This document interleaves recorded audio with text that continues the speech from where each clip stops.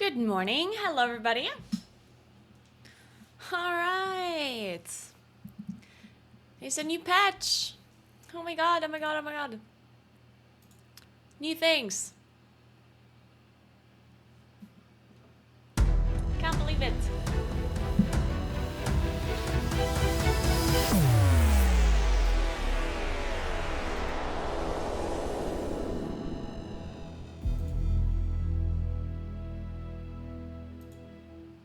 So my interface works. Good morning, everybody. The new interface glowing on spells pissed me off. Oh shit, they did something new with the interface?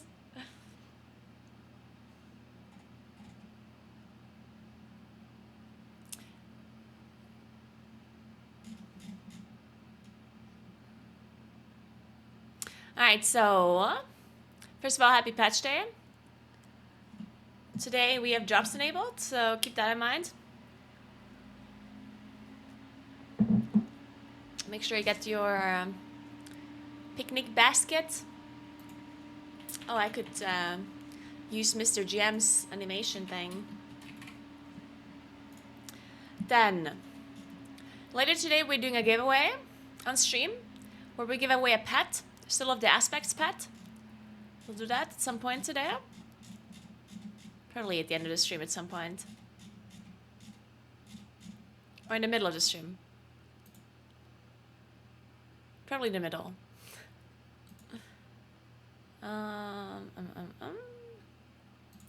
Download.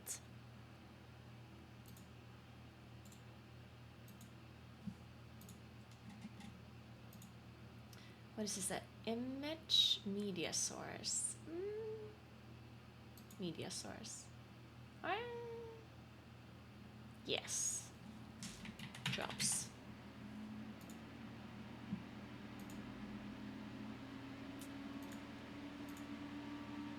Oh wait, I should put it in the other one, not this one. In the other source. Or scene.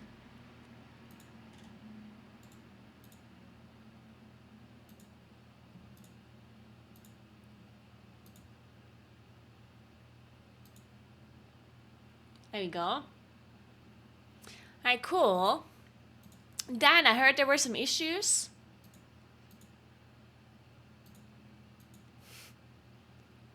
Couple of issues. I saw people doing plus 31 hulls of infusion. Slight bug. Small little bug.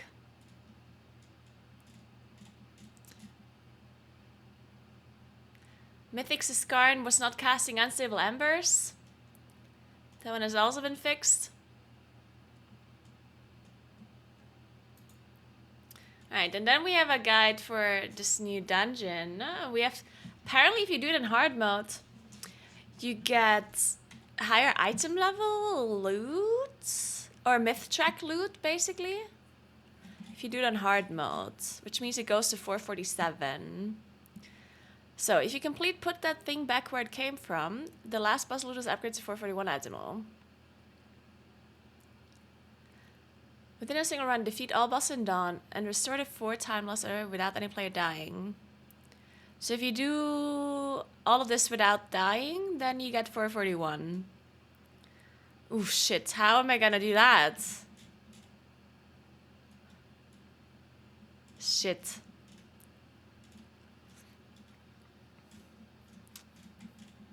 Is there a guide? Does someone have a guide for this dungeon?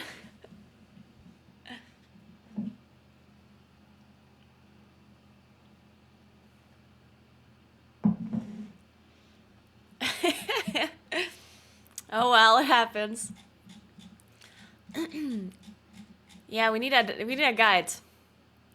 Oh, Dryny has hard mode. Sorry about video. Oh no, this is just the end, I guess. Yeah, you did. You got Yep.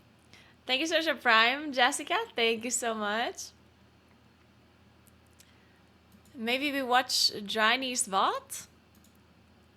See how they We did did it? Yeah, you did. You got Yep, the- we did it. Holy shit, that was hard. Yeah, see if you guys get huge Wait, that was Item level 1. that's a clip.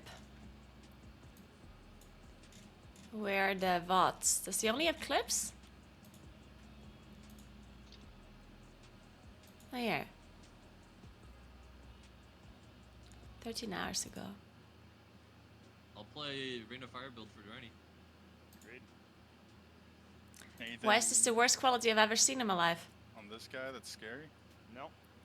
You gotta catch a thing on. Went in staggered, man. Okay. Dodge it. But Okay, let's see how this works. I think that's the boss Mark will die on is the second boss. no, Mark will not die. The trinket is really good, yes. Yes, Zach. Trinket is really good. Yeah. Oh, Mark, Okay, look at your guy right now. Boom. How do you die with that? We're fine. We're fine. 120k shield? Yeah, and it's on your pets too. Yeah, that thing's broken, brother. What's the cooldown? Yeah, this this guy's got a lot more mastery. bad. I feel like it should be every time I bury her instead of like. Is it party? Is wise? this This guy's fired stats up? are pretty ideal. Why does Fired Up's mic sound like Hold he's on. got an echo? That's cool. They already have Or that it. he's like... That's sick. Okay, Wait, hold all on. of their Wait a mics sound minute. like this. What'd you say, Lip? Said Augie up. Why does it sound so bad? I have 4 of them, so. I fuck have it, I'll- 42. Why not? I'll slam it. Can you convert to party? Yeah, I can do a lot of things. Let's see here. Fierce armor kit. I just catalysted 2 items. I gained 20 eye levels. This is a huge pickup right here. No, well, okay, not 20 eye levels, like 20 in total, so 10 plus 10. Did you know how this dungeon works? yeah, roots. Pup, are you in a dungeon? Yeah. He's free.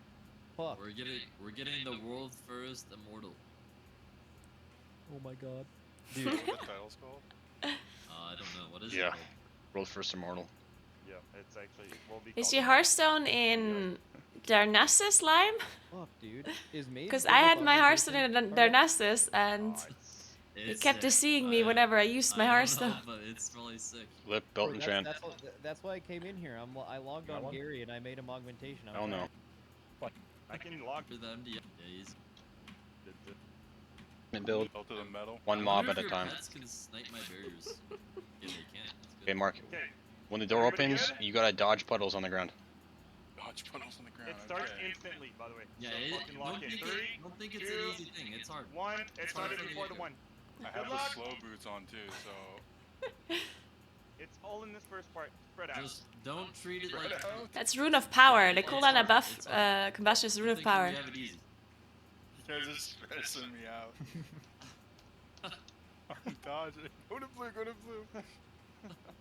Safe spot? I think there's actually a Yeah, trick we're where you good. can Let's restart the go. dungeon, I heard. Alright, round Basically, one if done. you dungeon's almost over. die There's gonna be a and you random haven't mark. done Rocket blast. a lot of Kill you. bosses yet, It you can won't just kill like you, but invite it somebody looks else that doesn't have an ID and then do their dungeon instead. So you go out and you do the mythic, like the person's slow, go dungeon very that slow. does not have an ID. I heard that kind of I'm not works. popping anything. Wait, Lip, you're not popping anything? Hey, you're pulling You're pulling piss. bad. Pulling bad. Yo, I'll Drani screamed at me in whispers to not go big.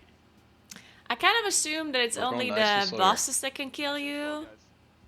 I mean, I'm not sure, but Just gotta do these this once and we're mobs done seem forever. very Oh my simple. God. Oh, dude, you could have died. Could've Be died careful. Are you feeling stressed, Mark?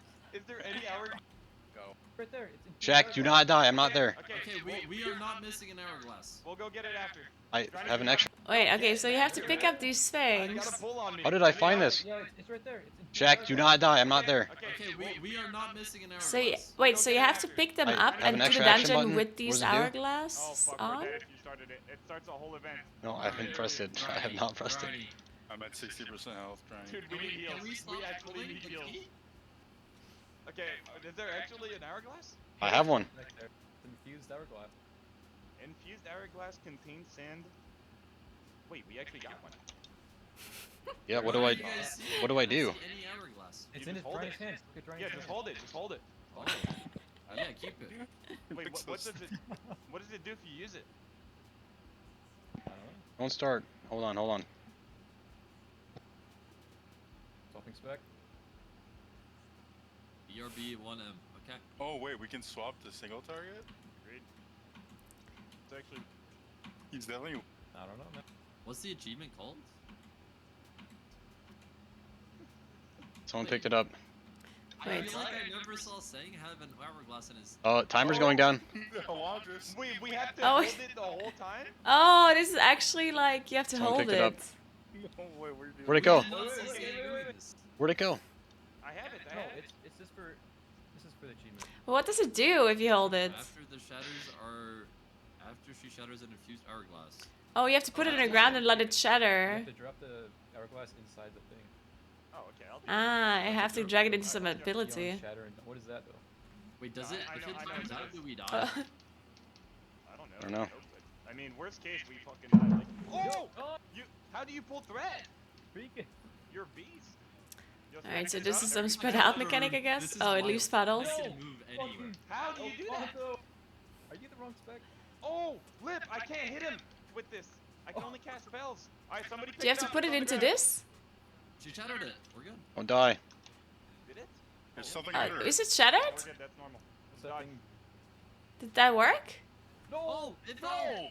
No! Wait, Malarcus died. Reset, Reset, We reset, lost reset. already. Everybody die, everybody die, everybody die. There is How no do I way die? The thing hit the No, ground. we Didn't fucked up. suck the It's thing. not your fault. It's not your fault. Okay, Leave we- the fucking out. Yeah, what happened? What happened? There's something under him. I can't hit him with this. Why I did only they cast spells. die? Alright, somebody pick it up. It's on the ground. She shattered it. We're good. Don't die. Did it? There's something under him. No, we're good. That's normal. What's that Dodge. thing? No! Oh, it fell. Wait, what She shattered it. happened? We're good. Don't die. Did it? There's something under him. No, we're good. That's normal. What's that thing? Oh, there's like a soak. No! Oh, it fell. Ah, there's like a soaking Don't thing. die. Did it? Does it There's happen something under after he jumps to a puddle? What's that thing? Looks like it. No! Oh, it fell. No! Okay, It reset, fell! reset. We lost already. We're flickered. It's actually... I should have dodged it. Dude, I can't... Did you reset? There it is. Wait, again?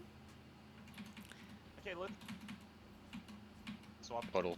It's nice. We're gonna have lost. No loss, no It's pop. gonna be hard. Alright, It's gonna be second hard. try. I have lost. We're good. Okay. Yeah. Block running out. Yeah, thanks. Anytime. Almost Can I died pick there. it up yourself? So if I drop it, I can't pick it up myself again? Yeah, And keep so... this like this is. Yep, big time soak. Only Soak? one though. Only Okay. one. Okay, good. I'll soak this. Good shit. There's a soak I'll mechanic? soak this. I'll Yeah, soak right this. there, right there. Granny, come on. We lost to last Yeah, time. that's your soaker. Mark got it. Soaked it. How Granny, did I? what happened? Did I actually taunt? No, I didn't. You did? No, I didn't. How'd you get threat? That's impossible. Healer aggro? I'm healing so much. There's no way you pulled threat natty, man. Alright, I'll pop it off that Yo, arm. heal me! I'm dead. I'm dead. Dude, that wasn't absorbed for my whole bar. It's 21%. Come on. Not deal Oh, with this. We're all boxed in. Come on, treat this like treat this with respect. Alright, we're fighting it right here then. Let's win. No. Alright. Wait, so did they get the achievement? Time lost artifact. I'm Okay, looking everybody- around. Yeah, spread around. I got top So left. is there I got like a top secret path? left. We'll find it. We're saying it. Could even be in the next boss. We should go. I'll pull it. Where's the next artifact? Oh. After Oh, the we got- second, fourth, sixth, and seventh, apparently. Second, Wait, fourth, did they go back? Did they die? Or what happened? Yeah, I'll pull it. Sang said he knows every spot, so as Wait, soon fire as up. he Do you have enters COD the anymore, or is that gone? I have it. It's baseline. Oh, it's just not showing me on me CD. Oh wait, you're not Frost? Okay, we might wipe a couple times.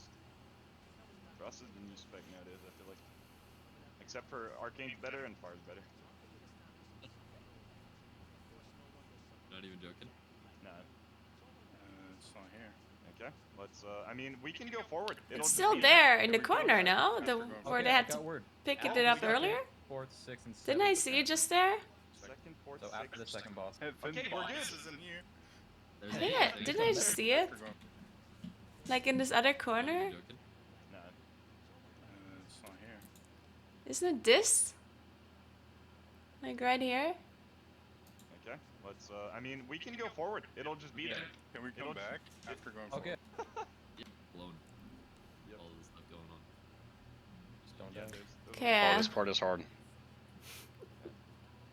We did this shit in one pull. We need to coordinate our kicks here. There's a No, frontal. This is the is wrong what room. is Never mind. already? This is the What are wrong you room. dealing with? The other room where this whole room's full of sand.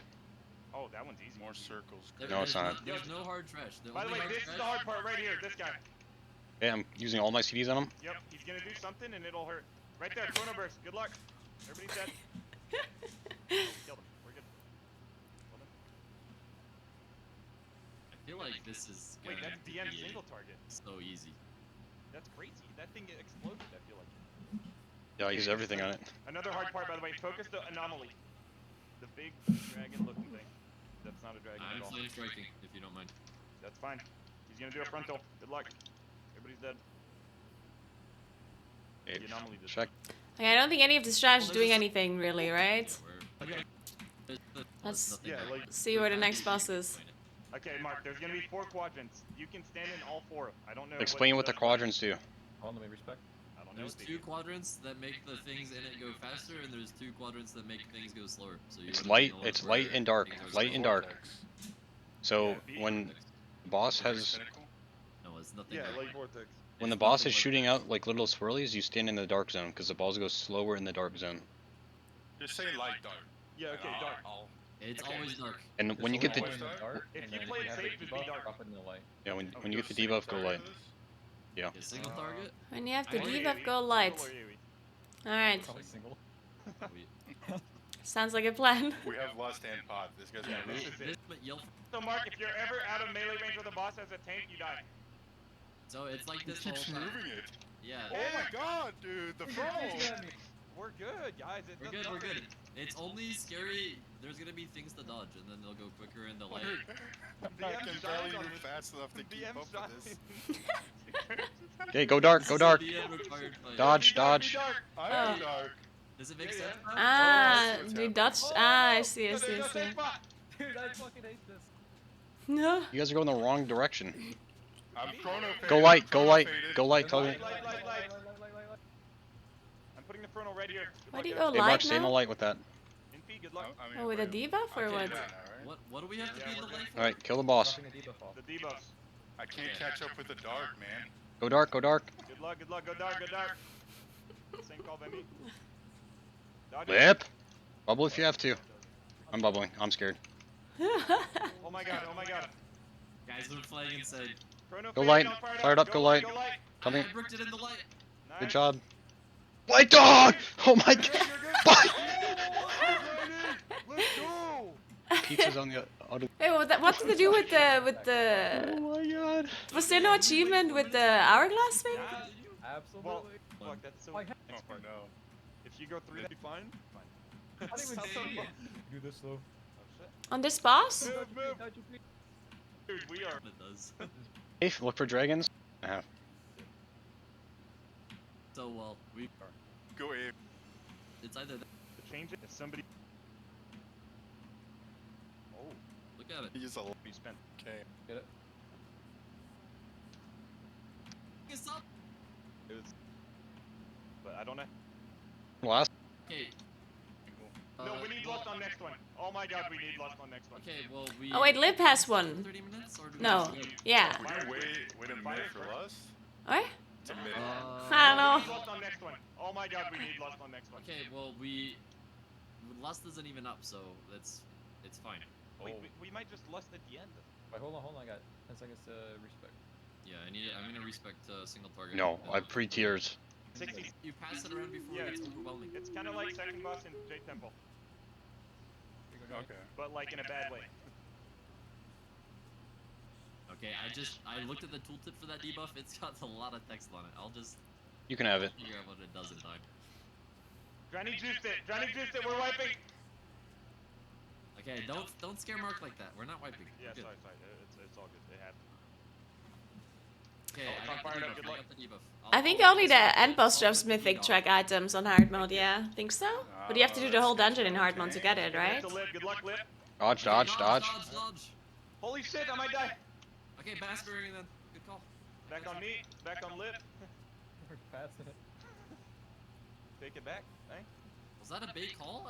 Did I Bassbury? Does Blood Decay do no damage? Yeah, no, it doesn't do I got buffed today, Jen. Was it like 6%? I'm saving all my damn for the. I sack Mark because All he's right. dead. Wait, he just juiced it instantly. I think the play is to just not do this dungeon today, because I can only do it once a week, right? It's like an AD based thing.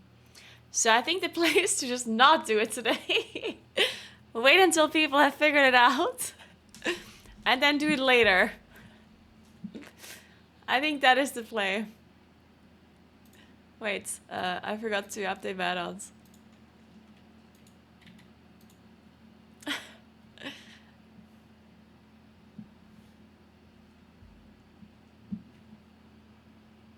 Unless I find a good group that knows what they're doing.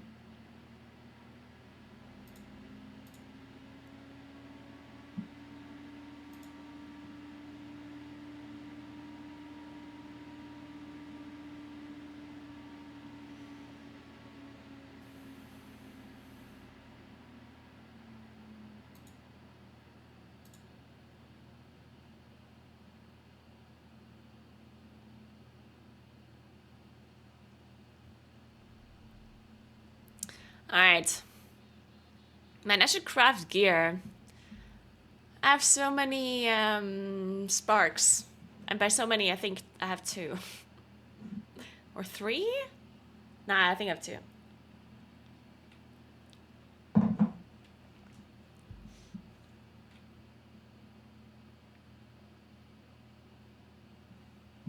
Yeah, I saw Augmentation Evoker seems kind of interesting. It seems interesting. I saw some numbers. I have Oh, they many, changed this many icon. wares. Farewell, friend of the Brummels. And they changed all of the icons. Oh my god. Oh, they did not reset your talents, but they just didn't pick up improved Sapphire. Oh, that's funny, actually. No wonder people are confused. Uh.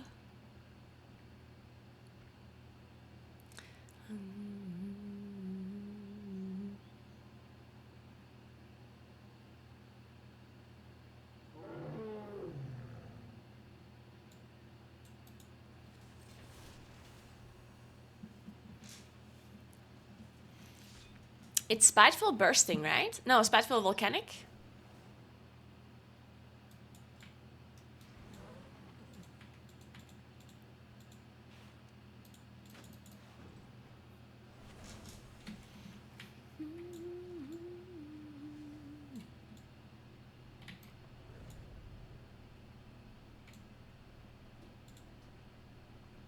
Yeah, can you send the lock? There we go. Oh wait, let me open my vault first.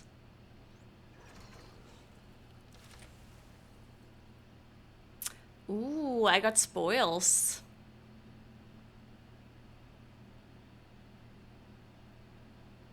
Ooh, I got avoidance gloves, but they're only 447 and 450. Ah, but I don't want spoils though. Eh. Ooh, that's socketed belts.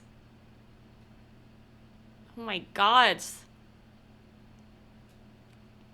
But I can craft a belt.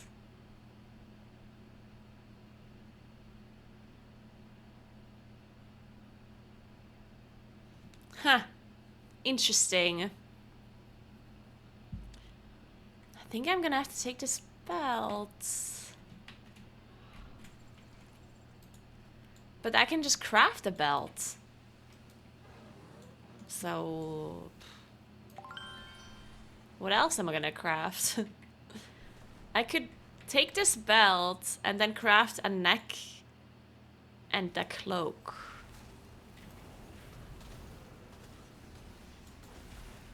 The city's finest goods. See all Veldraken has. Thanks for 2 months, Break Glass. Thank you very much. Wares fit for the aspects.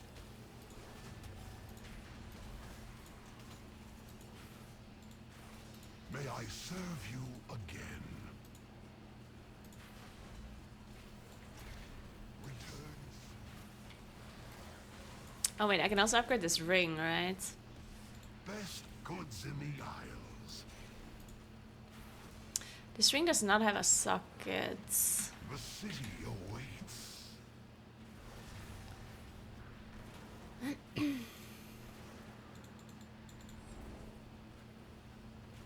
Maldraken quality. May I serve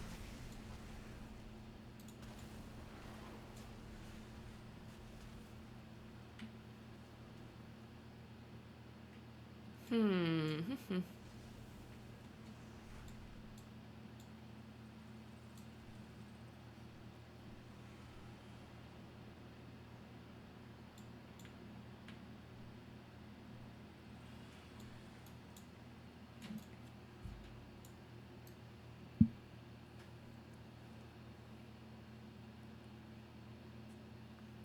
Why my friend can upgrade a 441 trinket Iridius to 447, but I cannot?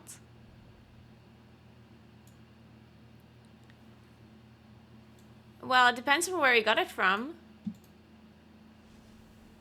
The item has to be in the myth track for it to be upgradable. So if you got your 441 from like a dungeon, then you can't upgrade it any further.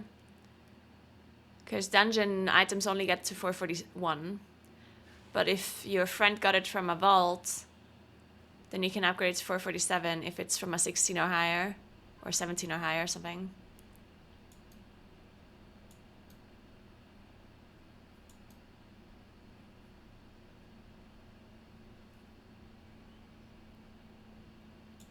Alright, let's see this lock.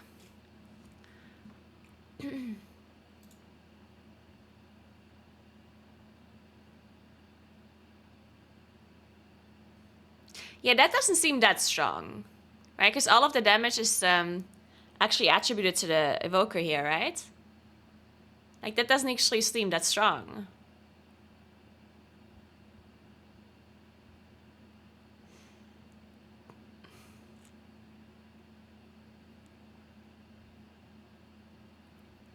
Now, mage, on the other hand, should be nerfed.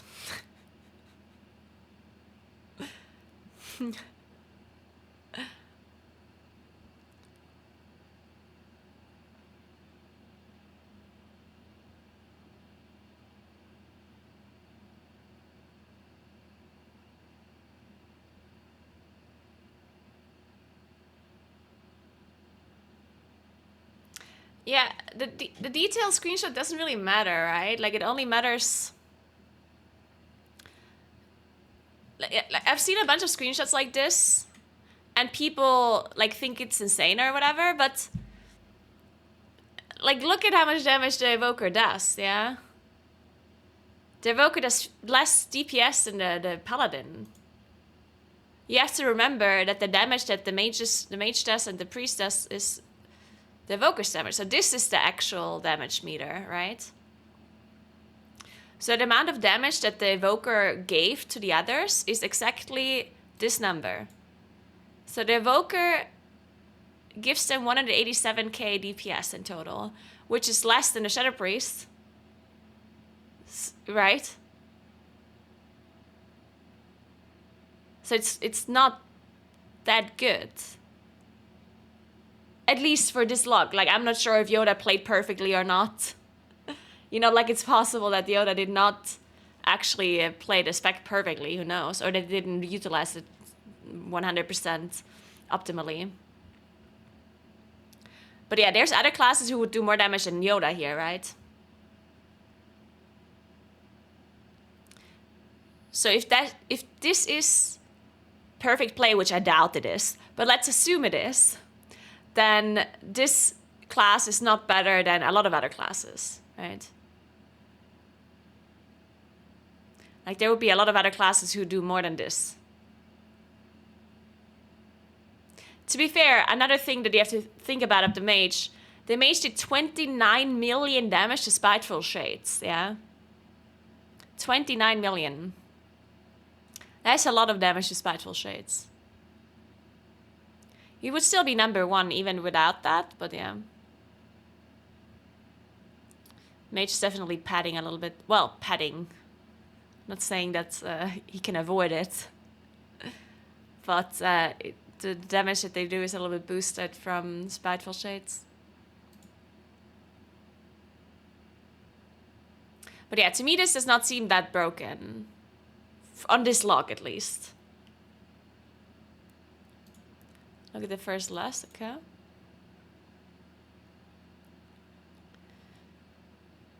Yeah, I mean... That's fine and all, but do you need... Like, other classes can do the same, right? Moonkin does the same. Shadow Priest can certainly... Like, Shadow Priest, if the PI would count for the Shadow Priest, would do more than Yoda as well. There's a bunch of... Like, Dastro Warlock would do the same. Like, it's not... I'm not saying it's bad, but I'm also not saying... Like, I'm not saying... Like, I just don't think it's, like, super broken.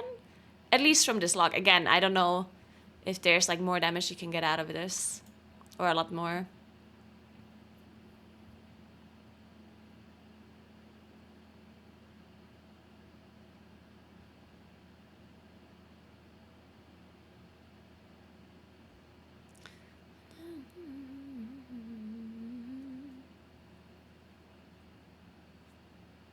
I wanted to check something and I forgot. Oh, I wanted to check boss damage. It's actually very important how much damage they do to bosses.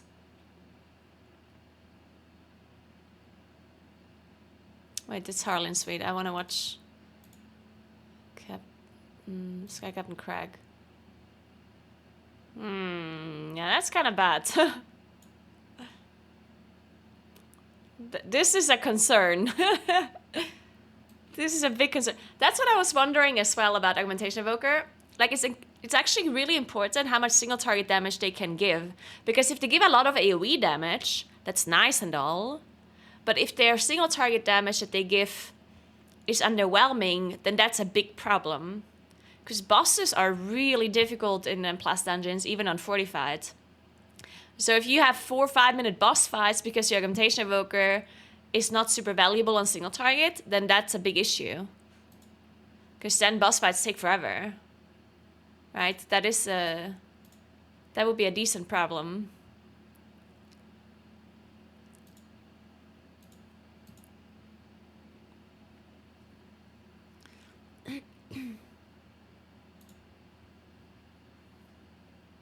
Yeah, this is damage to bosses.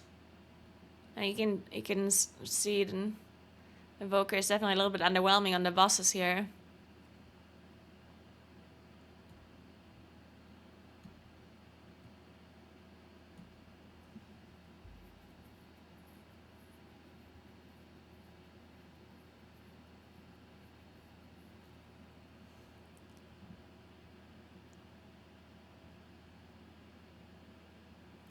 Yeah, what's the damage reduction that they give? I'm not sure I understand what the damage reduction is they can give.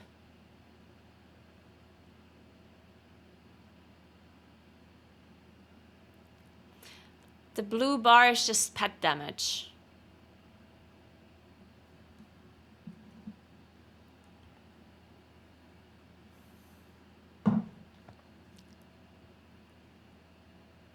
Actually, no, it's not pet damage. It's I mean, some of it is pet damage. Like the thing from Beyond, you see the 11 million. I don't know what the other bar is on Pyroblast. Oh, it's a trinket. Isn't it a trinket? Or?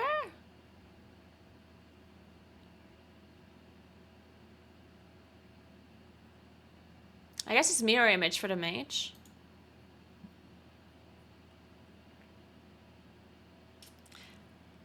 Small rally for group, scales on tank. So what is this rally on the group? What is the rally in the group? Like a rallying cry? On a short cooldown? 90 seconds CD for a 14% HP max for the group? Okay, so 1.5 minute cooldown on 40% HP, okay. And 4% max HP all of the time, okay. Shield with a 30-second CD in a group, 30% max HP shield every 2 minutes. Yeah, that seems pretty good. That does seem pretty nice.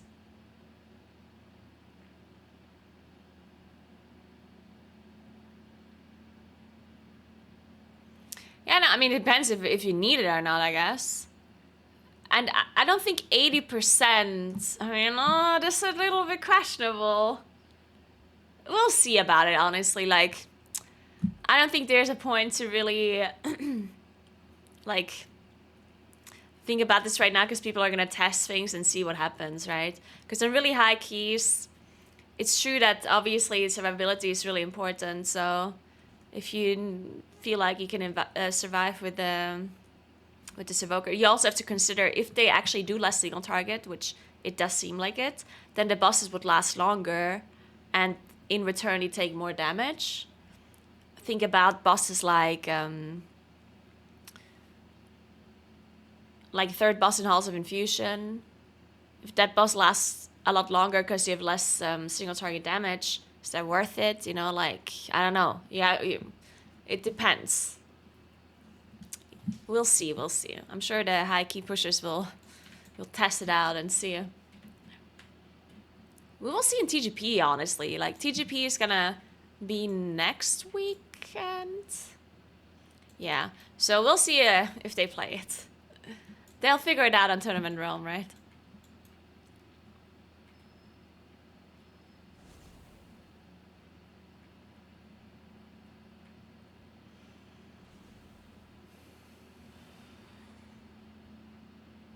TGP is on dispatch, yeah.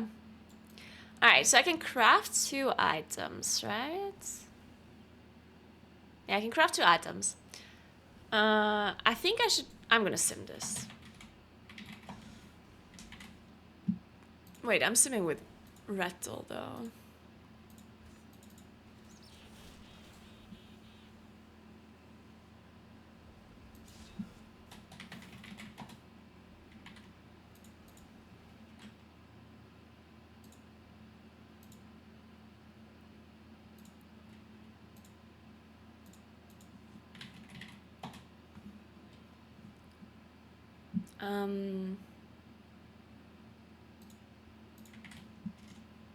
No, not this. Okay, so we can either craft neck, cloak. I mean, what else would I take if I don't take the belt? Nothing, right? Yeah. I'm just gonna assume I have the belt.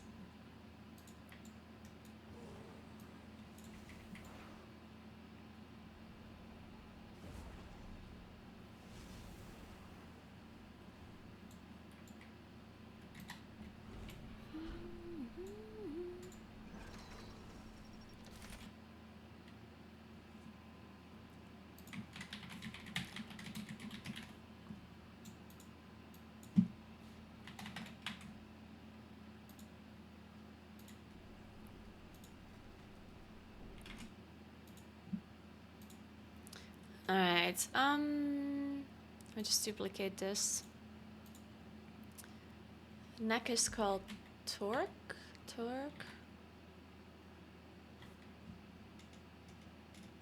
I always write this wrong, shit. It's called something else, right? Shit. Oh, without, okay.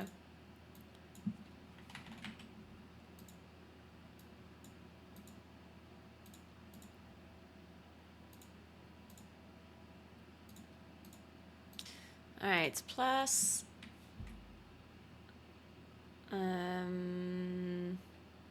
shadow. No shit, what is the cloak called again?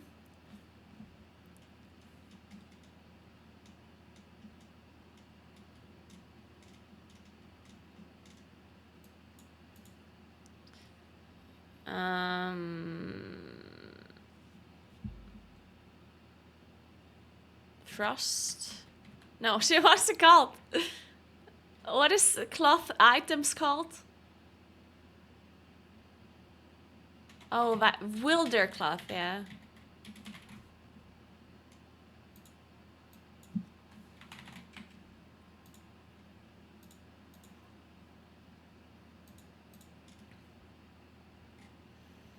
Okay, then we could also craft.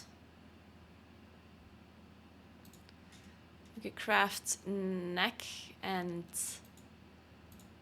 ring. Oh, I could also just socket. Okay, so if I do this, I can socket the other ring. What is it called? Because I have a socket in my bags.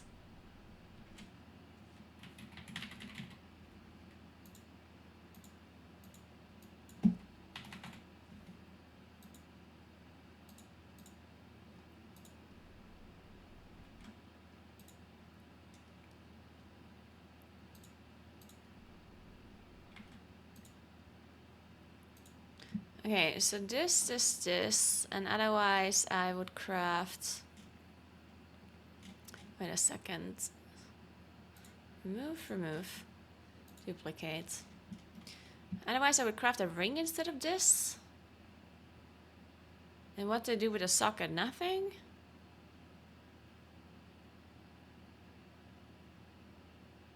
I mean, I guess there's just no other option, right? Like, I should just craft belt and cloak. That's it. Like, I can't really do anything else. What else would I be doing? Yeah, fuck it. Let's just sim it, though, just to see it.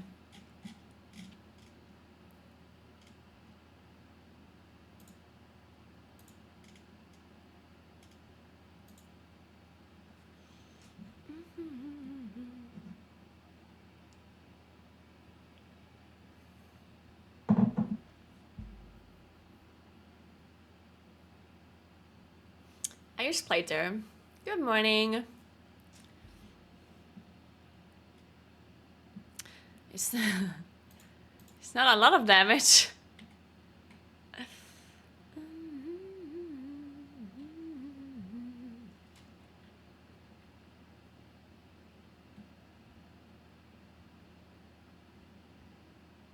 think it's because, am I losing crit again? I'm losing crit from cloak. Losing crit from ring.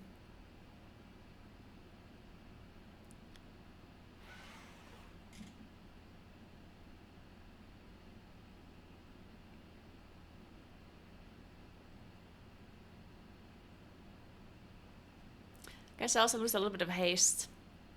Whatever, let's just do it and then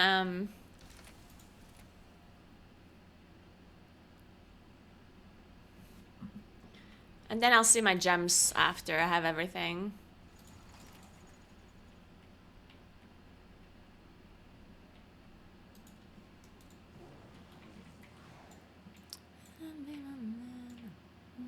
Oh, I need to buy a socket.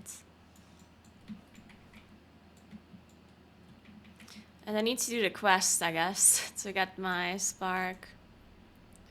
Or do I have a spark somewhere? I don't think I do.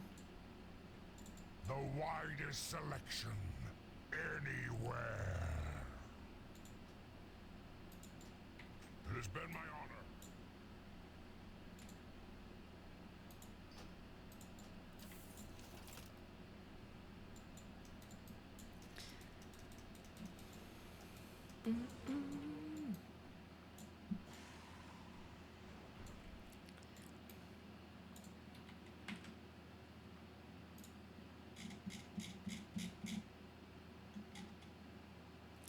Why are you streaming with all buffs? What do you mean?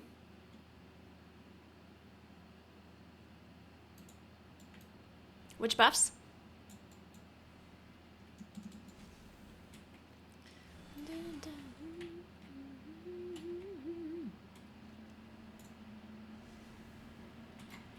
Oh, what's this? I never gave What's up. this quest?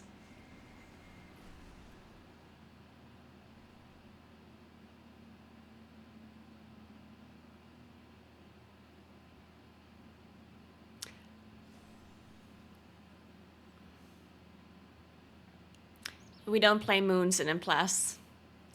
We're not doing that. Go with the aspects.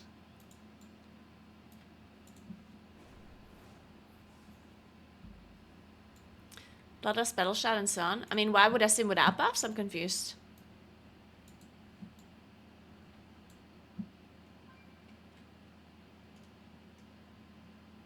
Why wouldn't I sim with buffs?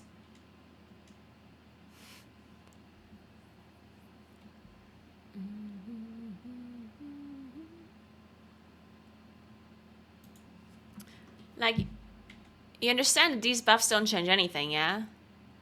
Arcane Intellect is not gonna change your sim numbers. It's gonna give you a bigger number, but it's not gonna change the difference between items. There's no reason to remove this. Because yeah, if you do it in Plus Dungeon and you don't have Arcane Intellect, then you don't have it. But that doesn't mean that the result of your sim is different. Because it's just an intellect buff, yeah? Same goes with Chaos Brand. Chaos Brand gives you 5% more magic damage. That doesn't mean that all of a sudden, without Chaos Brand, another trinket would be better. Like, you get the same results. You do get a bigger number, but the number that I get doesn't matter.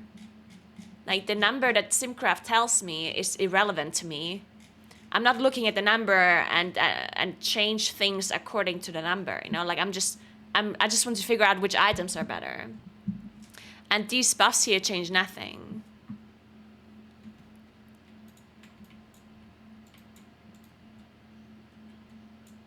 Yeah, if some buffs would give secondary stats, it would matter. But most class buffs only give like a flat buff, which does not change the outcome of any sims.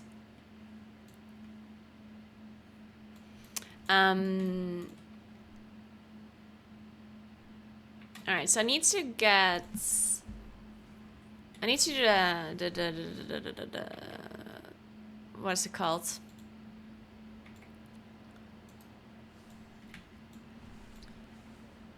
The reputation quest. Real quick.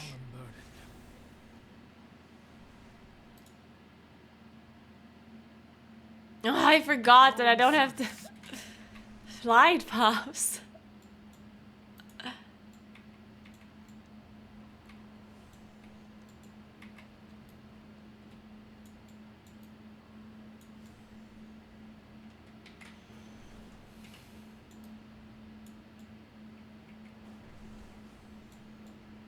Market of Wild also doesn't matter, because yes, it gives secondary stats, but it's versatility. Versatility does not change any other stat outcome, really.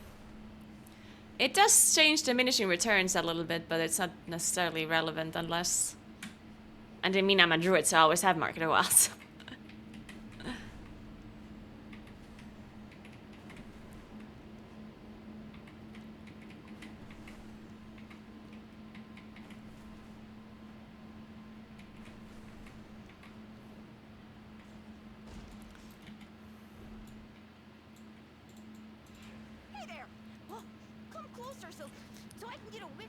Okay, so we do this event, I guess. When is it? Time remain? Is it happening right now? Or is it already over?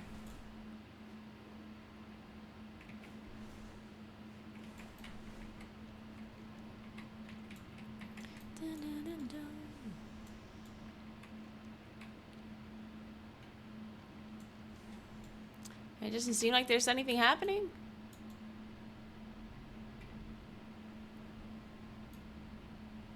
Okay, I guess we're waiting. 13 minutes? Wait, I can still get it? But why isn't there anything happening?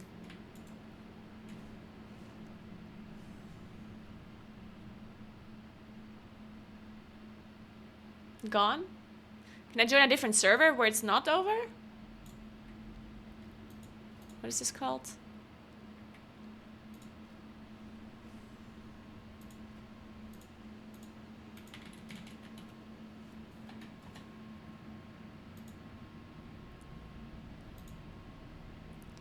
Why do they have war mode on?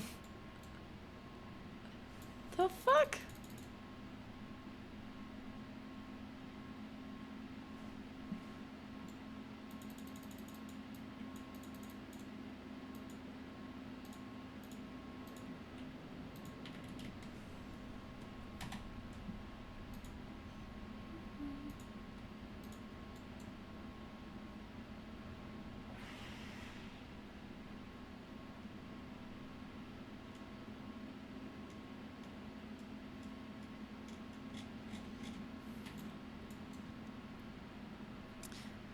Okay, well, I'm leaving. Wait, I got invited? Coming back?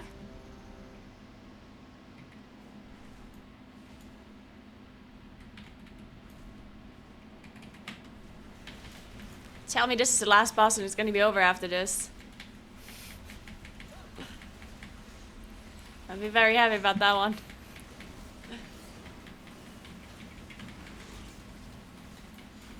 It is. Let's go. Why is my weaker? Oh, because the thing changed. I'm gonna have to update my weaker.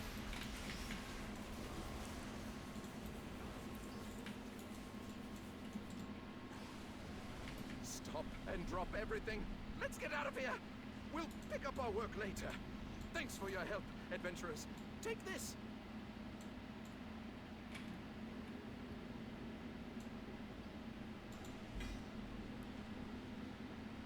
Did I get the repetition? 250. Okay, nice. Nice.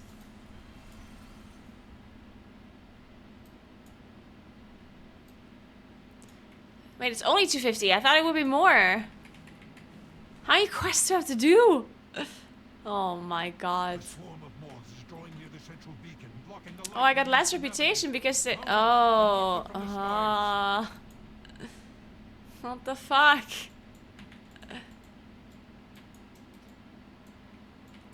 You know what? I think I'm too lazy to do this. I think I'm literally just gonna wait for next week. I'm not joking. This is already tilting me so much. I'm not doing this. This is just not happening. I'm gonna craft one item and the other one I'll do next week. Fuck you. Fuck you. I'm crafting a cloak.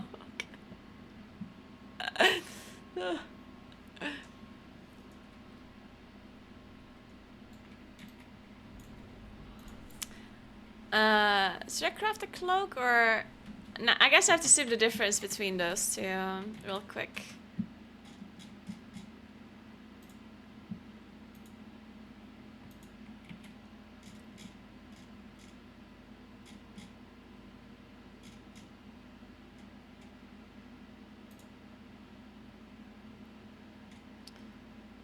Wait a second. Alright. No, wait.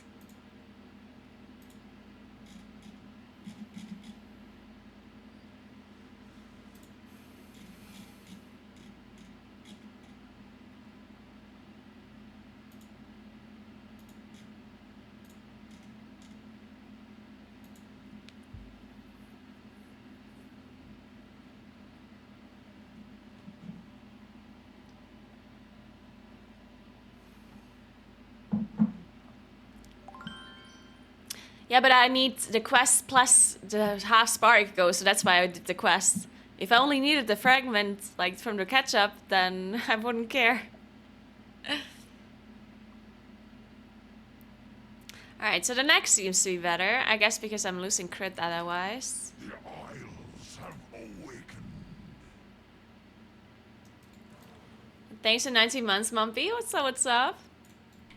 Let's craft a neck then. Any jewel crafters around? I am one. Let's see what this costs. And thank you so much for gifting 5 subs, Anonymous. Appreciate that. Thank you so much. Welcome to Linderm, Valen, Pomado, Over, and Emerald Wolf. Thank you so much.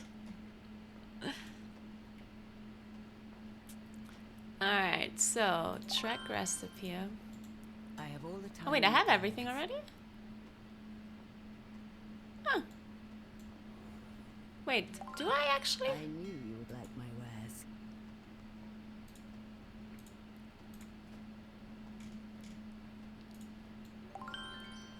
Oh, I need this in higher quality. Take all the time you need.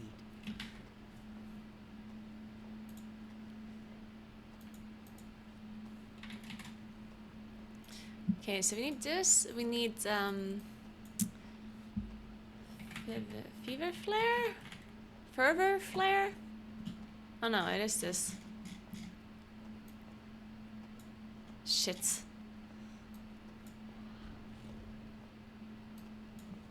Miss safe.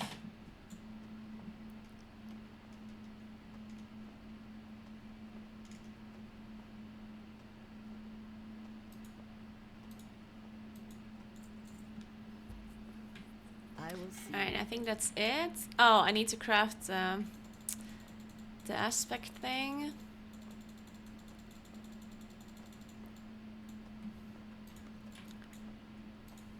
What do you need for that again?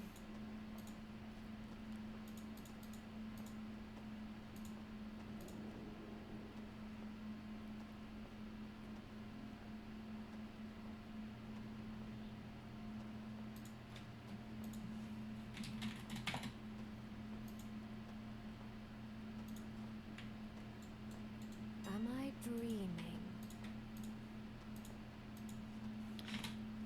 Alright, this.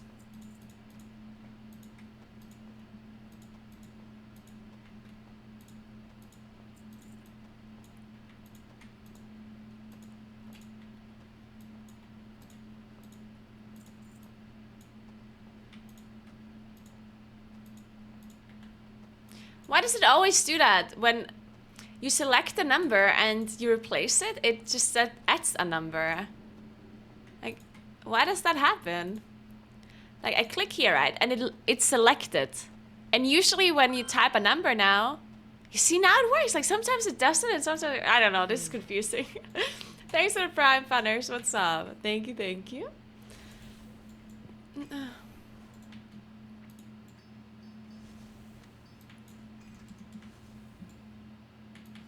Toxic boots are better than slimy boots. Do not craft slimy boots.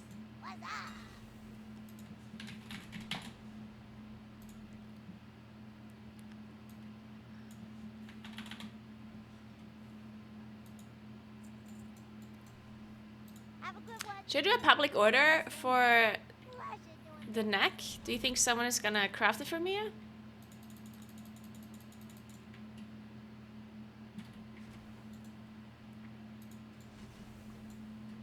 On max rank?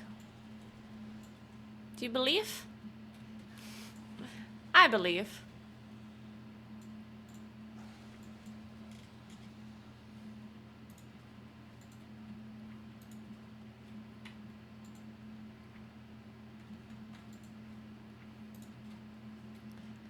Eventually.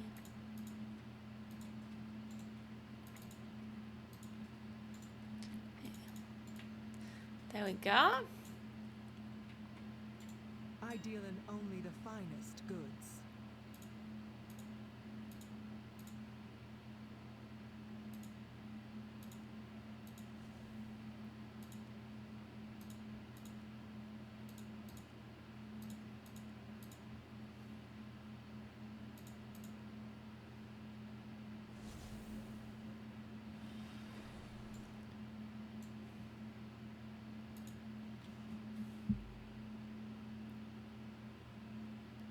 How much gold for this?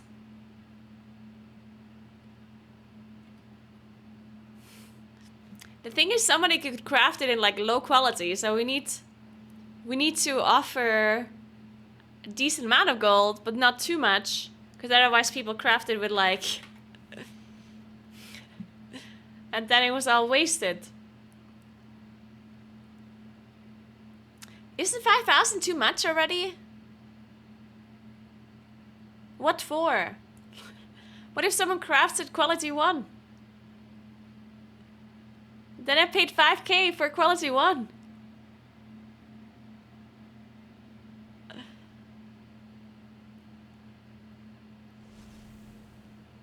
I mean, it's...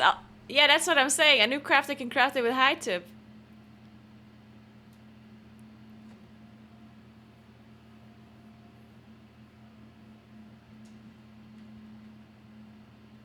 Yeah, 5k is too much. I agree. Like, I don't think that makes sense for something I could get in quality 1 and then have to recraft it. These goods will serve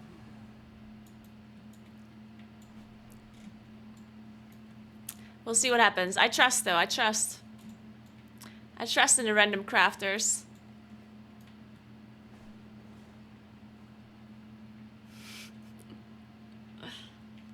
Why didn't you ask on trade chat? Because I'm a gambler.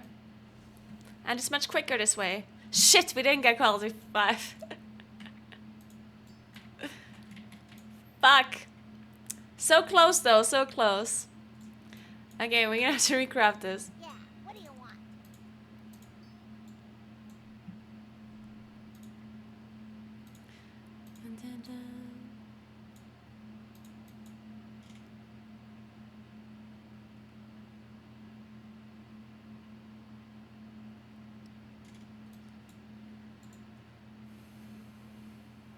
Glad I could help. People might take off their tools when doing cheap public orders, reducing their skill. What do you mean cheap? For 2,500 they can take their tools off out of spite? Why would the hell would they do that? It's free gold. The fuck?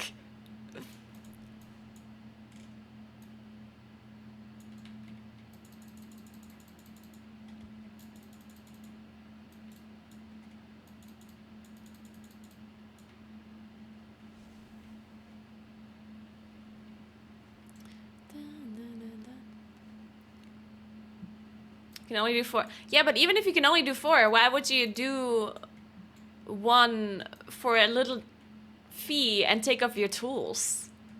Like, then you got very little money and wasted 1 of your public orders. It doesn't seem very smart.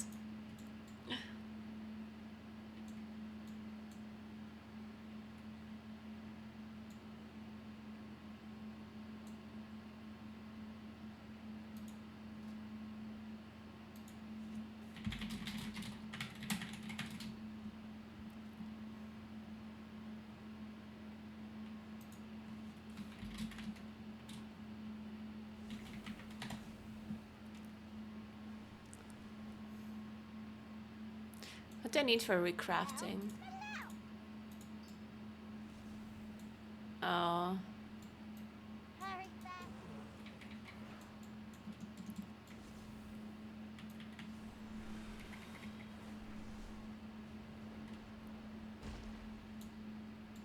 This is your time.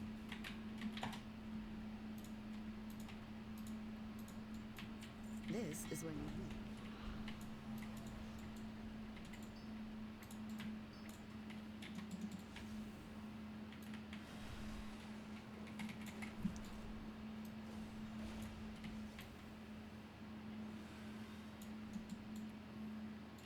Have a look around.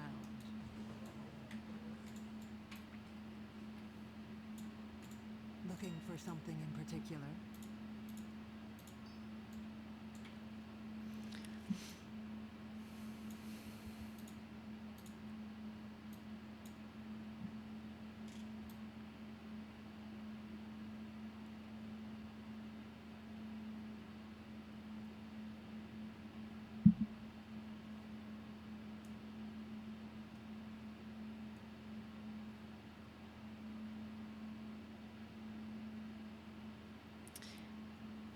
This jewel crafter's ignoring me.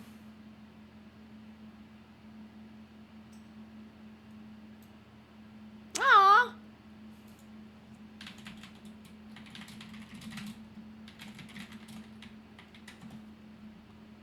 I found somebody. Did I write this correctly? Alright. They said they would do it for free, but I mean, we're gonna give them something, right?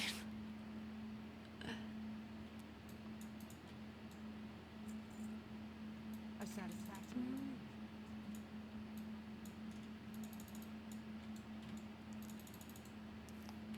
Drake got 2 new talents, basically.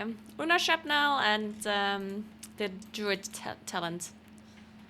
Touch of Night? Something like that?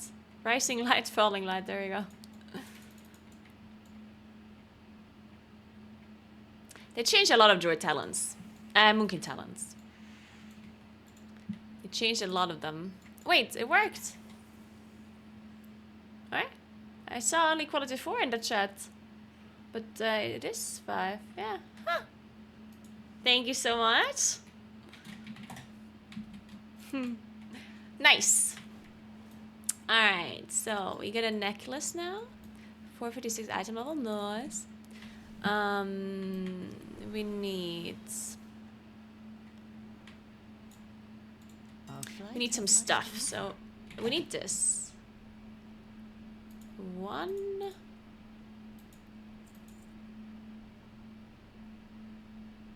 Wait. Oh no, that's the wrong thing. Shit, what is it called again? To put a gem? Oh, we need this as well. What is the gem called on necklace? Setting. Oops.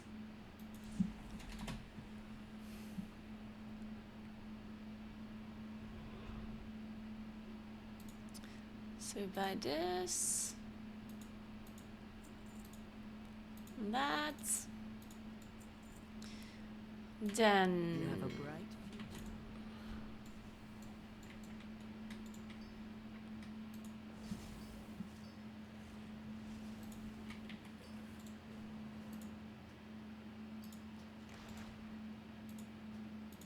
Ah, shit, we need a prismatic gem. Fuck. Okay, whatever. Let's sim a little bit first.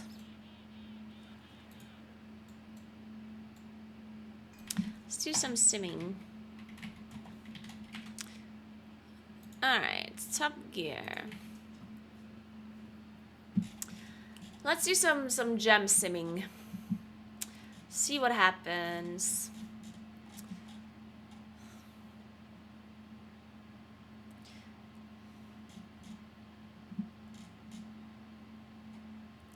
Alright, waking stats. This is this. I think I'm gonna remove these gems because that's not gonna be best anyway. I can also craft the other prismatic gems, technically speaking.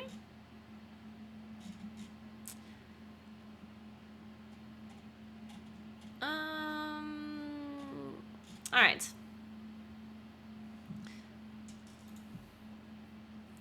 And then I want to sim AoE simultaneously, yeah. While this is happening.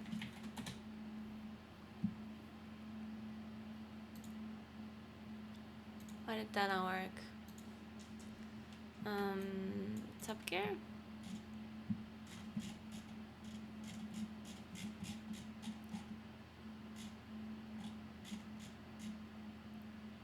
Alright, cool. And then we sim this, whatever. 5 minutes, I guess is fine. Alright. Okay, this is gonna take a while. We'll check back in a minute.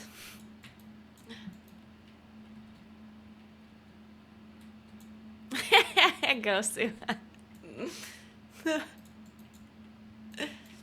You did the good deed of the day.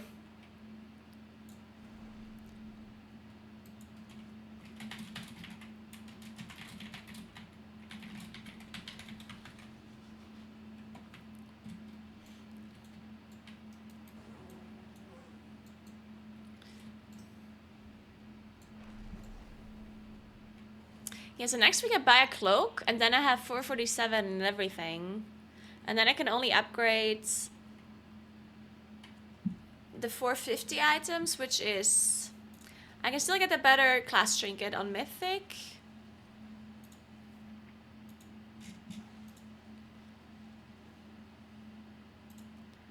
What else?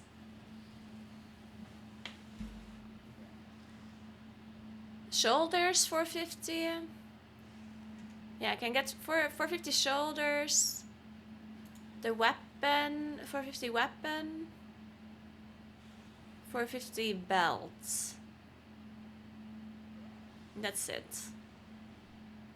Okay, I'm like almost best in slot. Almost.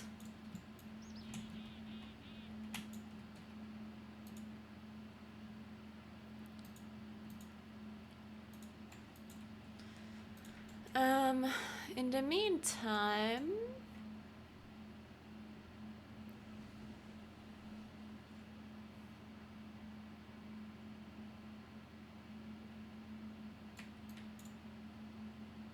What key did I get? 27 Vortex Pinnacle. Oof. 45 Vortex Pinnacle. Interesting. Good morning, Galadriel. What's up? Yeah, that does sound like a great time.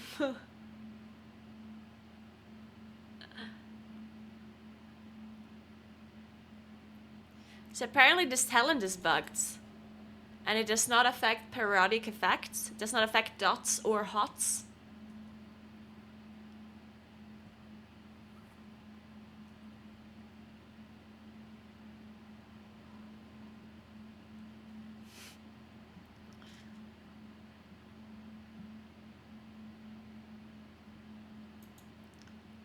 Wait, what is this?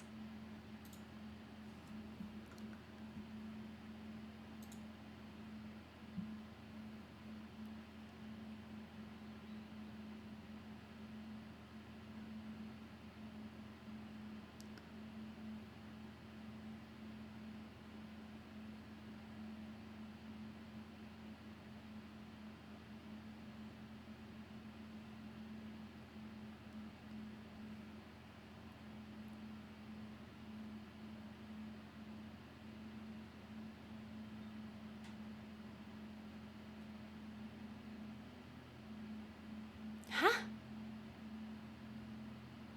Why is shooting star hitting the boss?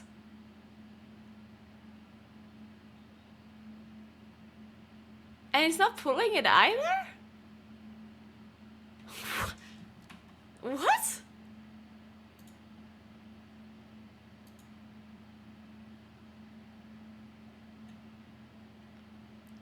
So they target the boss and shooting stars just starts falling. He's also gaining astral power. You see this? But he's not in combat.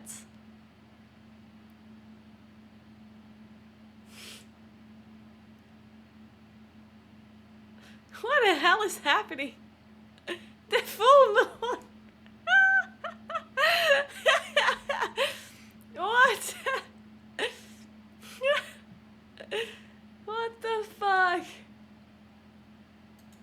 Well, that is very interesting. I wonder what's causing that. That's, huh?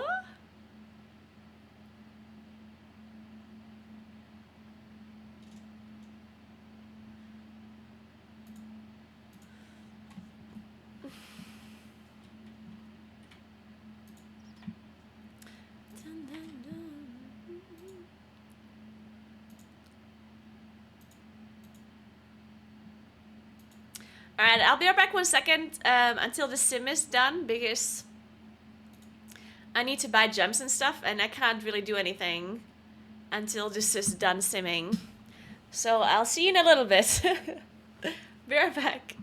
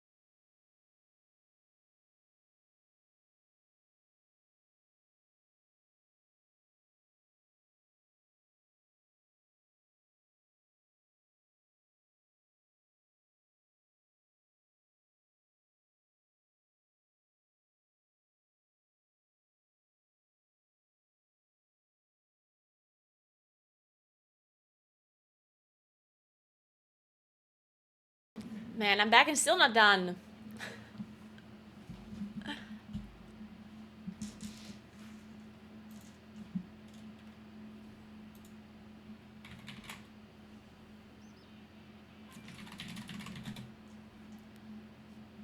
Okay, we might do the new dungeon after all.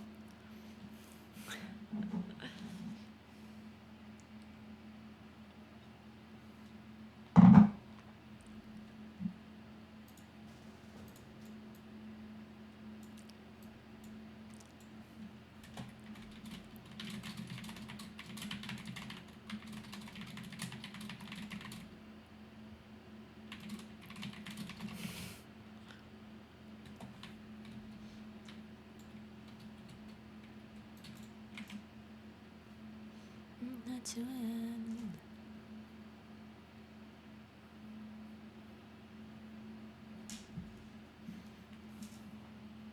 Let's hope my wavelength doesn't die.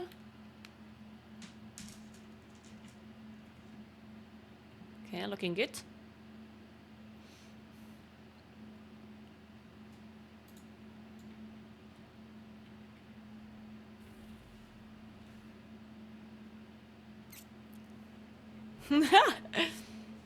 You was playing Augmentation Evoker.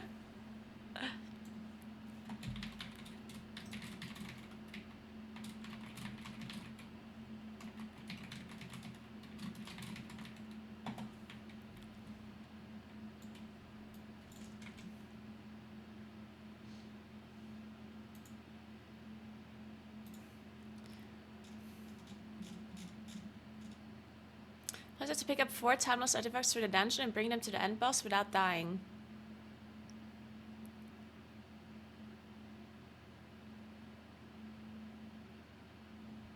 Oh, so you cannot... You should not be doing this on the first boss that Liquid was doing?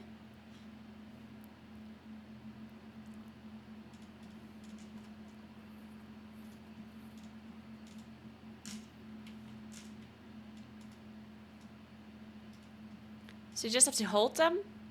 Once you have all 4, bring them to final boss as to the monster. Your goal is to put each of the artifacts back through a portal.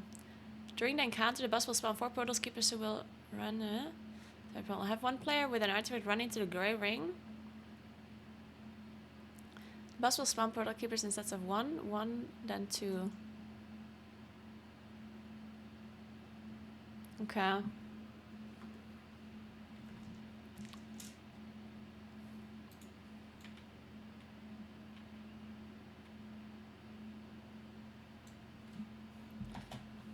Fourth boss.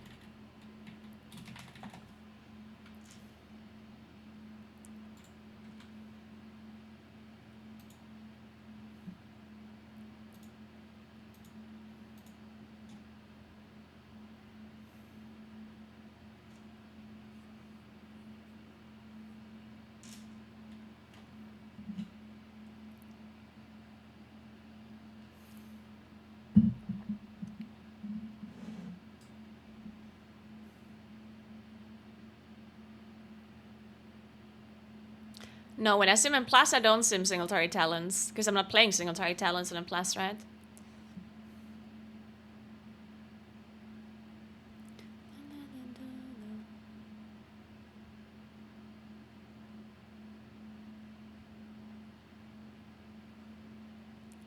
Unless I'm gonna sim for the raid.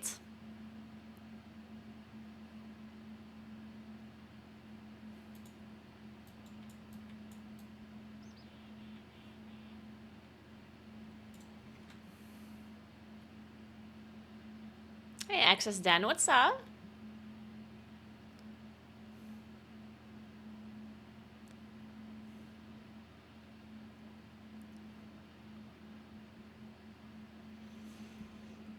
Alright, let's see. We're almost done.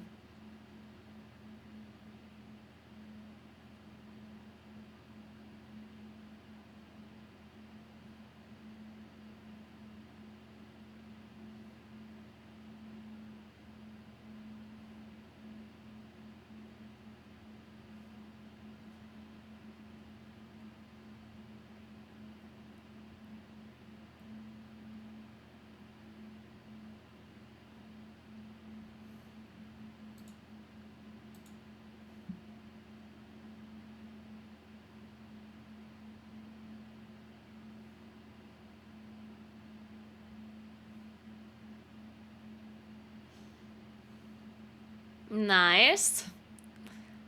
It sounds delicious.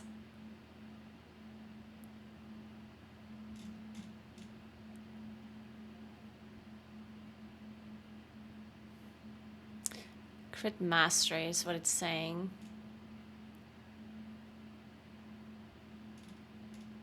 And wafting devotion. Ah, okay, I see.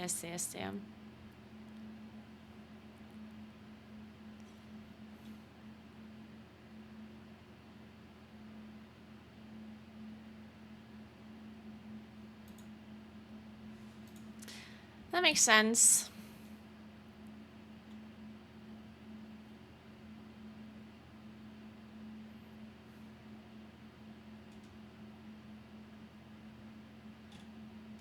Crit haste is not far behind though, so I'm not gonna change. Yeah, crit haste is not far behind if I keep Sophic devotion.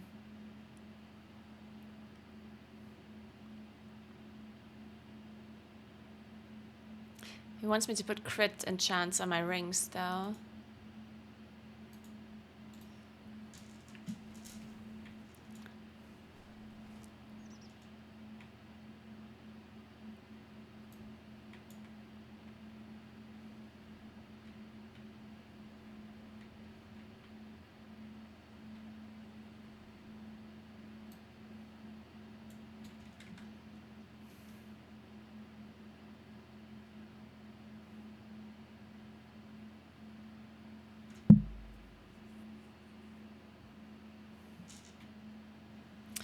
That's a good question. Does the new dungeon have dispels?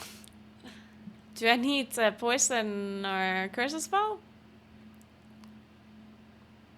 Oh wait, do I need a quest for the new dungeon? Because I haven't done the quest line. Do I have to do it?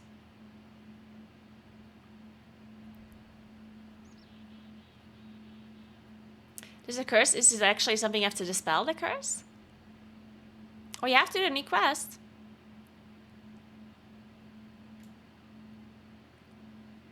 No one knows. So I don't need the new quest and I don't need to dispel the curse. Okay. I trust you.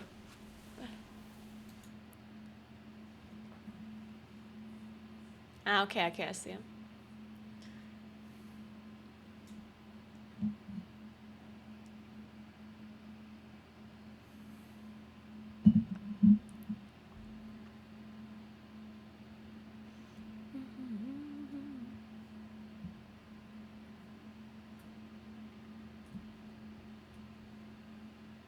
If you want to know which enchants to use, you have to sim your character.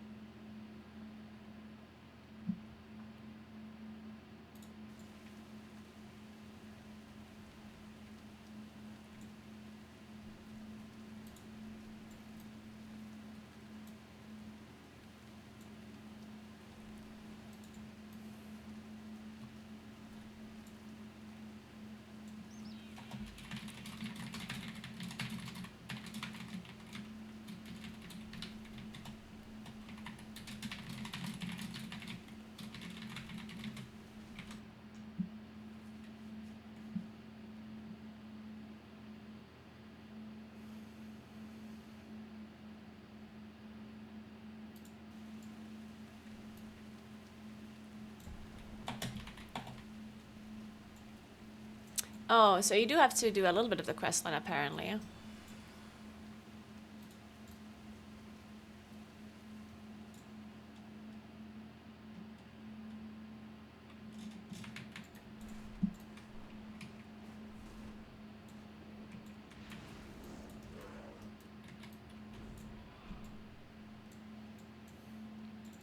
Is the music just quiet for me? Or is it quiet for you too?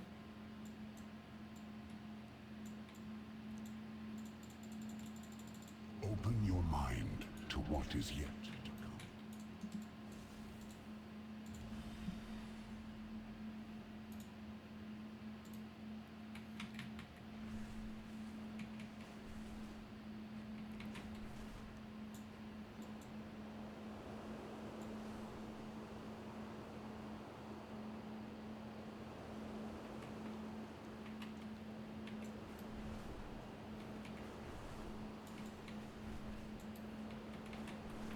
My tank in my group just said that they couldn't enter the dungeon without the quest. Tierhold has fallen under siege. Eliminate the invading forces.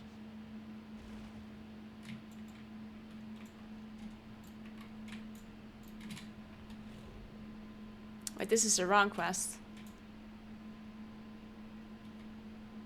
Shit. Good day.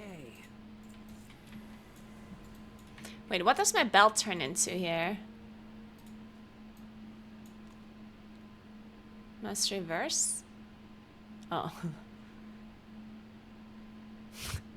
Slightly more verse. Perfect.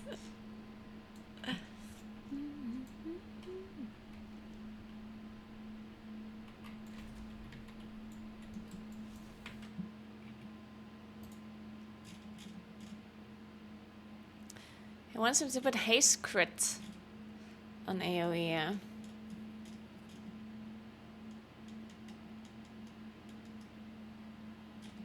3.2%? Okay, that's fine, whatever. And this is what? Crit haste. Crit haste and haste enchants. And those... Okay, we'll just leave crit haste then. We will leave crit haste and... Yeah, that's fine.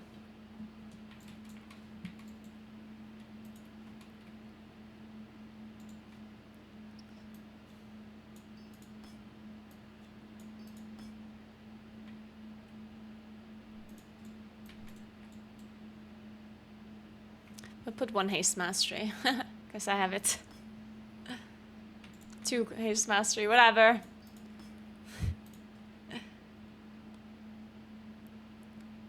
What do we have now? 4.4 haste, 5.8 mastery. Yeah, my crit's a bit low.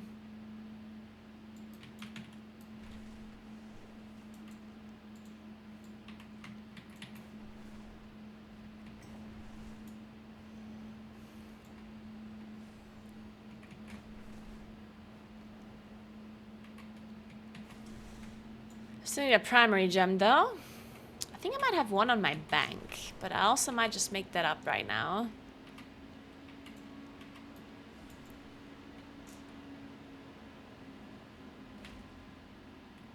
Okay, that's the wrong building.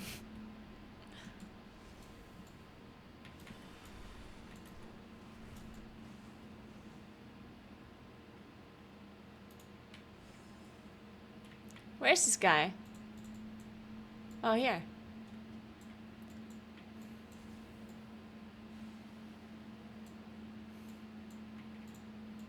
It's so nice to see you. We'll meet again. I've seen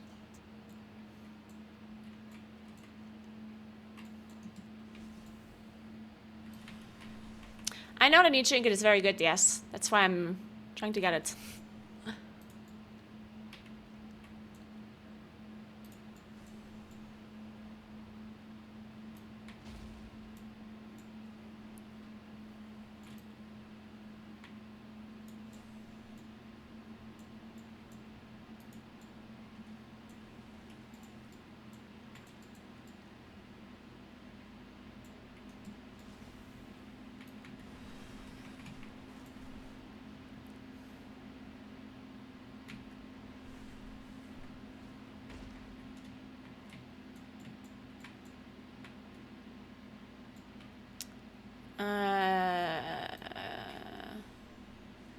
Shit. What do you have to do? Time lost essence?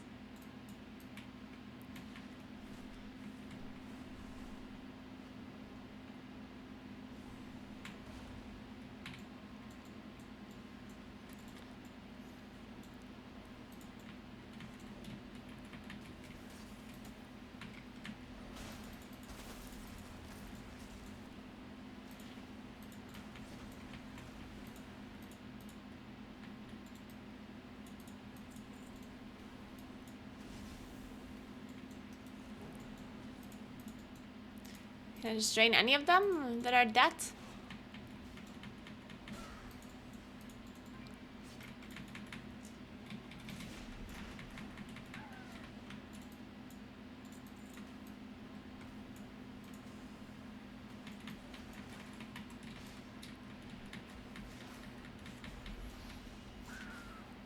Yeah, I don't know. I mean, the people in my group said that they couldn't do the dungeon without doing the quest. I don't know if they did something wrong, or if you just need somebody in the group that did the quest, maybe. Just one person needs it, you know, that's also possible. Maybe they had none.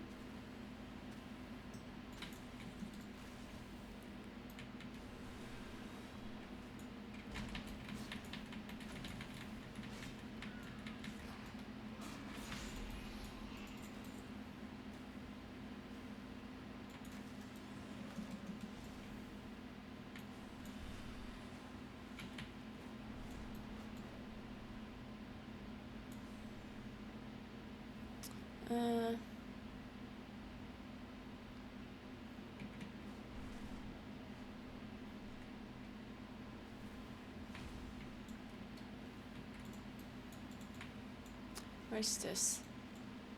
Oh, here.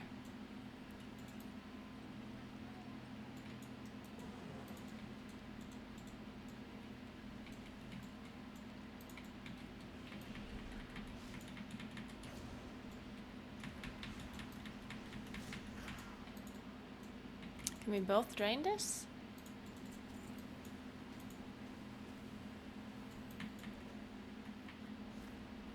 Doesn't look like it. Why?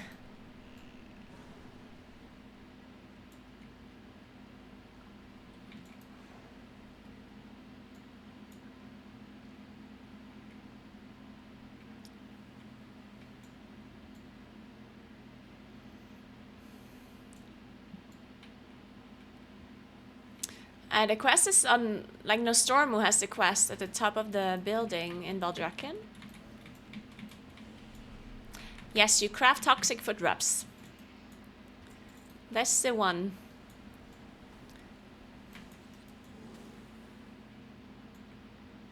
I have to figure out how to change the buff now, like the weak aura. Because it's now a different number. When does it proc? What does 20 even mean? I'm a bit confused. Why does it say 20? What is that the equivalent of? What does number stand for? Is it like percentage or what? 20%?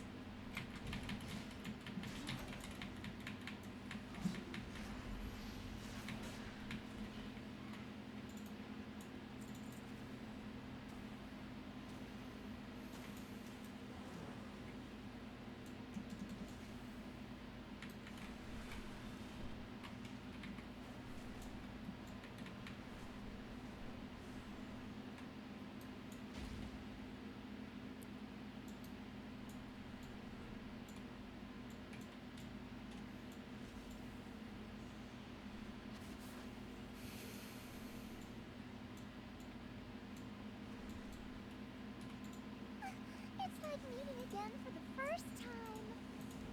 It's been a pleasure. Take care of yourself out there.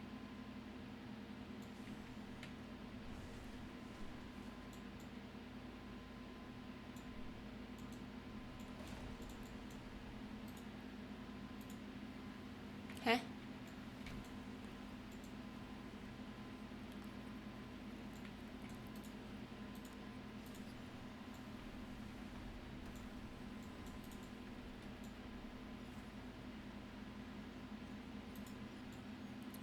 I get it.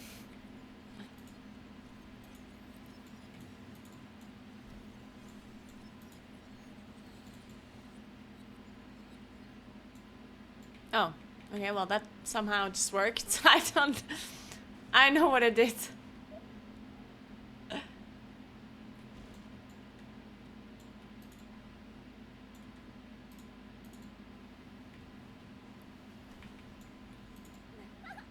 My, you're a tall one.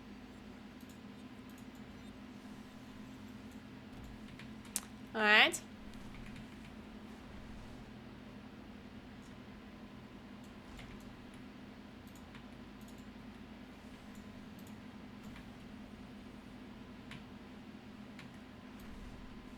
Where's she going?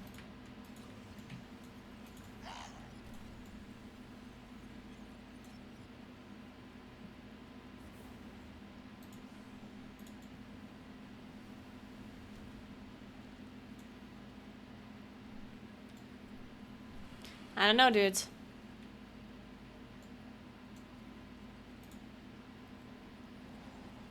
Did it work? Oh yeah, nice.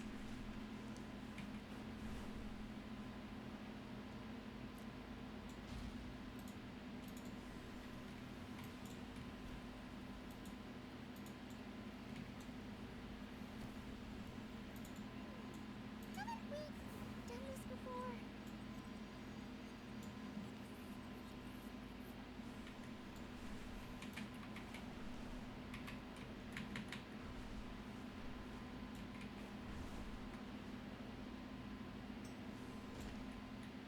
Is this hello or goodbye? I keep losing track. Okay. Inspect the hourglass.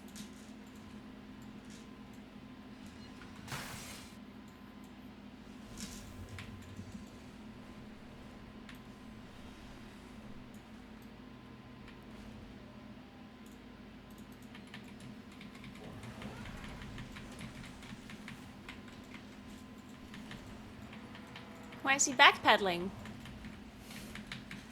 Okay, I have to figure out how this buff works. I just got 9 from what? Huh? Is it actually like a percentage or what? I'm not sure I understand. I knew you'd turn up eventually.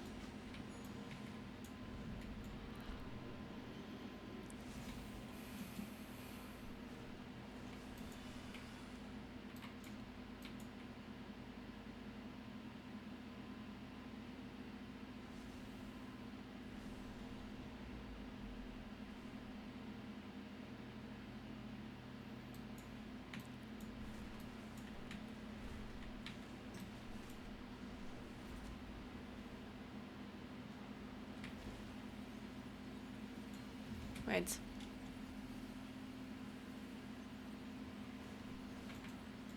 Who wish to speak? May the eternal sun shine. Please make your inquiry.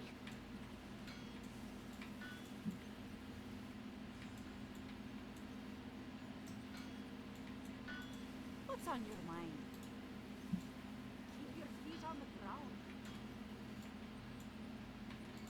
I always have time for you. Oh, sure. You can interrogate me. You can only do it once a week. You could go save your precious bronze temple. The temple? What are the infinites planning? We shall ensure the rise of our master Mirazond. And the longer you stand here talking to me, well...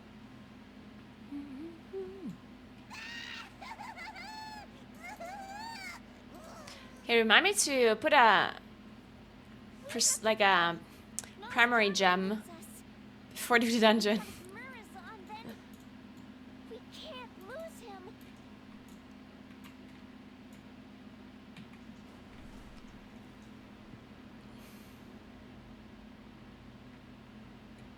We're here, Nostormo. Too late for me, I am afraid. The infinite dragonflight has already entered the temple. It's never too late. Oh, that's in the dungeon already, right? Okay, so I have the quest now. And we're good to go. Ever the optimist, Panorama. Yes, we must try. Oh yeah, primary gem. True.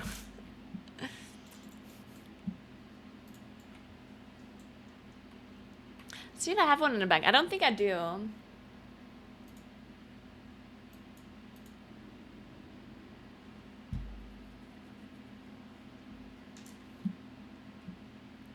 Oh, and I need to change my weak arrow. But I don't know how this weak arrow even works. Like, not the weak arrow, I don't know how the buff works. I have to figure this out.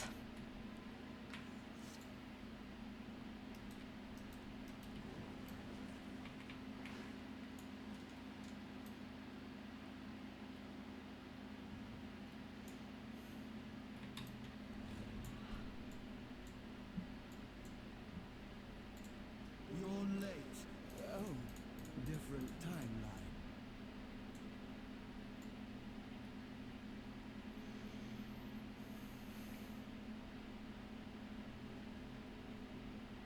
Nah, I don't have one.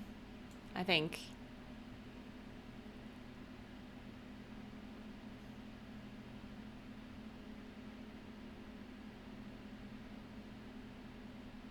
Okay, we're gonna have to craft one then. Let's see.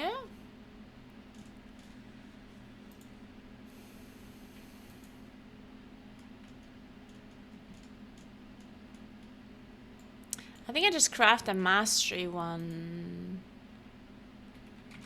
Even though the sim told me to craft, what did they tell me? They wanted me to craft a crit one or a haste one. I'll just do mastery.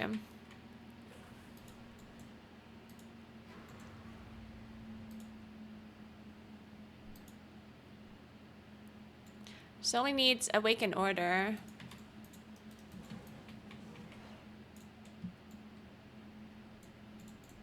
This is your time. Oops.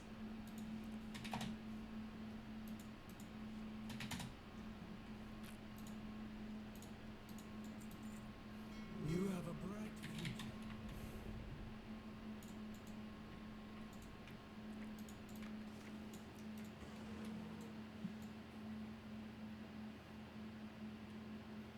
Should I do a public order? What do you think? Do you believe?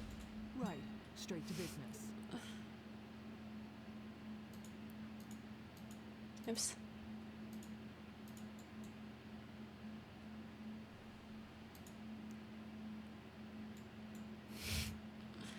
Do you believe?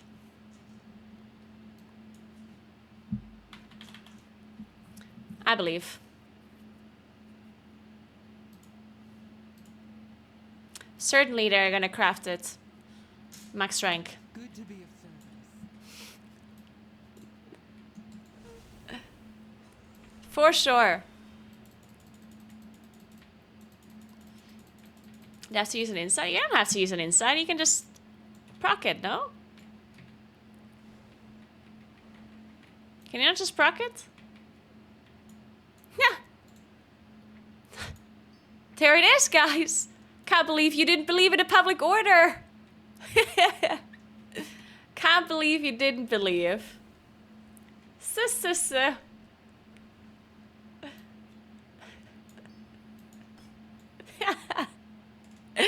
Thank you so much to whoever crafted this one. That's awesome. Let's fucking go.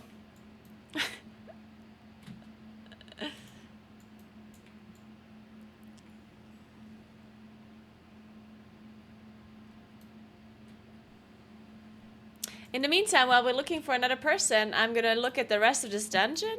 And then on the left. Come on, guys. I think I just dodged it. On the left? Like, Yeah, this right boss, here. I'm not sure I understand. That one So doesn't this move, is so- like Big damn. Throwing And stuff then- at me. Yeah, I don't know what happens in this phase more than just burn. I just burn them usually. corrosion on Dryny. You can hand it off, Drenny. Yo, Lip, I don't know where I'm at. Can't see shit. The camera's so fucked in here. Coming out?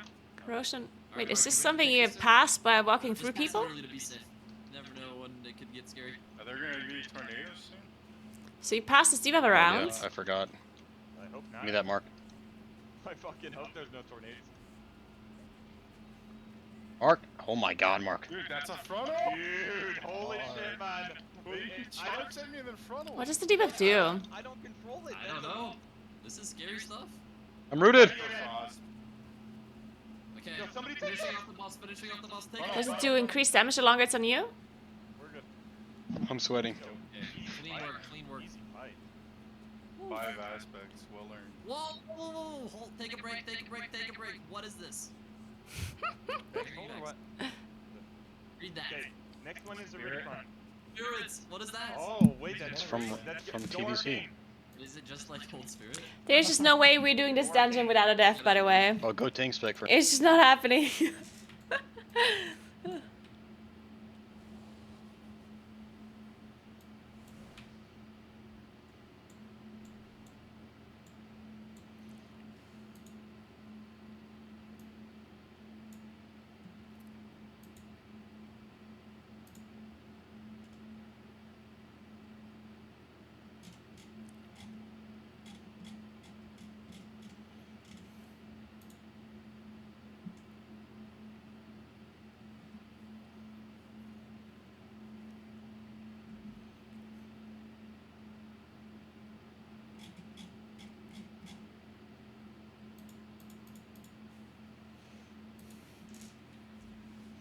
Hello.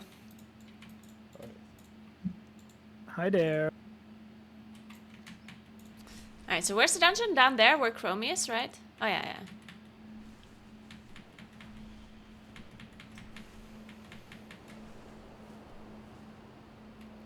Nah, I don't think it's hard. But if you don't know the mechanics, then anything is hard. Anything can be difficult if you don't know what's going on. Hello, Naguura. Hello. So, as I understood, we just need to not die and pick up the hourglasses kind of fast after bosses. I think that the best tactic is just to look some video, probably. I think the hourglasses, they're not like difficult to pick up. They're just like around the dungeon. Just need to know the location. I have seen that they are appearing only for 10 seconds after boss is dead, so we need to know where are they appearing. Otherwise they will disappear. Okay. And I watched a video and they picked up the first one before the first boss even. Even before, okay. The first one is located directly after boss number 2. Hidden behind the exit portal. This is Warford information. Hidden behind the exit portal there's an hourglass on the ground. Have one player pick it up. Yeah, and the time lost artifacts looks like hourglasses, and while you have it you cannot mount or double jump due to a debuff. You can drop the artifact using an extra action button, but another player must pick it up within 10 seconds or it will despawn. Okay. Okay.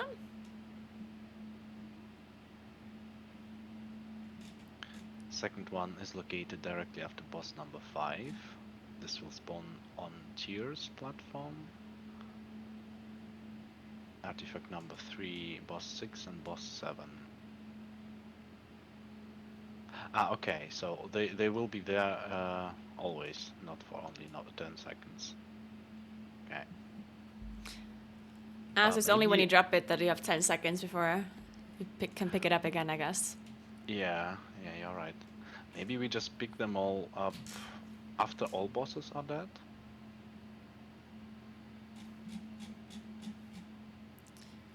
Yeah? No. Wait, you can do No. that? I don't know.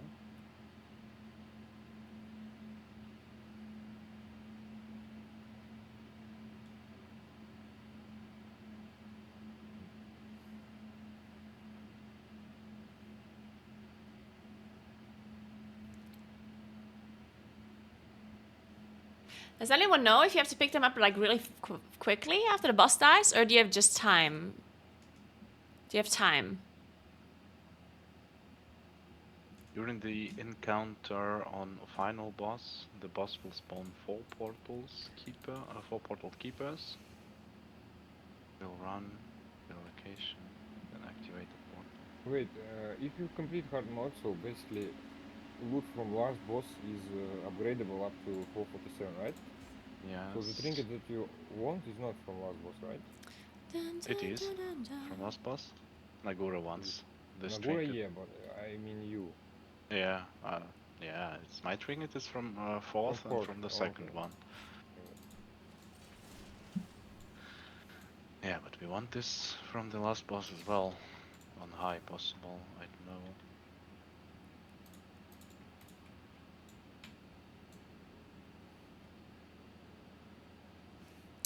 We'll just give it a try. Yeah. Though Krishi is still doing the quests. He will be here, I guess, in 5 minutes or so. Why does my weakers bug out so much? Well, once you all have 4 artifacts, brings them to the final boss. Basically, it doesn't matter when do you grab them, right? So what do you need is to bring 4 artifacts to last boss, and that's it, right? Or Yeah, kinda. I think we should place these artifacts during the boss fight, the final boss fight, somewhere in some kind of portals. yeah, during the encounter, the boss will spawn 4 portal keepers who Yeah, run into yeah. location. Okay. Have one player with an axe around it with the gray ring. Why is it gonna be above 80 then? Or above 90?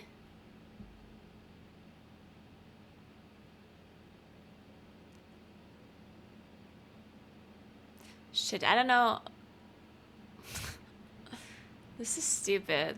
So there really are no healers, huh?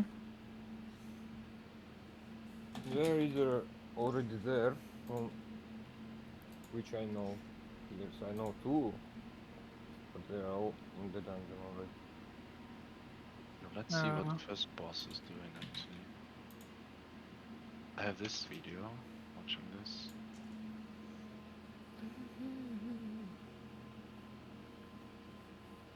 Yeah, it would have to be 90, right? Released good video, but it Actually, no, Crazy it's... is here. Let's go. I'm starting, by It the way. would I be don't less than 90, yeah. Okay, you ready to check? Do you want to I'm more start? than This 90. dungeon is significantly more challenging than other mythic dungeons. Would be... Let me ready check first. Okay. 92? We're buffing up. Naguura probably is AFK again. I'm good, we can go. Okay. Alright. Have fun. We need to not die, yeah? Remember that. Yeah. Anyone dies, at some point we don't get a hard mode. Just don't die? Yeah. But you can die to this already? Wow. Maybe. Probably. Or even get in. This is significantly harder. Oh, Yeah, I see Krishi, don't Chris die. already getting hit by this. Alright, let's fuck it up. I will go really, really low. No, Who no, knows you full... what are they doing actually? Nothing. Ooh. So dispel damage taken increased by 600% on you with that debuff. Interesting.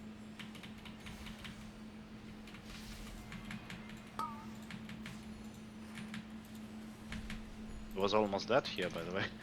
Yeah. Yeah, I swept in last second. Okay. It's this debuff. Yeah, look. You need to. Oh! What? You need to stun the cast from that guy that applies Yeah, the debuff. okay. Okay, Like, time you slides, huh? Jesus.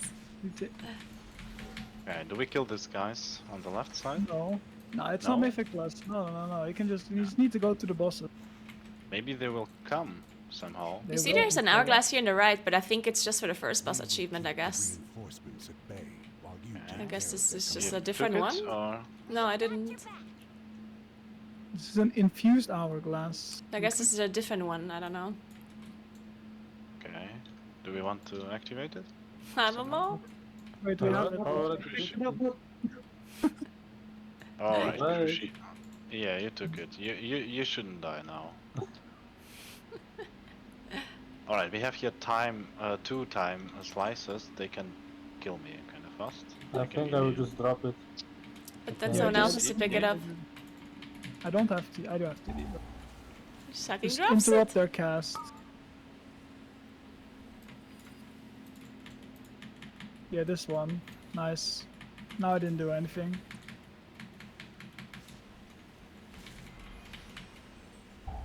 But this is not the correct one, right? Like this hourglass that I have. It's not the correct one, right? Isn't this a different one? This boss is doing literally nothing. They will just jump to all players.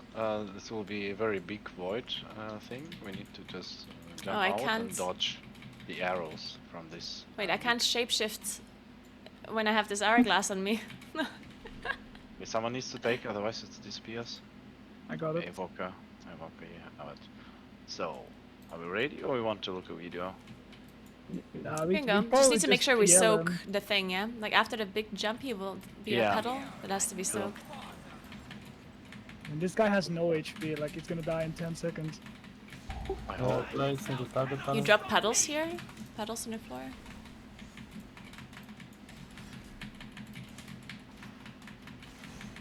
Now we get big circles, and then we have to soak after. Soak. Now soak on the other one. Go back. I do this.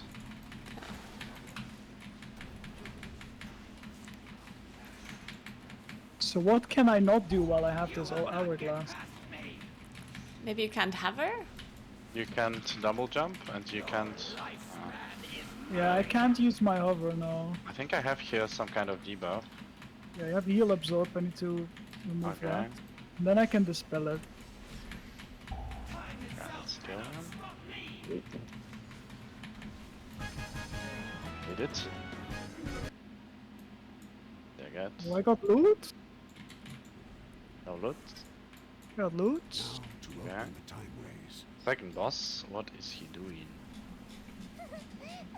Yeah, it says the first time lost artifact is after Only one boss piece. 2.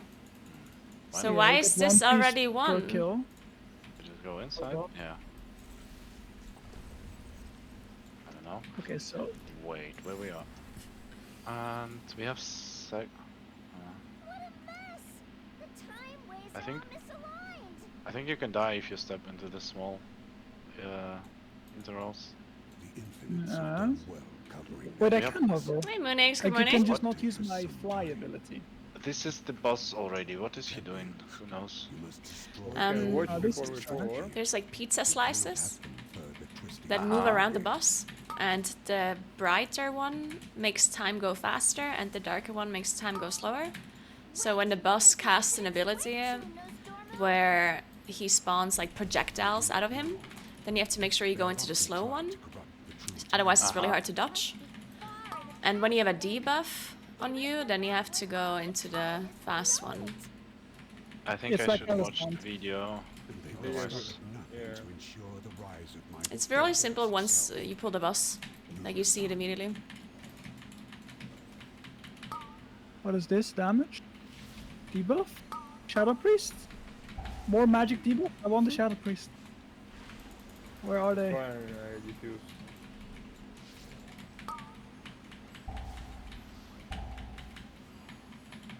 Am I also slowed on movement speed? I don't think so. oh, actually, this is second boss. I need here a trinket, damage trinket. I don't have a tank loot spec, unfortunately. This is not tank loot. This is only agility and strength. Actually, Naguura, if you can put feral loot on, would be nice. If you don't need Sure. something from here. Oh, what is this? It's like the boss from Underoath, but he's yellow now. Yeah, true.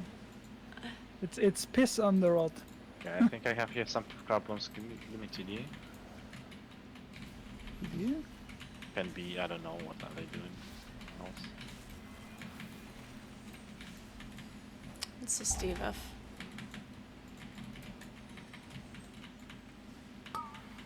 Do we need to kill all of this? I don't know, let's just kill. Well, where's the boss? This is not the boss. That dude. I guess it spawns in the middle after the trash is dead.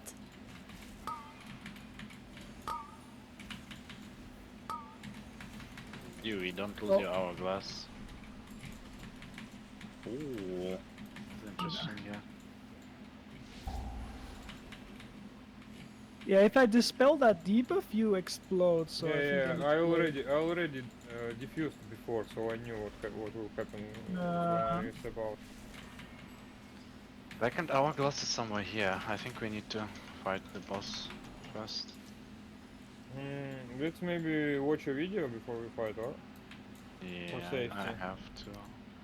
I can link it to you. There's I have stuff to I dodge have in the it open. ground. Watch it though. Aspect of time cannot.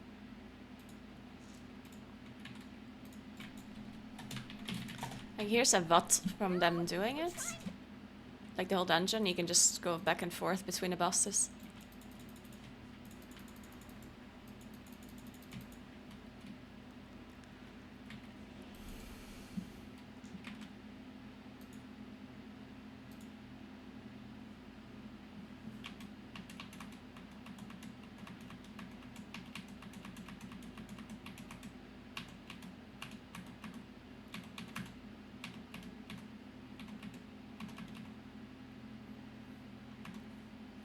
And boss starts at 4 hours, 4 minutes into the VOD.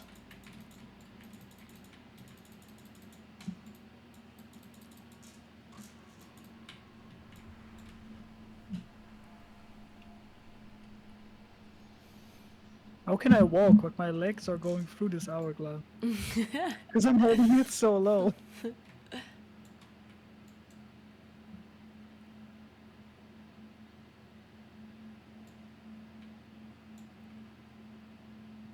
Oh wait, I pulled. I pulled. You have to tab in? Can we fight? We fighting, right? Yes. Yeah, I did an oopsie. I don't know what to do really. It's okay, I just... was watching a video. Okay, Okay, now go slow one, slow one. Check reduce. Go into the slow area. Which color is slow? The Which color dark, is slow? dark, dark. Dark. Okay. Oh shit. Just so you can dodge, Okay. yeah. Don't Don't die. If you have a debuff, go light. Go light. Oh no. Oh, Monk is taking a lot of damage. But That's he didn't have it. the hourglass. But No, we're done now. You cannot die. The guy with the glass can die, or we... How do you I dodge think we this? just need these hourglasses and that's it. Yeah. It's No, only it the has to be hourglass. immortal. Really? Yeah. We can still try it, but it has to be immortal, right? Like you have to not die, right? But how did you die? From the stuff. Sands of time, I call upon you. Oh, I see. This is actually quite easy to dodge, yeah. Yeah. Yeah. Just go in slow The and then go seconds fast. pass. Crushed by Yeah, so the reason why we get this ring is because you drop it in the slow one. If you drop it in the fast one, then it's just a quick ring. sands of time. When you have this magic debuff, you just have to move into the light one.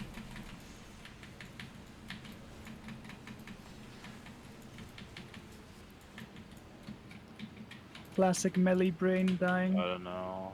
I don't understand, but it's so easy. Okay, Yui and Christy have to go light. So you dropped it in the wrong one, that's why it's the slow ring. Oh, you want it to go fast? Yes. Oh, right, because then it's over. Sands of time, I call upon you. Alright. Well, we can still try, just do the hourglass thing and see what happens. Where is this hourglass? It's here. No, it should be around here somewhere. Pathway is open.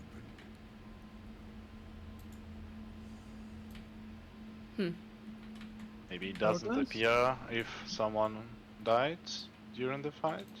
It's possible that they're just in different locations, because we picked one already up. Because the one that we picked up wasn't on Wowhead, so I don't know. Yeah, maybe they moved it to the start of the dungeon instead of the first after you kill this one. Well, we can find, right? We just go into the spot. Yeah, yeah. So not How many treated from this boss. Badge. Now, how many hourglasses are we supposed to have at the end? 4. How many times can you try again? Like, can we do all of the bosses except the last one and then reset? This is boss number 3, right? Yeah, please don't pull because you pulled. I was in the middle. Yeah, that was my bad. I clicked the DPS ability. Oh, there's a dragon. Oh. So apparently, like technically, we could reset and go again. You just don't get the loot anymore from the bosses. But okay. Yeah, but we can just do if a you little bit it- more and then try again.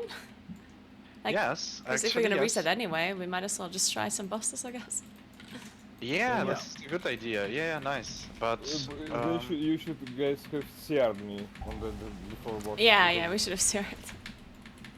and yeah, we just need one guy after this who doesn't have cooldown on the dungeon, and then we can go again, right? No, we can just reset and go. We can just reset and go? Okay. Yeah, apparently, I don't think. We can try, yeah. But that's a good idea. So what is here? We go Because left, I think we can right? do Or just either straight of the go? bosses, whatever we want to do, I guess. And we have here this hourglass. No, we have to go right. We have to go straight ahead. There's nothing on the left and right. Oh, okay. There's only straight ahead.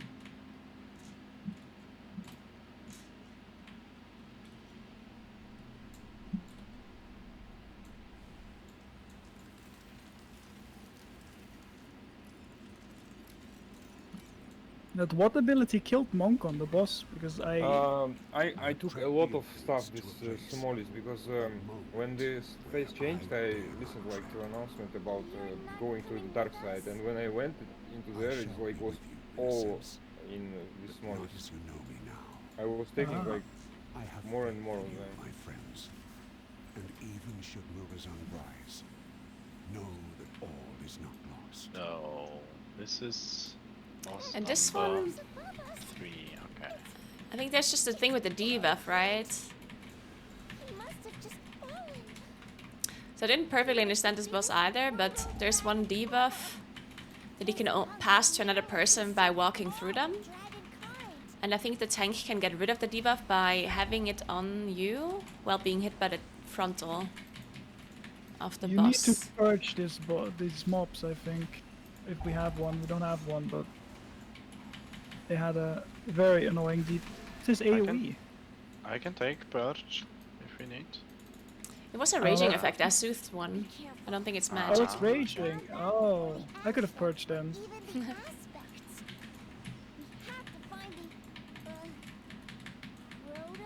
The slimes.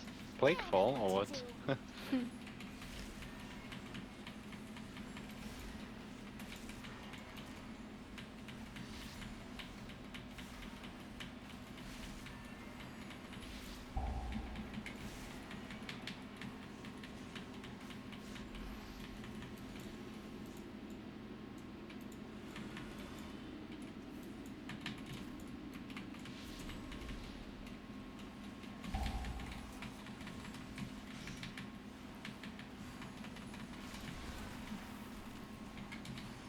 Galacron is Oh, kind of. they enrage when the mobs die around them, like the blobs.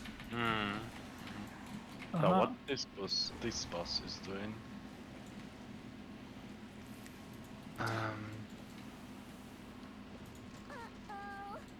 You just pull or? Yeah, so it's a swing with the debuff. So if you have an orb over your head, you can pass it to another person by walking over them. And I think the tank wants to have it for some sort of frontal. We'll see. There's 2 bosses at some point. Yeah, these dragons will respawn, I think. Those dead dragons near the blob. Moment. Oh, we pull right. Sure. Wait, how do you pull him? I can't even damage. Oh, I can. Less, I guess. Yeah, just send it. You have a Okay, debuff? move out. And this is the one you This can is debuff. pass by walking over Okay. people. When should I do that? I don't know, you have a counter on your head? Probably now.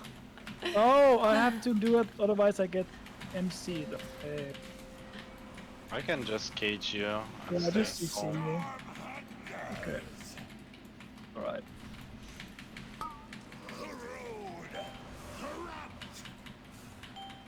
So just run over each other. I make friends. Need a weak aura for that. Isn't it? Interesting. That's some AoE.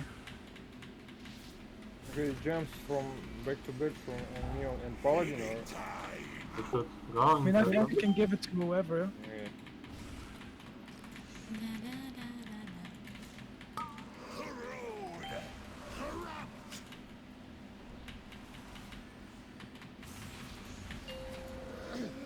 Hey, hey, hello, hello. Where are you going? Okay. What is going? Oh, he's gonna eat the other dragons now. Alright. The debuff is gone as well now? No, it's not again. It's in melee. I think I have aggro on something. No, you don't have. I cannot taunt him. Oh, wait, I'm rooted? Need to free me? I have some kind of debuff. Transfers to another player to invite you. Yeah, you need to take it in the breath, I think, so you can clear it. Now you're gonna get I MC'd. did not. Oh no. I'm MC'd. Uh-oh. I'm fine. I'll pop some CDs. Fine, we will kill. I have kill? cheat Oh, dust. we will kill Arjuna as well. I have cheat dust, it's fine. To the boss. Nice. Oh my god, what just happened here?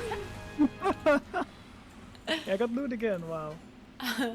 Can we all now turn the tank loot on, please, for first boss?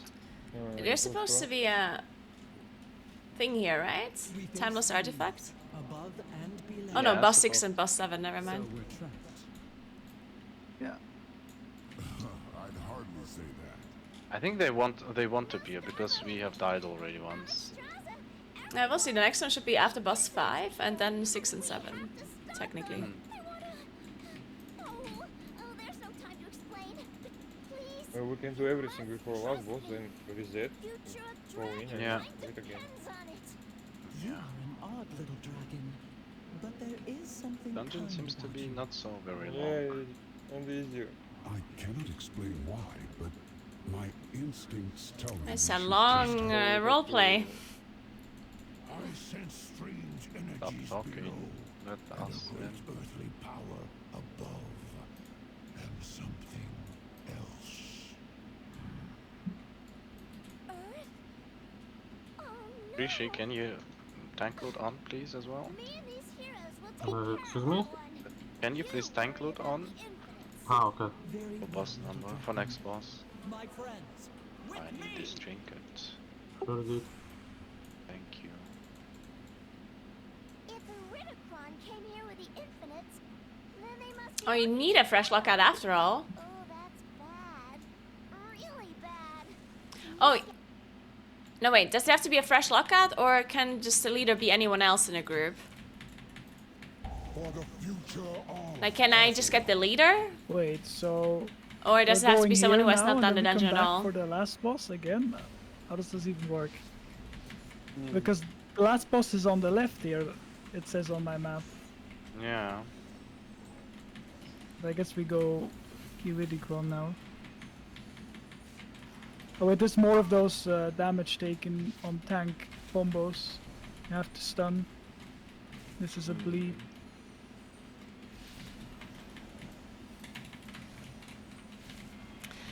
Guys, let me explain this because people are very confused and giving wrong information.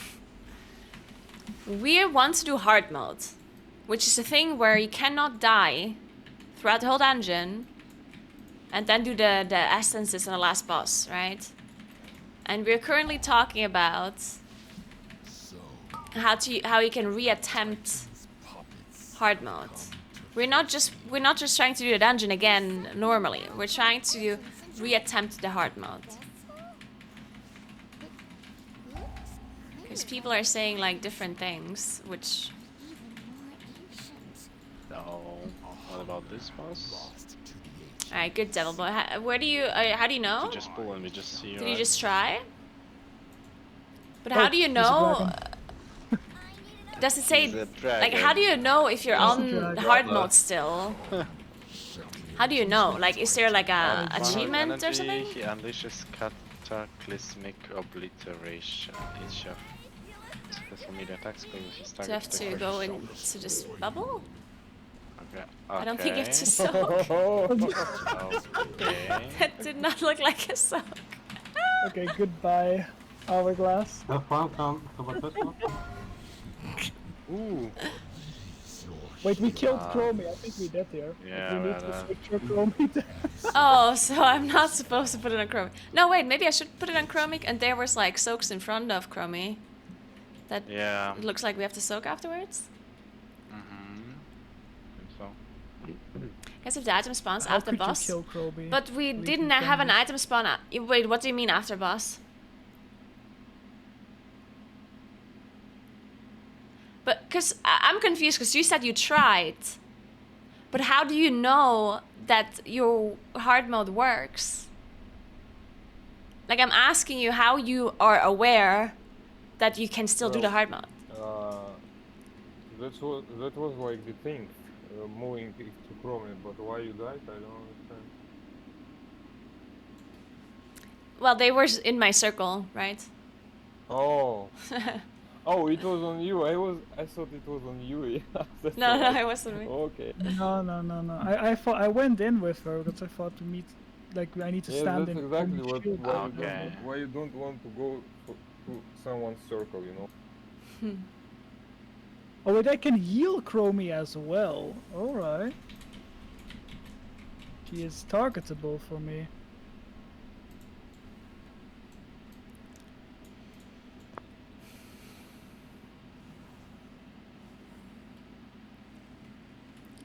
The only thing I tried was getting a new lead, and I could enter a fresh instance. I did not test if you are still eligible. Okay, so we don't know. This is. But can you confirm that if you reset the dungeon that you cannot do it again? Or did you not try that? I mean, what do you mean I'm testing for the world? This has already been out for a whole day. How does NA not know this? We're all the NA players. Can't believe they get the patch a day earlier and then don't give us information.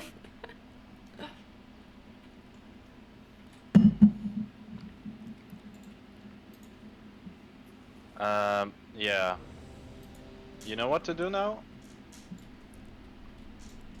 So the big circle goes on Chromie and the tank then soaks this puddles in front of it? Is that how it works? Small one. Yeah, small one. Yeah. The big circle goes into Chromie, and then Chromie casts the smaller circle, and we all go inside, but tank goes a little bit closer to the boss somehow. And then he's casting some random things. I think we just can survive this. Let's go. Okay. Okay. So I did it correctly from the get-go, without knowing. Can you imagine? Then we go in to Chromie. I'm soaking this. You're standing in this, Chromie. Standing on Chromie. Oh wait, yeah, it's multiple Healer? combo. Yeah. Healing? Can you heal her? Yeah, you can. I can heal her, yes. 300k. I'm healing Chromie. Oh, now we dodge. And Oh. after this, we're stuck up somewhere. Oh. Guess I'm Then standing in elves this. are coming somewhere.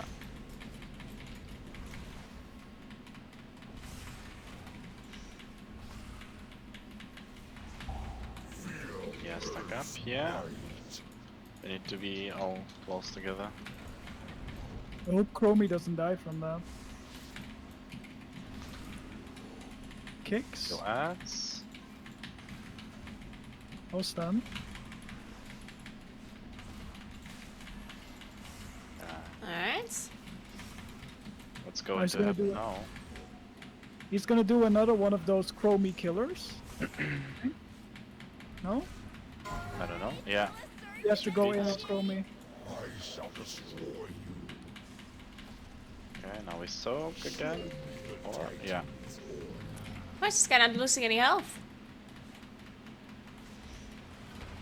It's a combo. Zephyr. I cannot sacrifice the family. The card. I heal her. Does he gain energy if we attack There is him? bit aeration. Is he just gonna die when he's full energy? Is that what's happening? Or what? He's not dying. Yeah, I don't He dies understand. at 10%, I think. Like at That's 90. still a or not? lot. Oh. What? Bubble. Ah, Let's okay. go inside. Let's go inside. Yeah, maybe Chromie kills him now.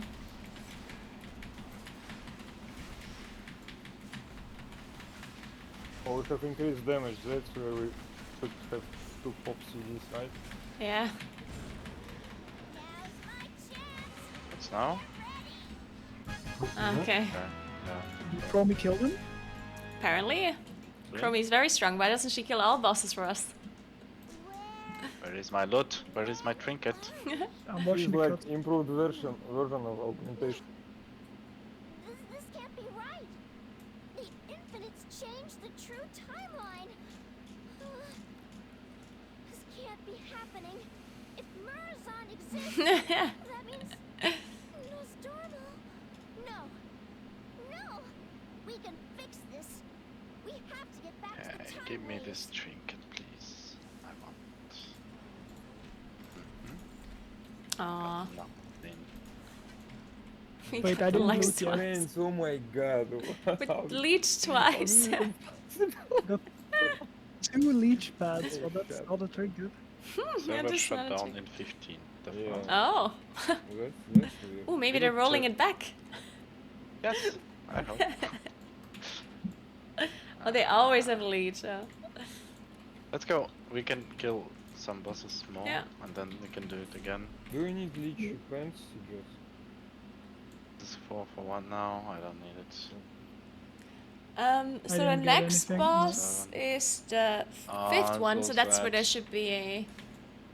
Next week for sure. We'll get the tank trinket. There should be another hourglass, technically. Yeah. Oh, Oh, what is this? shit. This is a lot Just of movement debuffs. speed. It's just movement It's speed. only move speed, yeah. But there's also a bleed. Yeah, I see. How can I dodge it?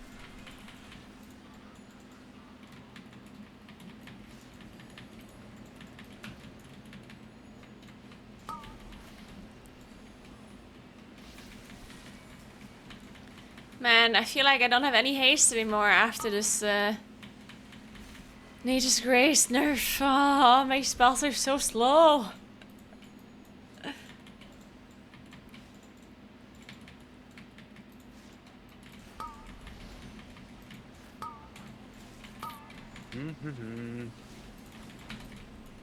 Don't forget to change your loot, by the way. This guy's I can't see you. Oh, it's a smoke bomb. It's a rogue Yeah. PvP. What?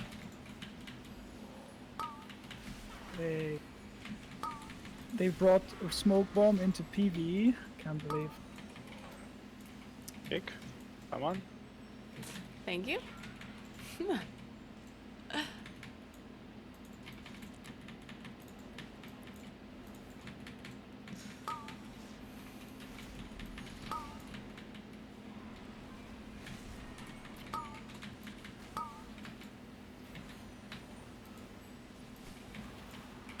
Yeah, nothing works in here.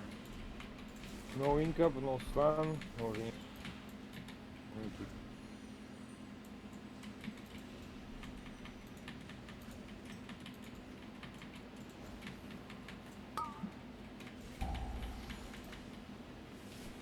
There's a lot of trash here. Is this boss already? You guys are stunned. There's this Somehow. orb that is coming back and forth. Okay. That's a nice melee mechanic. Let's Why out again. chasing me or what? I think it's It's a just boomerang. from the maiden towards the tank, and it comes back. Yeah, it's a boomerang. There is circle before it spawns again. That is in advanced. Easy.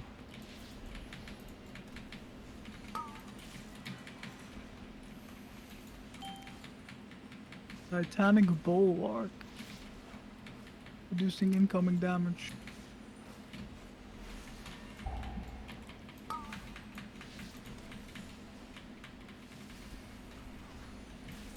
Is that an interruptible cast that applies the AoE and the slow?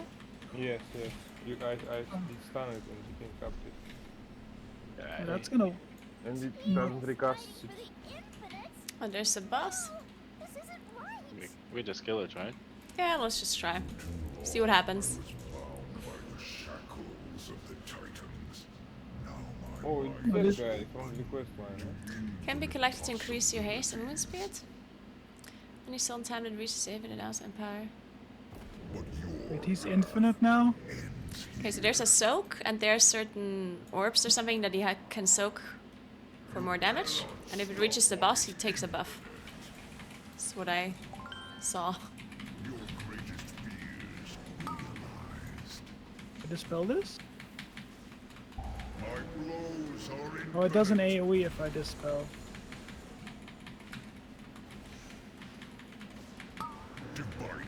That should soak this, Soak? right?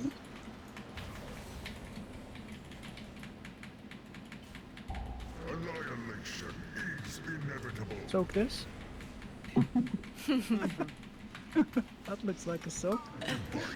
Soak.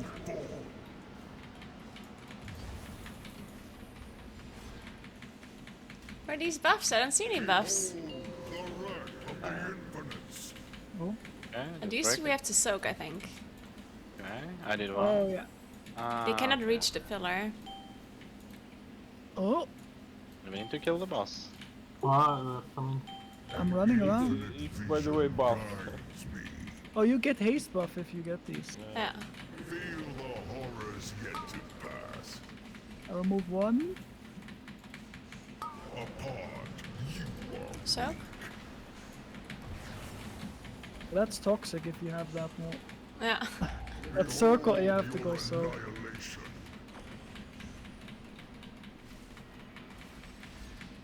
This one doesn't seem too hard. No. None of them did it actually. I only regret that I didn't have practice on second boss because it's like. I think we can do one more boss, right? There's supposed to be a time lost thing here now, yeah, but I was- guess if we don't see it, then it is just over. Yeah. Yeah, it should be on this platform. No, I see it. Oh, you Is it see not it? that over there? Or is that? Can you not click something over there? Temporal capacity. Capacity. Yeah. Yeah, we can. Temporal. It's not over there. See what it is. From condensation stuff. I don't know if that's the same thing. This looks like an hourglass. Destroying. Yeah, Pressed it. press the two, but I guess this is not what we're looking for then? Yeah, we maybe couldn't it's take- something else. What happened when you clicked it? Nothing. Nothing. It Oh. says destroy. I destroyed Oh. it. Hmm. I guess it's something else then. I have the time waste twist in unpredictable ways in my chat mode. So I think we did do something, but I'm not sure what exactly we did. Okay, where is the next boss? Up Oh, here, I it's- think. We have killed already 1, 2, 3, 4, 5. We have 3 left. Just have to keep telling myself this wasn't really him. 8 minutes. And this dungeon is decently fast. We just need to. Our vision shall come to pass. Oh wait, I think we get the obstacle course now. After Oh? this. Yeah. When the door opens, there's the obstacle course. Oh god, I'm scared. This upper. Oh shit. Okay, this guy is the actual boss, I think. Yeah, he did a lot of damage. What? He's the actual boss. Open. We're gonna lust him on want you. Fortified for sure. I want you to open. Oh. Okay, already failed. How does this work? Ah. Wait, they throw it so fast. Wait, we can take this ball? No? No. This. No! Ah, yeah, just look from the left side. It's very fine. We just. Oh no. Wait, they throw the ball where you're about to run to, so you have to kind of keep adjusting. Keep moving. Yeah, I just need to keep moving. Because they track where you're running to. Look at this guy. Oh no. Dude, no way, man. It's No. Upper Mechagon all over again. Dude, this is difficult. This is actually Oh difficult. no. No! Can I just Balls are not like difficult, but they really do. Oh my god. Maybe I just invest this. Oh. No? Okay, I can don't invest. No, you can't. No! This is These guys look impossible. smart. I think we should, if we all go together, it's probably easier. I'm in second Please, room. I'm not already. sure. Oh no. Let's try all together, really. Come here. But I'm in. That will be like Okay. a big shame, I guess. Wait, and let's move every time. Wait, Maybe. oh, wait, I'm far? I'm making it? Let's just one go middle, I go left, and someone else go right, and then we I try. just went right side and it was easy. Okay. I made it. I'm I through. go I'm through. right. Don't go middle, just go one Let's side, go. left or right. But everyone needs to go through. Yeah, we can open the portal for you here. Oh, I think so. I Oh do. no. Yeah, at the start, before you go in the door, there should be a portal now. You can cross. Yeah, we can use this portal. Finally. This is like how you carry the people that cannot no. do this. This is too hard. Thankfully, you don't die when you get hit. Imagine that. Try doing hard mode Yeah. then.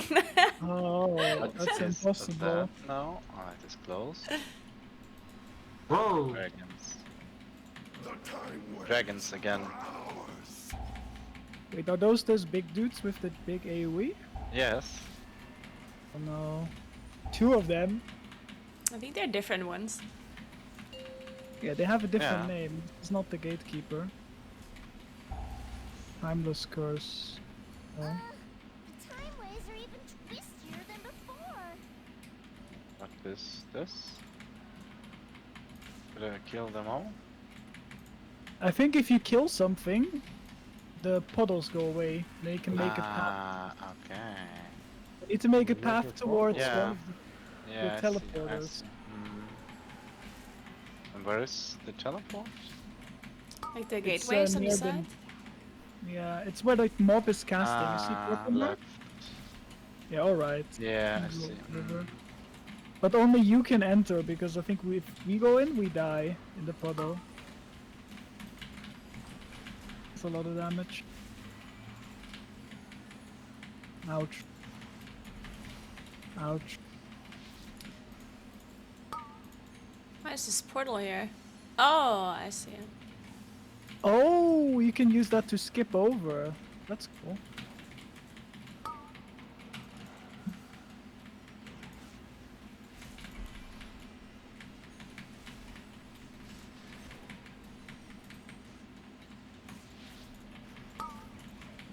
But the portals are not open. We need to kill I think we more have to kill trash? the Rift Mage, probably.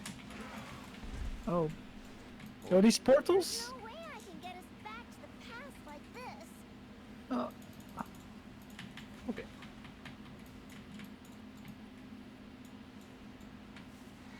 Just go through? I need to be out of combat. Yeah, probably. Yeah. And we are flying to boss number Morchi. Morchi? Morchi. Only the original Morchi succeeds in casting Dragon's Oh, Breath. there's Look Morchi. closely to distinguish the original her from... Oh, it's like Morchi a now. Among Us game on this boss, apparently. Among find- Us? Yeah, you have to find the original boss. Not again. It's Lords of Dread. Yeah, But- exactly. That was a fun boss. Wait, I'm dying? I feel like they put a lot of mini-boss trash mobs in here. For 2 minutes. Let's try to kill her. And that's the boss. Ah, okay. Ah, yeah, true. Alright, let's give this a try. We have 1 minute. more problems. Alright, so the original one casts. We have to kill the original one, because she will otherwise kill us. It's the one without a hat, no? Okay, we can survive this, I think. With some personals. Rewind, yeah. Yeah, we just press personals. How do you see the original one? Oh yeah, the one without a hat. The We'll one have to without look a at hat. that. Okay. It's cringe. Okay, there's mirror images of us now. Oh. To kill your own? Did we kill them? I don't know. How much Doesn't is look like they it? take damage. I can't. Look, the one without a hat. Well, Yeah, here. Mark. Okay. I hope. No? Yeah, this is good. Oh, goodbye, Naguura. My nameplates are covering her hat. We have to CC them or something because No, they you, have a lot of weight. no, Can we you CC? move them to the paddles. See, they disappear. Oh, we have to make him run into the hourglass. Oh, they hit like the truck, like literally 120k. Oh, per- I'm per rooted hit. now. It's Okay. Ah, I because can't it's step each into. one. Yeah, I need to make Oh, your... but if you get them in, they will do AoE damage. So you should Aha. not do it all at once. Oh, nobody important died. Yeah. I think it's Oh. gonna reset now. Yeah. Fetch. It's kind of hard to find the one without a hat, though. There's so I don't know. many. 1 hour. Oh, no. 1 hour? Wait, actually a whole hour? Call What the hell? police. 1 hour? I mean, implicit button that says like that announcement. Yeah, But true. I It don't says know, 1 maybe. hour. Yeah.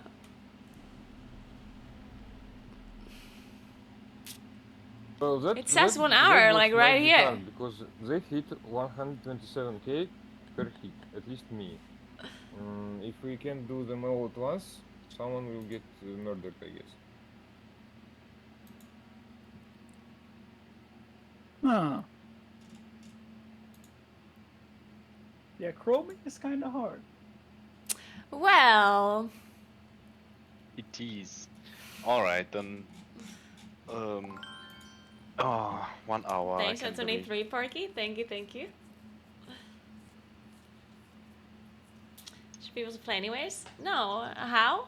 Servers are It's down. likely going to be less. They always say 1 hour, but then it's back in like half an hour. So should be back soon. Alright. I'll be right back then. Oh. I'll try to find something to eat. Yeah, it says during this time players may experience interruptions of service, but should be able to log back in. So technically you can play, it's just gonna DC you sometimes maybe. Uh-huh. Okay. Let's try to log in. But right now it doesn't work, so I don't know, maybe it takes 5 minutes. Yeah, no servers available. But I mean all the servers are down right now, so this is a Okay, I'll be lie. right back in 2 minutes. This message is a lie.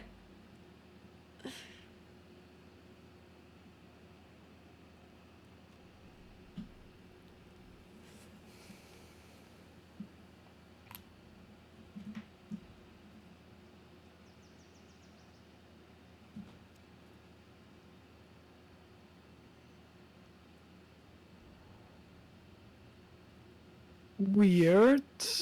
I'll be right back 1 second, and then we'll see if we can log in a little bit.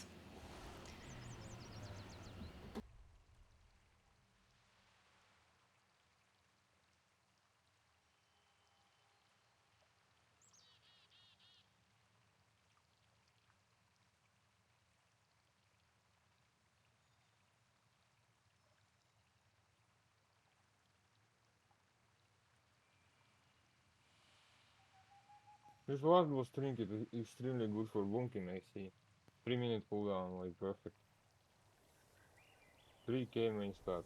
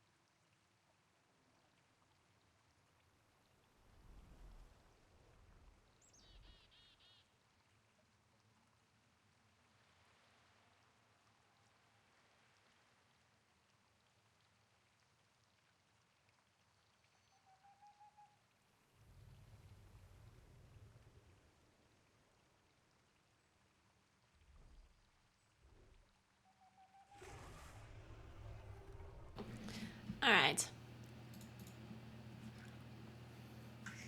Why they lying to us?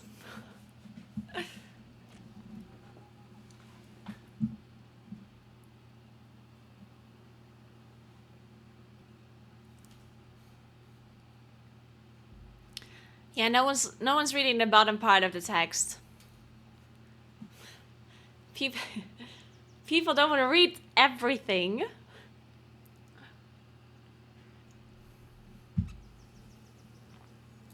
Imagine reading 2 sentences. You can only read one.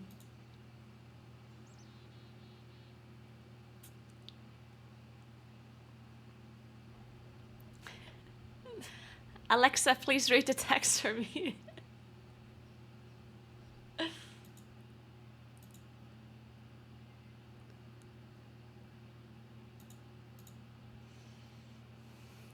If you do the dungeon in hard mode, you get higher item level on the last boss. That can be upgraded to 447.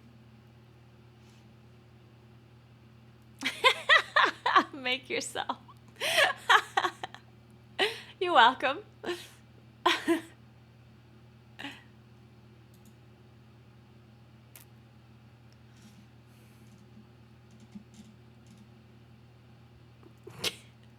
My fucking TV is talking to Naguura.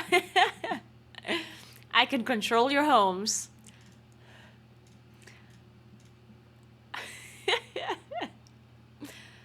Alexa, play Never Gonna Give You Up.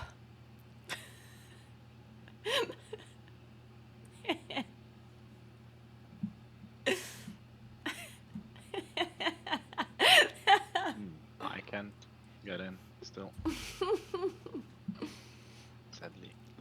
Yeah, same. No, me neither. Me neither.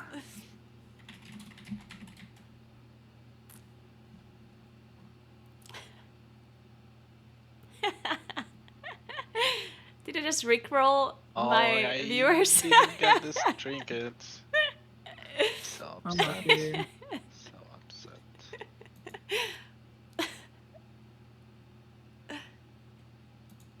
Yeah, now we can't time any keys on Fortified because you don't have the trinket. Let's find a we new have tank. we have so much stuff to do on Fortified. Yeah, we do. I did manage to play a little bit before the servers went down. We did a little bit of the new dungeon.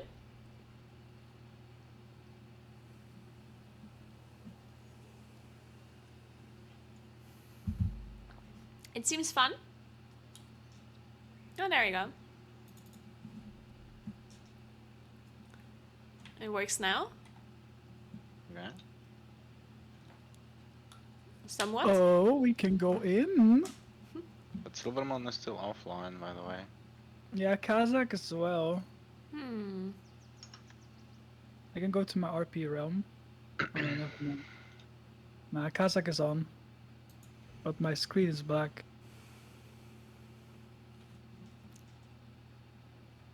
Yeah, I can log in.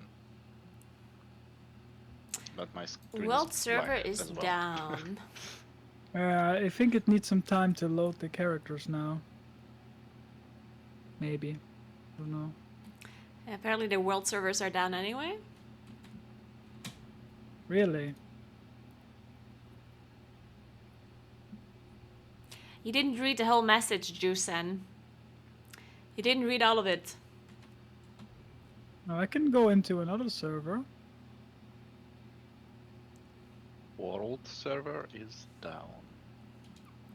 If I just log in really quickly, Oh. then it will let me log Trying in. to log in. The But faster you're you saying press this world connect, server the is better.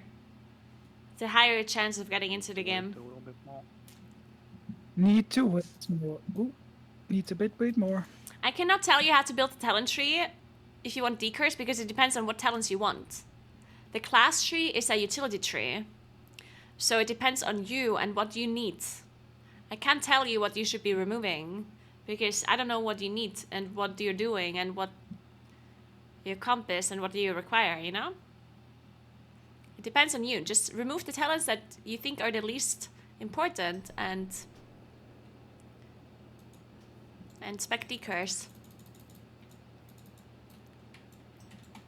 I'm online. I'm in a dungeon.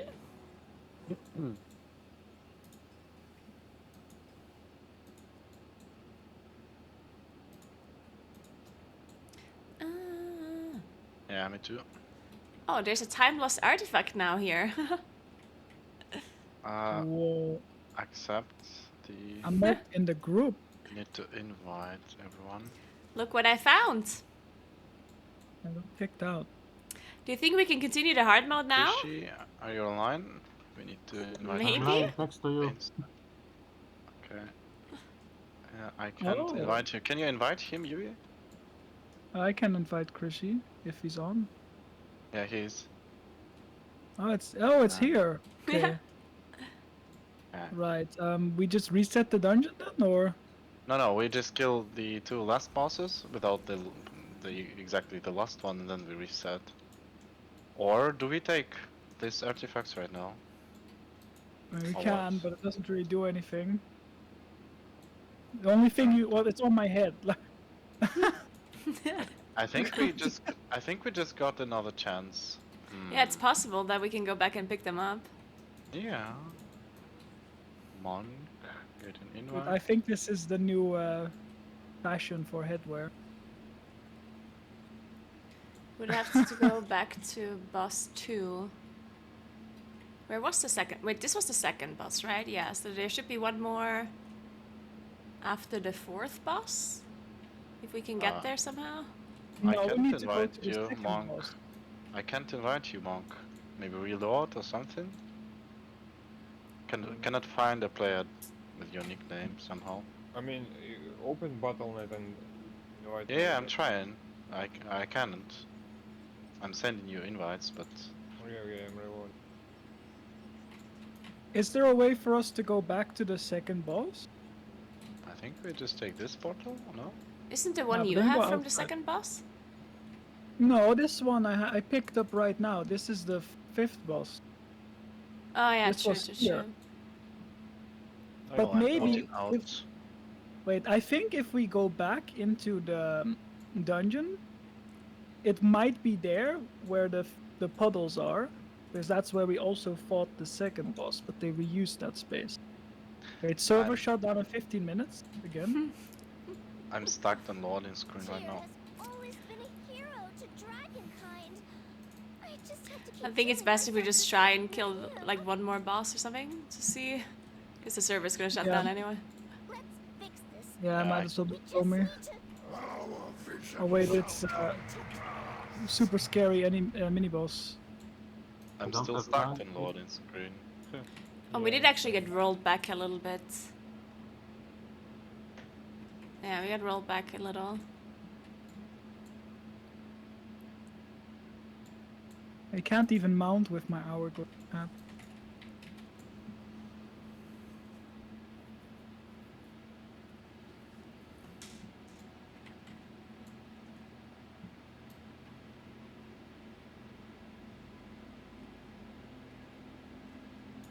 Yeah, I like the new icons. They're nice. They're at least... Like, I felt like the last couple of icons we had were super, like, hard to see a difference. I always clicked on the wrong thing. And now they're much more distinguishable, which is nice.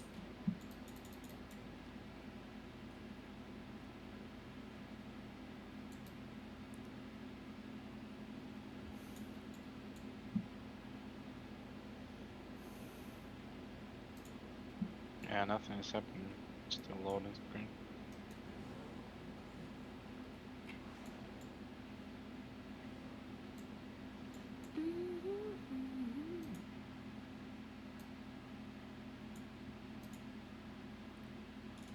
Okay. I can go out, by the way. I still can't invite you, Monk. I can't see your nickname as well, by the way. Oh, I just see And you left the group. Oh, Taryn Miller's offline. That's fuck. Okay, but Blizzard has done some. Oh yeah, we got kicked out. Yeah, me too. No realms are currently available. I mean, I don't feel like it's worth playing around Nature's Grace. I mean, how would you play around it?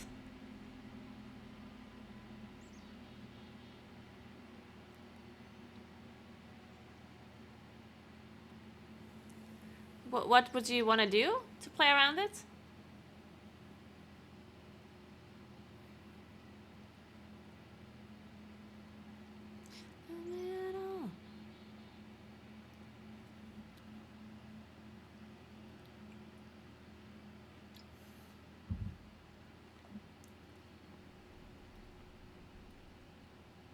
I made a YouTube video about Moonkin changes if you guys want to know.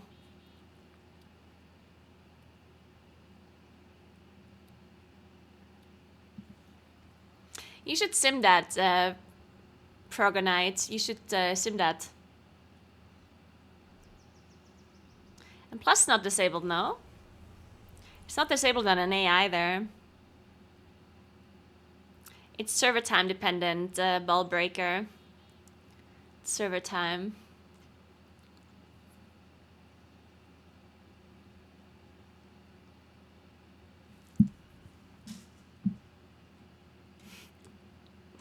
Yeah, I mean, I'm not surprised. It's patch day. Usually there's things going very wrong on the day of release. I am not surprised. Try to play Moon Talent. You just press it. You just press your moons whenever. Just don't stack, like, never kept the moon stacks. Just make sure they keep rolling. Just make sure they never cap.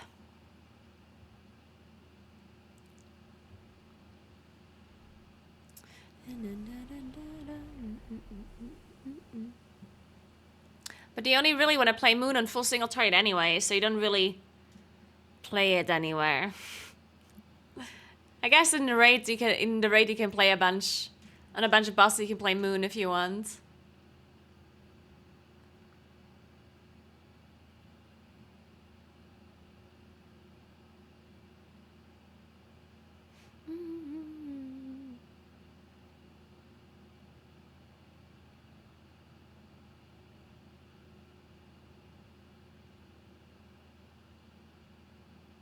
Yeah, you should sim that, Progonitel.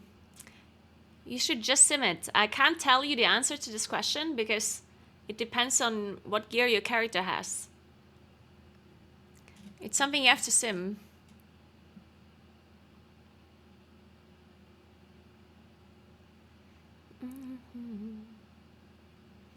You can just sim it and drop in gear compare.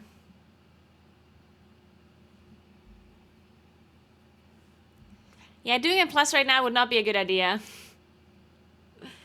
When the servers are as unstable as they are right now.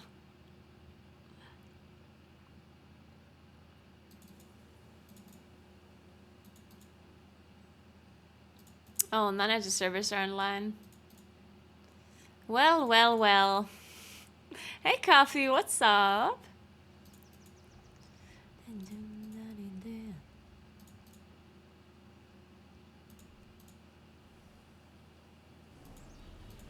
Yes, it is JoJo, but of course you're not gonna overcap, right? Like, it depends on the situation, of course. Like, if I have 10 seconds left on my Eclipse, but my next Star Search or my next Starfield is already gonna proc per Pulsar, then obviously I'm not gonna wait 10 seconds. Right?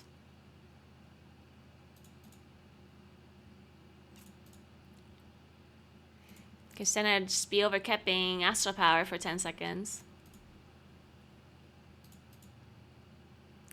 And with your Incarn, it depends if you can wait or not, right? If you don't care about holding your Incarn for 10 seconds, then you can just hold it. And otherwise you don't.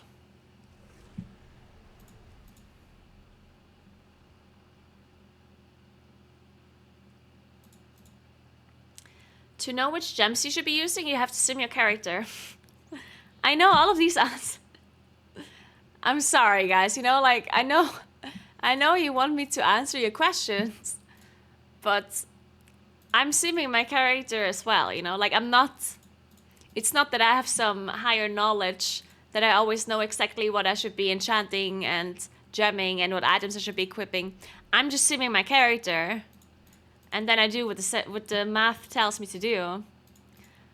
And your character is going to be different than my character, so whatever I'm doing does not mean that's going to be the correct solution for your character as well, right? So you have to sim your character to know the correct answer.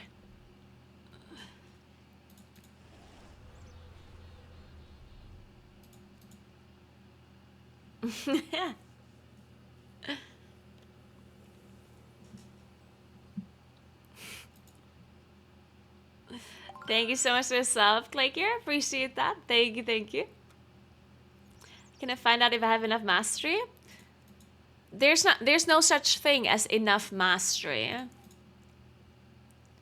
Because there are no caps or anything, or breakpoints or whatnot. So you just sim your character. And equip whatever items it tells you to equip.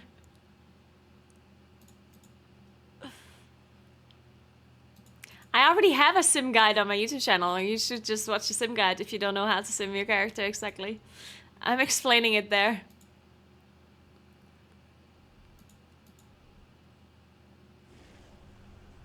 Pierre react streamer, what should we be reacting to, gamer?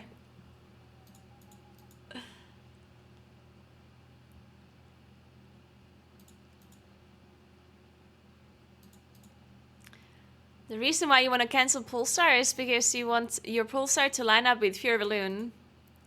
That's only a single target thing.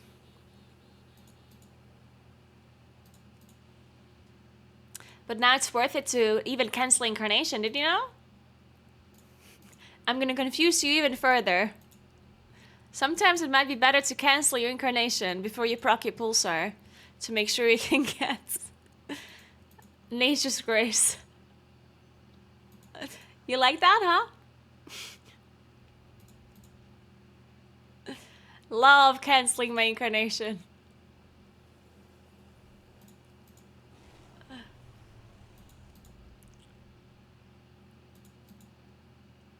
Yeah, I mean, it's horrible design, yeah. It's just because Nature's Grace is just badly designed. Same with Star-Lord, honestly. Star-Lord also has similarly bad design.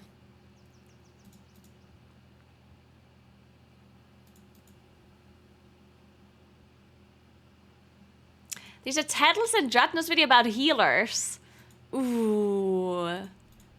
Why do you talk about healers when they're not actually healing? Uh-oh.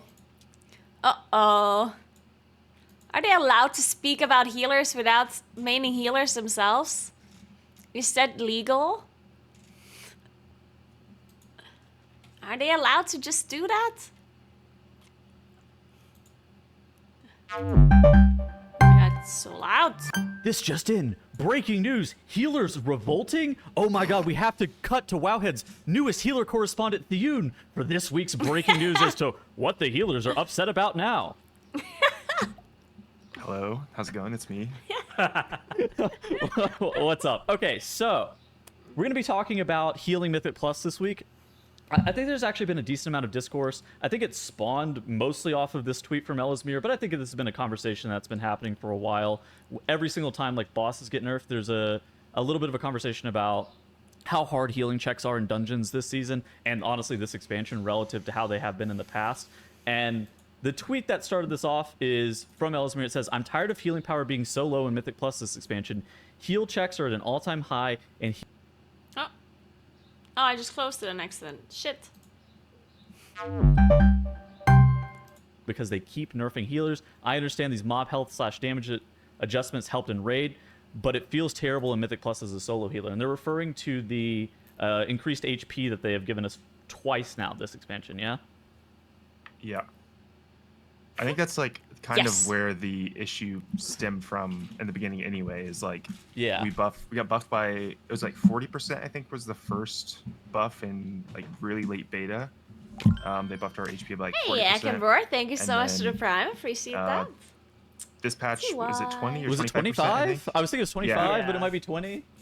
So, but yeah, so they've done that, and like it kind of needed to happen because healers have gained like a bunch of throughput on their talent trees that was kind of unaccounted for in like tuning throughout the beta. So this is like kind of a band-aid fix for that issue. I think like kind of the bigger issue that they didn't really account for is like they never went back and like fixed spot healing tools. So like Holy Shock is like really weak right now. And then I, followed up to Ellesmere's tweet with like, I was looking at like how much a Riptide heals for. We have like 600,000 HP with Power Word Fortitude or whatever. And my Riptide heals someone for 24k. So very good. Like, yeah, and like That's whenever similar a to how much bleed my on regrowth like Sentinel heals. Talandros is hitting you for like, I think it's like over 300k per tick or something on like really high keys. Like what's a 24k hot gonna do? Like it's not gonna do anything. So that's, I think, what the issue is, less so like the healer checks are. I do think, like, one more thing, like, I definitely agree with spot healing being very weak right now, which is a big issue in Plus. And I do think it partially also has a little bit to do with some defenses being really strong from, like, the classes, which results in a scenario where, because defenses are so strong, they kind of want to tune the incoming damage around that, right? Because if the incoming damage is really low, then defensives are so strong that you don't even need a heal at all, possibly, right? So they need to make the incoming damage so high enough that the defensives are useful, but not like keeping you alive by themselves, right? Like they need to basically tune around our defensive capabilities as like damage dealers. So I think those two combined, like the fact that defensives are really strong, and the fact that spot healing of healers is really weak. Yeah, I see. Thank you. Opinion, at least. Difficult. I'll be it's looking like the tools at that we it. have. I'm like kind of maybe aren't AFK sufficient at while the the moment. servers Well, part are of this down. stems from bosses being really hard, right, But Drytness? thank you. Yeah, so You are I think my there's a combination of factors, right? Like 320th. part of it is the spot healing is your weaker than like cooldowns and raid healing. I think another thing is personals are really strong, right? Like Okay. A lot of classes have a lot of personals too. Didn't you yeah, have a if family? you're gonna effectively right, the buff to player health was effectively a nerf to how strong any heal button was, but a damage reduction Actually, I can stayed play as today powerful, till the right? late evening, So even till the damage late reduction night. cooldowns have gotten extremely powerful. I'm raiding Health pot, servers. Healthstone, Healthstone Hello, especially because servers. it's a percent health, but Health pot also is Yeah, just a huge raiding. flat amount of health that is still really Raiding substantial. is So at you get to this 8. point where somebody living on Sentinel Talandris is kind of about, did they press a good defensive? Do you have bleed dispels? But even aside from bleed dispels, like did you press good defensives and health pots rather than did the healer target you and put 3 healing bubbles into you? Anjuna, like in season 2 Shadowlands, in raid day. Like you go in raid, and Anjuna starts to play solo. After you come from the raid, we need to upgrade all. I'm gonna mute them for a second just because I want to watch this video. A big cooldown or a health pot or something, which is weird and I think a relic of the way that they have nerfed healing. But I think they should be putting some power back into spot healing, especially because like I think that in the raid it's pretty healthy. Like I think in raid when you look at fights like Rashok and stuff, the healing there is.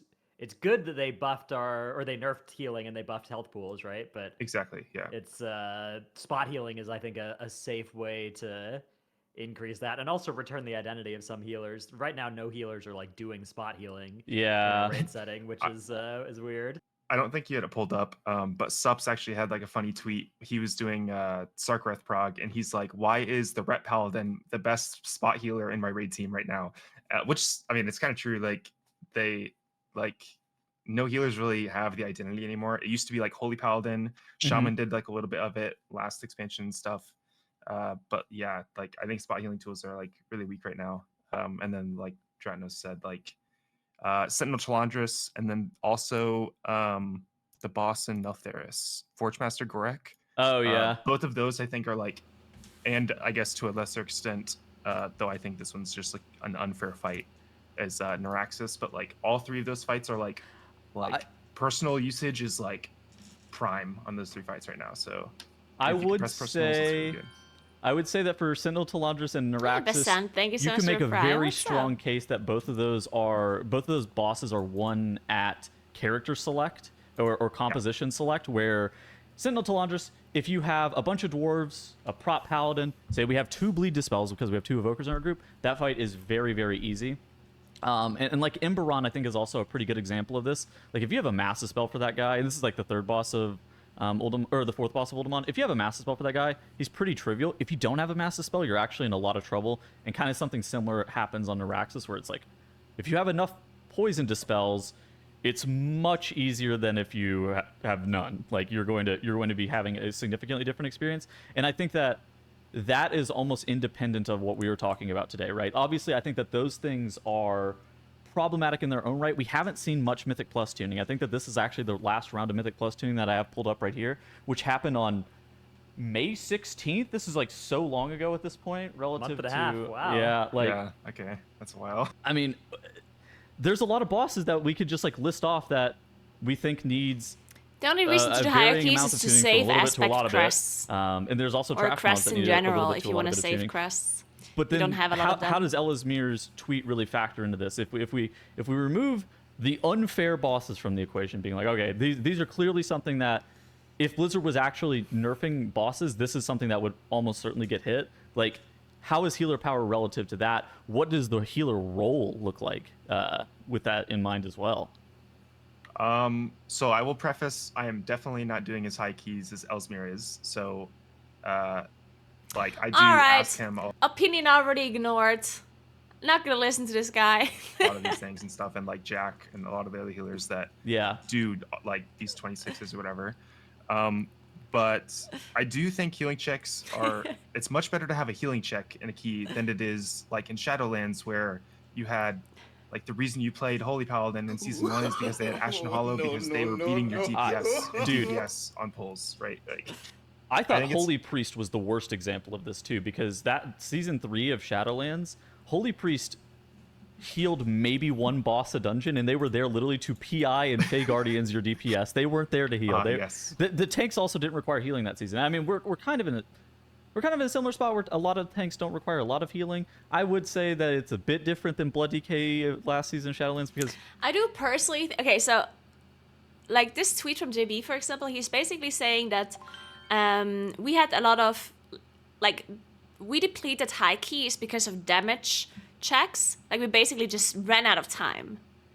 But nowadays it feels like a lot of the keys are getting depleted because you cannot meet like a healing check, like a survivability check, right? Thanks for Prime, Arena Soft. Thank you so much. Appreciate that. And I think, like I personally think that wiping to a damage check is healthier for the game than wiping to like a survivability check for multiple reasons. Number one, survivability is something that is not really balanced that well between classes. Like survivability is not something that you balance, that Blizzard balances as well as they balance DPS, right? So if the dungeons are going to be survivability checks, then I think that Blizzard would also have to balance survivability better. But the reality is it's not, right? And that creates a problem. If the dungeons are gonna hinder you from completing them because of survivability. Then, number two, I think survivability checks like also just like feel as if you hit like a hard wall, you know? Like if you do a boss on like a really high key level and no matter what you do, you just cannot survive it. It feels like an absolute hard ceiling, like wall, right? That you cannot go further. And I think personally that is unhealthy for Mythic Plus, because there needs, in my opinion, there always needs to be some sort of hope that you could do this key if you just optimize something, you know? Like if you do a bigger pool, or because this is what happens when the dungeon timer is only restrictive in how fast you can do the dungeon, which basically is about efficiency, about DPS, and so on, right? So if the DPS is what's holding you back, or the efficiency of the dungeon is what's holding you back, then I feel like you're never gonna hit a hard wall. Like you're always gonna think, oh, well, okay, so we ran out of time. Like we were 2 minutes too slow. What can we do to gain those 2 minutes? And then you can think about stuff like, okay, what if we do this pull differently? What if we do this differently? What if we run a little bit of a different setup where we have slightly more damage, blah, blah, blah, right? You can always think about things to improve, right? But as I said, if the hard check is a survivability check on a boss, at some point you just hit the ceiling and you can't go above it no matter what you do. And at that point, in my opinion, that just feels bad. If you reach a boss and you know for a fact, I've done everything I can to survive this and I cannot. At that point, there's nothing else you can do outside of bringing like, I don't know, like different classes. And in my opinion, that is just worse. That's why they changed the way dungeons worked after Legion, right? Because in Legion, that is exactly how M+ worked. In Legion, almost all of the dungeons were survivability checks and not damage checks. And if you guys remember, there was a lot of classes that could just not do high keys because their classes were just a lot squishier than other classes. So certain classes just couldn't do high keys. That was just how it was. And that sucked, right? And then they changed it to mainly be damage checks rather than survivability. And that, in my opinion, worked out a lot better. And now in Dragonflight, especially now in Season 2 and also a little bit in Season 1, I feel like we're going back to survivability checks rather than damage checks. And I don't think that that's good. I think it should be... I'm not saying that bosses shouldn't be hard and that you should be worried about your survivability, because I think that is also a fun part of M+, to be able to survive bosses. Like, I think it should be part of M+, for sure, but it should never be like the one factor that is holding you back as like the main thing that is holding you back, in my opinion. Because I just don't think it's as enjoyable. The tanks require some healing. It's just not a lot right now. It depends on the tank. Yeah. It's interesting though, because when we Thanks talk to about Prime over the healing being rainbow. required, Thank you there's so a couple much. different types of healing that different bosses require, and I think Yeah, this I agree. season, when you Fixing compare routes it and to last efficiency is season, much more interesting, Season in my 1 of opinion, Dragonflight had a because bunch of everyone can bosses like that would just help nuke your out. whole There's group many different for things you lots of can damage, do. right? Whereas this season, Like, I think the options to be more efficient and faster are just infinite. Like, there's so many things you can do in a dungeon to save some time here and there. But if the wall that is holding you back is survivability on a boss, you're very limited in what you can do, right? There's not, like, you cannot say, oh, let's do this differently or that differently. It just means, oh, yeah, I just get one shot from 100 to 0, so I can equip more HP, use some like defensive differently, and that's about it, right? Like, there's not much else you can really do. and it seems like there's a lot of bosses that just like target and kill 1 or 2 people, right? Like even on a boss that does big overall damage like Neuraxis, it's somebody who's getting rocks thrown at them. It is the rocks, is the yes. person perishing, right? Yes. Whereas when you look at like second boss and third boss of Quarter Stars, bosses which took nerfs throughout Season 1 of Dragonflight, those were bosses that just hit the whole group equally, right? Like they were just pulsing rot damage, which I think that means one thing they could do that would maybe solve some of what Ellesmere is complaining about. The thing that made it a little bit more interesting, because in Legion, we also had these survivability checks, but in Legion, you could at least switch items inside the dungeon. So that gave you a little bit more, like it made it slightly more interesting in Legion, in my opinion, because you could actually switch a lot of like items to try and survive, which gave you a little bit more options at least. So in Legion, you said, okay, I cannot survive this boss, so let me equip Pridus and let me equip this tank trinket, and then I might survive it, right? So you at least had some like extra options and tried to survive it, which still was not ideal, but at least you had those options. But now we cannot change items in M+ anymore, so it's not really a feasible thing to run a whole dungeon with a tank trinket just because you don't survive a boss later on, you know? It's like, that just feels really bad. So the fact that you cannot change items and you cannot change talents inside a dungeon, it just gives you such little options to meet these kind of survivability checks. the only thing you can really do is change your setup around, which is not what you want, right? I don't, like, it definitely sucks if the only way to kill a boss is stack paladins for Bob or stack something that has more survivability than others, you know, like that just feels bad. Without making it go against what JB is advocating for. Yes. There is I think shifting some power into the spot healing kit of healers, because that would solve some of those without really making it like, oh, we're trivializing the overall HPS requirement here. It's so interesting because rot heal fights are, in my experience, I actually think some of the more interesting encounters. If you think back about some of the most Servers aren't interesting enough for me, encounters to have to survive on, Raging Tempest was one of them. That was heavy rot encounter. Like you said, second and third boss of Court of Stars. The first boss of Shadow Moon Burial Grounds. That dungeon didn't have a lot going on, but making sure that you lived the AoEs that were pulsing over and over again is actually super important. I think that like third boss of Halls of Infusion this season does actually a pretty good job at that too. It really tests your healer's ability. I do think that there's something wrong that it's only bosses though that's actually tested on. I think that maybe there's a problem with that. Yeah, I guess it's a good point that there isn't a lot of trash that really does unavoidable group damage. Like most of the trash, if you handle it correctly, like if you interrupt everything and disrupt everything, then there aren't really many abilities that you actually do have to out-heal. At least not like a lot of it. There's some stuff like the Bloodswarmer Fixate, but you can kind of play around that too.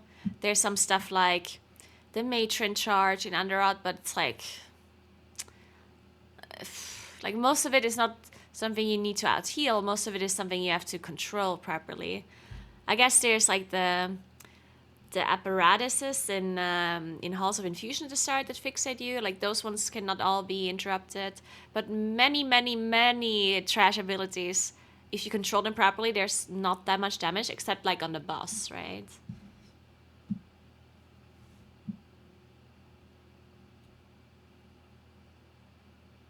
Adding more damage to trash only punishes less coordinated groups. I disagree. I think it's the opposite. Because right now, there is a lot of punishing damage on trash, but it can all be disrupted.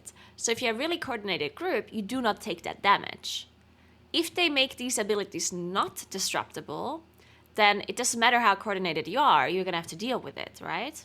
So I actually think it's the opposite. The more abilities you can interrupt and disrupt, the more benefit a coordinated group gets, because they will interrupt and disrupt everything.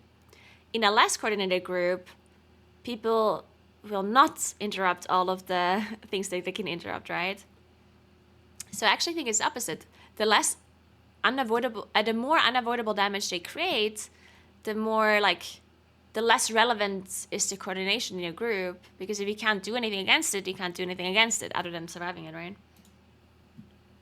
I think it's really hard to make trash really test a healer, and I think I'm okay with that. If you're just getting slammed to the wall every single trash pack, it's probably not healthy. That's not good, right? Yeah, maybe like imagine if the dispel on the dragons of like Halls of Infusion, maybe it wasn't dispellable, but it did like quite a bit reduced damage, so you actually had to heal through it, like something like that, maybe. But I think I'm okay with trash. Yeah, I don't think it would be really weird if literally every single trash pack was like a healer check. Like that would be weird.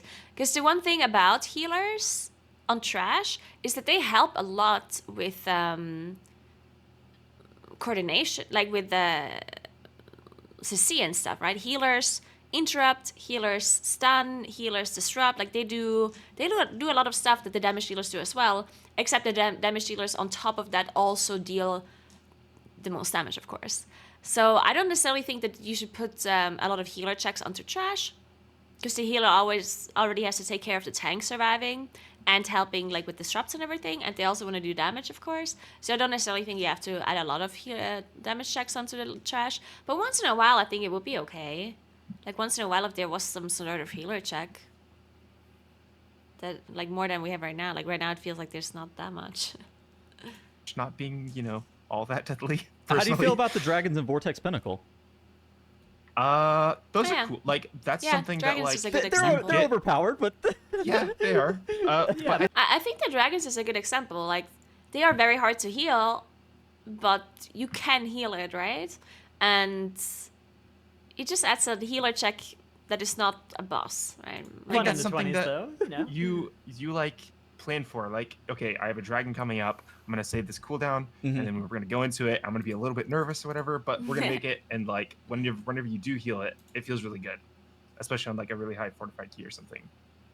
So I think having some things like that is like nice for the healer to feel rewarding. But I think that this tweet from Jack is also super true. It's like the perspective on if a tank or a DPS actually mess up a mechanic, and I feel like that it is not fair at all. But I feel like if a tank or a DPS mess up a mechanic, everybody's like, all right, this is fine. But if a healer is unable to heal an encounter or heal a trash fight or something like that, people get irrationally upset.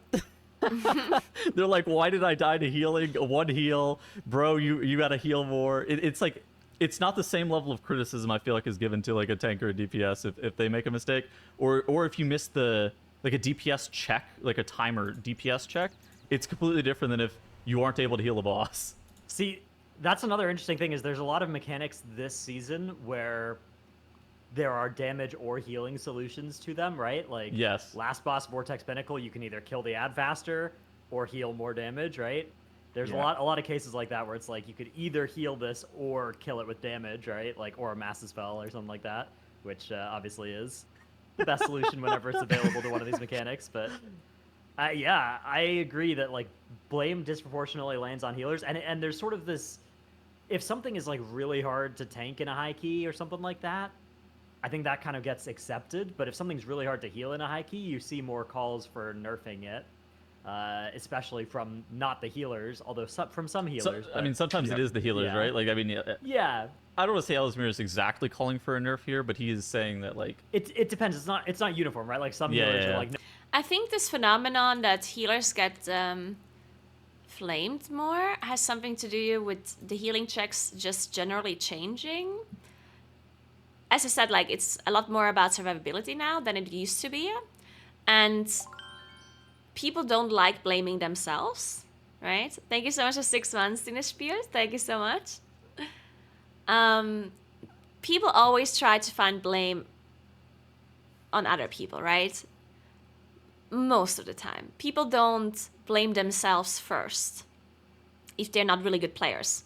If you're a really good player, you're probably going to blame yourself first, but then you're also going to be doing higher keys than plus 20s probably.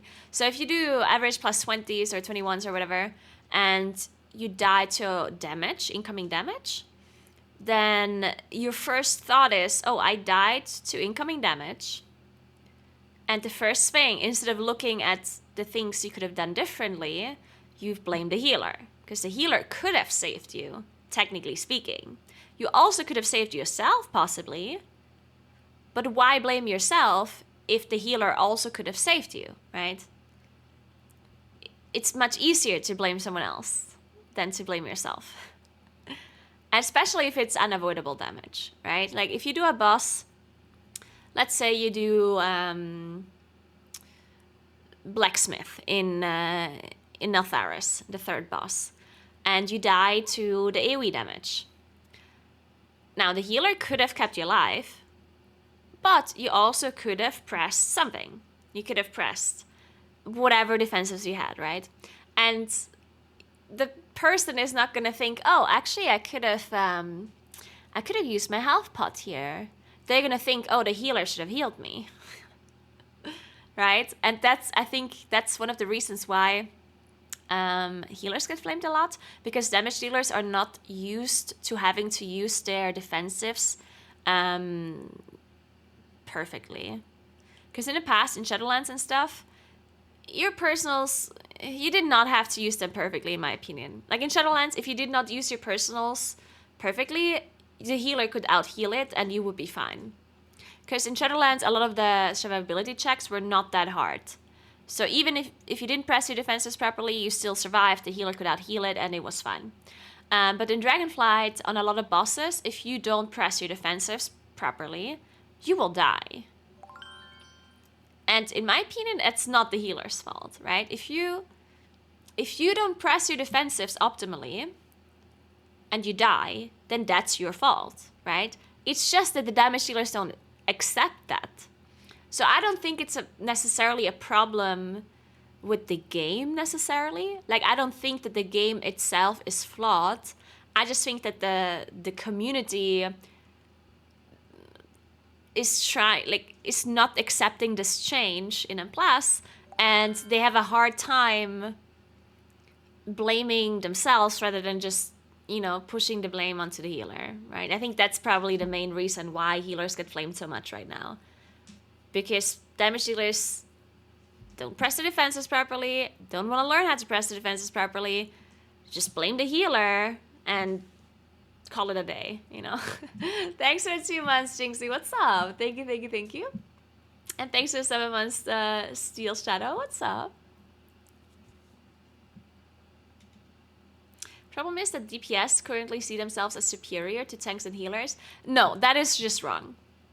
Anyone would do this. Like, saying that the damage dealers think themselves as superior, I think that's just wrong. Any player would rather blame others than themselves.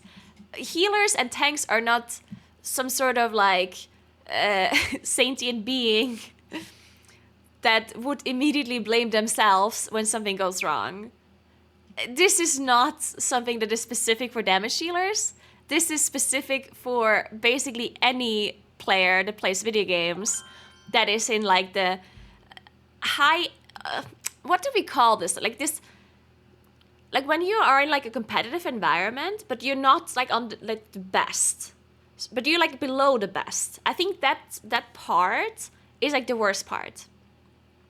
Like that kind of area where, let's say in M+, it would be the equivalent of people that are doing between 20 and like 24 keys, something like that. If you're anyone between that range, I feel like there's a lot of people that think highly of themselves.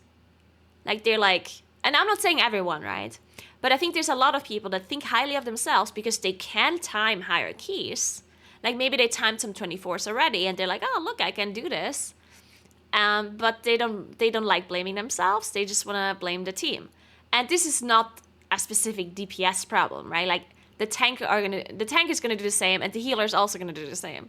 This is not a healer's tank's good, damage dealer's bad kind of thing. Anyone will do this. I think it's just more obvious that damage dealers are doing it right now because of this defensive thing that I talked about earlier. Thanks for Prime. Salve, thank you so much. Thank you.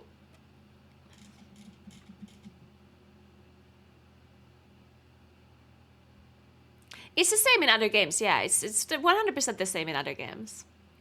Like League of Legends as well, yeah. If you're in Diamond, generally, people just think that they're so good and they're just being held back by their teammates. Thank you so much for Prime, Hades. Thank you so much.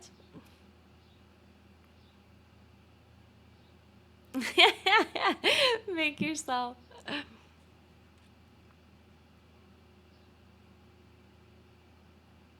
There's also just ego in being a DPS because it's all personal. You don't think about anyone but your own DPS, and if other can beat it. Healers and tank think differently.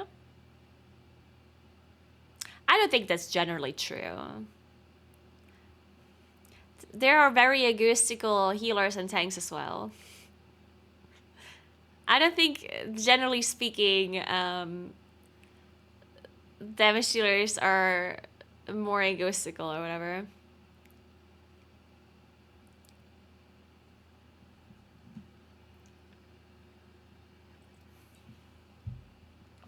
Oh, they updated the breaking news. I don't see it. Still the same for me, huh?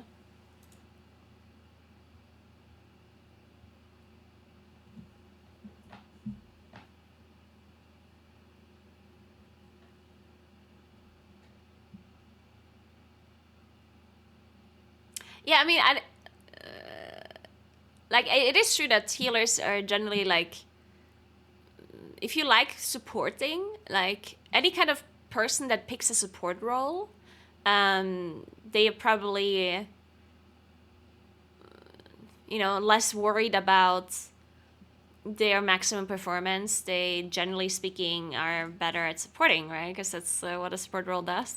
So I guess healers in general could think that way. But that doesn't mean that there aren't healers that are quick to blame others as well, right? It's the same thing, right? I'm sure there's many times a situation where the healer could have healed a person, but the person that died had a health stone ready. So instead of thinking, oh, I actually should have done this differently, they think, oh, this person could have used a health stone, so therefore it's not my fault. In my opinion, if this ever happens, like, in my opinion, if somebody dies in M+, and there's two people who could have prevented the death, let's say one is the person themselves using like a defensive, and the other person would have been the healer, then I think they both should be looking at their own mistake. Like, that's how I think the game, or that's how I think the healthiest way of looking at it is. Because it happens many times where there's multiple people at fault, right? Or like, for example, let's say a cast goes through. Let's say you pull a trash bag and a cast does not get interrupted and you wipe. Let's say 4 people had interrupt ready. Now it's quick. It's easy to say, oh, it should have, like, the other people should have interrupted. But if you also had an interrupt ready, then in my opinion, the only thing you should be thinking of is that you had an interrupt ready and you could have prevented this, right? Because there's no purpose in blaming other people. Like, what are you going to do? You can't make other people interrupt. So if they don't interrupt, they don't interrupt. You can only make yourself play better, right? So all 4 people that could have interrupted should blame themselves. Even though only one person could have saved it, right? But all of these people that had interrupt ready should blame themselves. And same goes when a player dies and it would have been preventable through defensives or healing. Then I think the player should blame themselves for not using the defensive, and the healer should also blame themselves for not healing them, right? If they could have done something differently. Sometimes it happens that the healer cannot do anything differently and a person still dies. At that point, of course, it's not their fault. But generally speaking, you should always think about what you can improve rather than what the other people can improve. And the problem is that people don't think this way, and therefore there's lots of blame that is being thrown around, which happens. Perform emergency maintenance and the game will be unable during this time. Oh, no time! There isn't even a timer! Oh my god.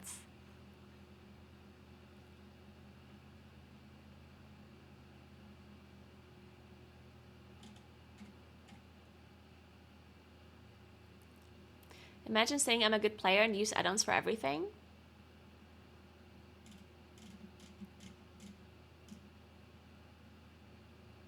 Who said they're a good player?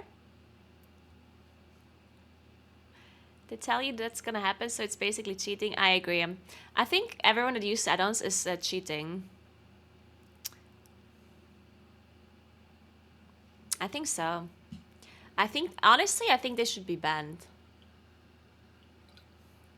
I think all add-on users should be banned. I agree with you.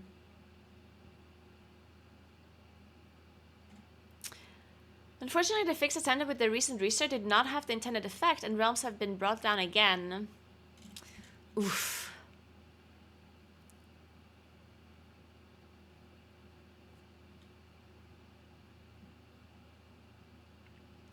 Yeah, but... yeah, like, people, like, blame the healer, right? But then at the same time, like, they're just idiots, right? Like, I don't know what to say about this problem, right? Because if someone blames the healer, even though they could have done something different, then they're just stupid. Like, what else is there to say? Like, people constantly keep talking about this problem, and I'm like, yeah, but what do you want us to do? Like, what do you want to what do you want to happen, you know? if part of the community is stupid and they blame the healer for a mistake that they could have prevented themselves, then they're just stupid. Like what can you do about it other than people be stupid? It's the same in League of Legends, right? If the top laner pushes all the way up to the top tower without a ward in the river, then they die to the enemy jungler, and they blame their own jungler because they're like, oh, the enemy jungler is always top and you have never been top once, and they have just been pushed up to their tower 24/7, right? Then obviously they're a fucking idiot. It's like, yeah, you're a fucking idiot. You played your lane wrong and got ganked, and your own jungler couldn't have done anything. So, but what are you gonna do against it? You can report them for being toxic, but you cannot change the game to help them out in this situation because the top laner is clearly in the wrong here, and they are projecting their own fucking fails onto like another person because they can't handle failure, right? So what is it you can do? Nothing, right? You can report them, you can report toxic people or whatever, but you cannot do anything else about their stupidity, right? Because in the end, they're in the wrong.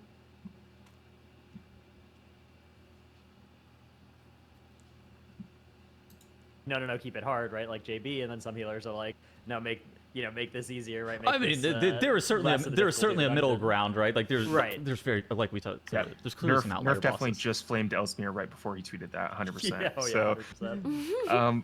yeah, That's I a think safe bet at any time. I do think like part of the like healer blame is maybe brought over from previous seasons, like, especially throughout Shadowlands, where like because we didn't really have a lot of these healing checks, then like that's what I said, right?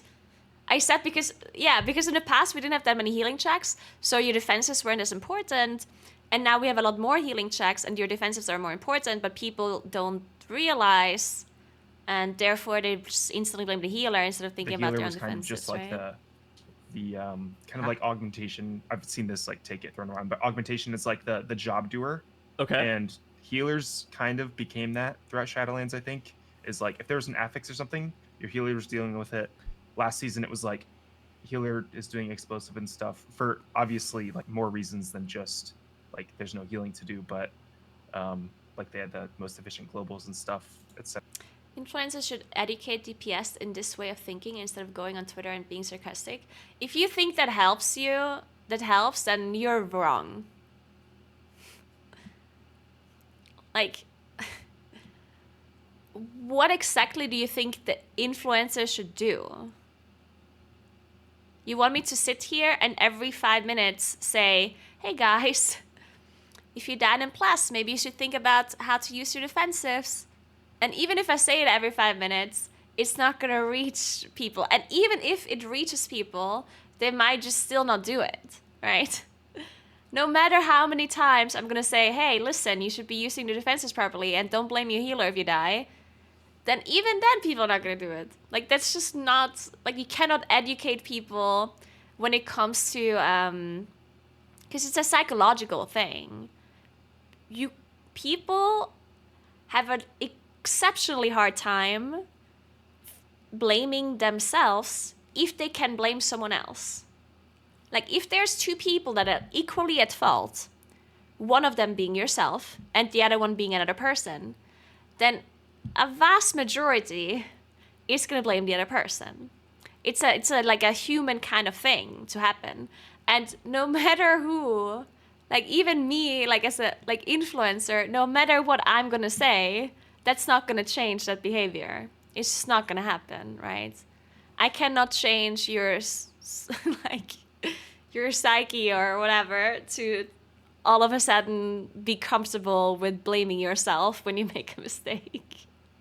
I don't think that's how it works. But like, it's been actually kind of nice. I've been doing like a ton of keys, gearing up my fresh alts and stuff, and like, I got whispered from a enhanced shaman, and it's like, hey, I will always handle like one of the afflicted, and I was like, yo, that's really cool. And it's really nice when that happens, but when that doesn't happen, it's like the blame still gets passed to the healer, unfortunately. So yeah. And I think like the more people that are aware that like, hey, this is a really hard healing check, like I need to make sure to like try to help out the healer if I can, because something to be aware of as Man, well. I really What do you want guys think to about the play video identity games of the role, today. where it's like it's kind of in a weird spot where it feels like it's in some it's not always true that it's like this, but it does definitely feel like this sometimes, where it's like a DPS that has worse DPS buttons and then heals sometimes, as opposed to like, I mean, it's just a situation where you don't have to heal every single trash pack, and you're not always like actively healing, and sometimes you get out healed by the hybrids, and it's like there's always a bunch of like weird stuff going on, and then there's always the discussion about are no heal keys acceptable, which I think we made a video on before, but like not super in the scope of that. Like, how are you feeling about the identity of the role, Theon, for Mythic Plus? Because it's fine in Raid, right? I think it's largely okay in Raid. They've fixed like quite a few of the issues, I think. In Mythic Plus, it's always been kind of weird. Obviously, like you're usually just up against the timer, Yeah. and so like the more damage that you add in, the better it is for your group.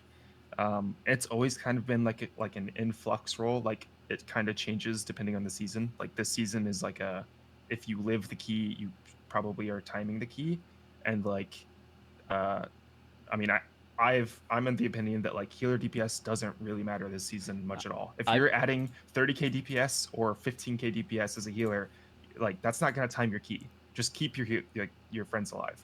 But in previous seasons, definitely agree. Like in previous seasons, like sometimes that's like incredibly valuable to add that extra damage. So I think you just have to be flexible. I think that's an interesting thing to think about as well. Is like, you know, every season the pressure lands on a different point of like, is it an overall damage check? Is the difficulty a certain really hard boss fight? One-shots. Is it living the whole key? Is it one-shots, right? Yeah. And this season it does feel like that difficulty kind of lands on stuff that is largely the responsibility of the healer role, right? Because like, if the key level went up by one more DPS checks worth, we'd still be able to do these keys, right? But like, we're hitting the point of failure based on like mostly damage, right? Mostly stuff that healers and defensives and stuff solves, which is, I'm not sure that's bad, but it is different than previous seasons have often been. I do think it's actually really good though that healers have the ability to be able to impact a key on more of a Thank you level so than much they have for in the the past, 4 because I years. felt like What's before it was up? like Thank you so much. It was just like so weird whenever it was like, oh yeah, your healer I is heard why just here to suddenly drop that now Ashen can't even Hollow join and the do the most game. damage possible. It And is that's true. all Now you're it- looking at for the it healer. is that for Whereas now real. it's like, Actual okay, that we can game. actually wipe to this boss if our healer doesn't like set up their healer CDs perfectly and stuff like that. And that feels like, to me, as somebody who pushes a lot of keys, I don't mind that, right? Like I think that just, it's just a little bit different of agency. And at the same point too, like as a DPS player, you always sit there and you think, oh, I could have pressed my defensives a little bit differently to make it easier for the healer. And that actually, I think, creates good habits. And I think that is actually super important for all group members, not only just DPS players, but all group members to learn, is just like how to press your defensives correctly. And I think that is really, I really do good. think that maybe defensive pressing in general, and especially the difference between some specs defensives and others, is maybe something that maybe more of that should be shifted back over to the healer deciding whether the group lives and dies, Well, rather than like everybody pressing. Like it seems like I think I kind of agree here. This is the point I brought up earlier, where a lot of a lot of people's defensives got better. Like a lot of classes gained defensive abilities through the Dragonflight talent tree. And whenever Blizzard tunes incoming damage, they have to consider all defenses, right? They have to consider the healer's defensives. They have to consider group defensives. They have to consider class, like personal damage dealer defensives, because obviously you have it all available to yourself. So whenever they tune the incoming damage, they have to consider all of these kind of tools, survivability tools that people have available to themselves. Now, if the damage is tuned around damage dealers' defensives, then that takes away like part of the healer's job, right? Because that kind of means that the incoming damage requires you to press your defensive as a damage dealer, because the healer cannot press it for you. Like they don't have an external to put on you in that scenario. You have your own defensive that you have to press, right? So that puts the responsibility, or part of the responsibility, onto the damage dealer, which in return takes away responsibility from the healer. But this reality has not reached the community just yet, where people don't realize that this is true. Like, people don't realize the fact that part of the responsibility is being put on them to press the defensives properly. So they are blaming the healer because they think, oh, the healer didn't heal me, when in fact part of the responsibility is for you to press the defenses properly. And I guess what Dratnos is saying here is that maybe it would be good if some of these defensives that the players have been getting are going to be taken away again and moved to the healer, so the healer role gains more responsibility. And, well, I don't want healers to gain more responsibility, but at least you're being blamed for the correct thing then. Because right now, if a damage healer dies without pressing the defensive, the healer is being blamed. So if the healer is being blamed anyway, then you might as well give the responsibility to the healer, so it's actually up to them. You know what I mean? So instead of damage dealers having lots and lots of defensives and lots of like passive whatever stuff, maybe gifted stuff to the healer instead, like it used to be, and then they have the responsibility on them, and they can control the survivability of the players without having to hope that people are pressing their stuff properly, right?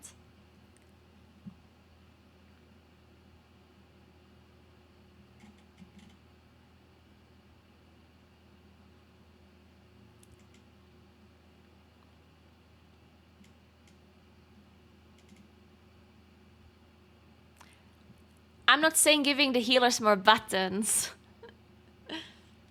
That's not what I'm saying. I'm saying you should take away some defenses from the damage dealers and give more like power, quote unquote, to the healer. That does not require the healers gaining more buttons. That's not what I'm saying.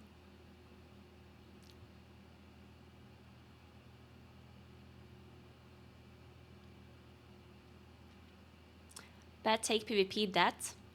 Maybe it would be good for PvP too if damage dealers wouldn't have that many defensives, honestly. Because Dragonflight PvP has kind of been that. I mean, of course, there's Solo Shuffle as well, but if you look at Shadowlands, in Shadowlands, people didn't have that many defensives.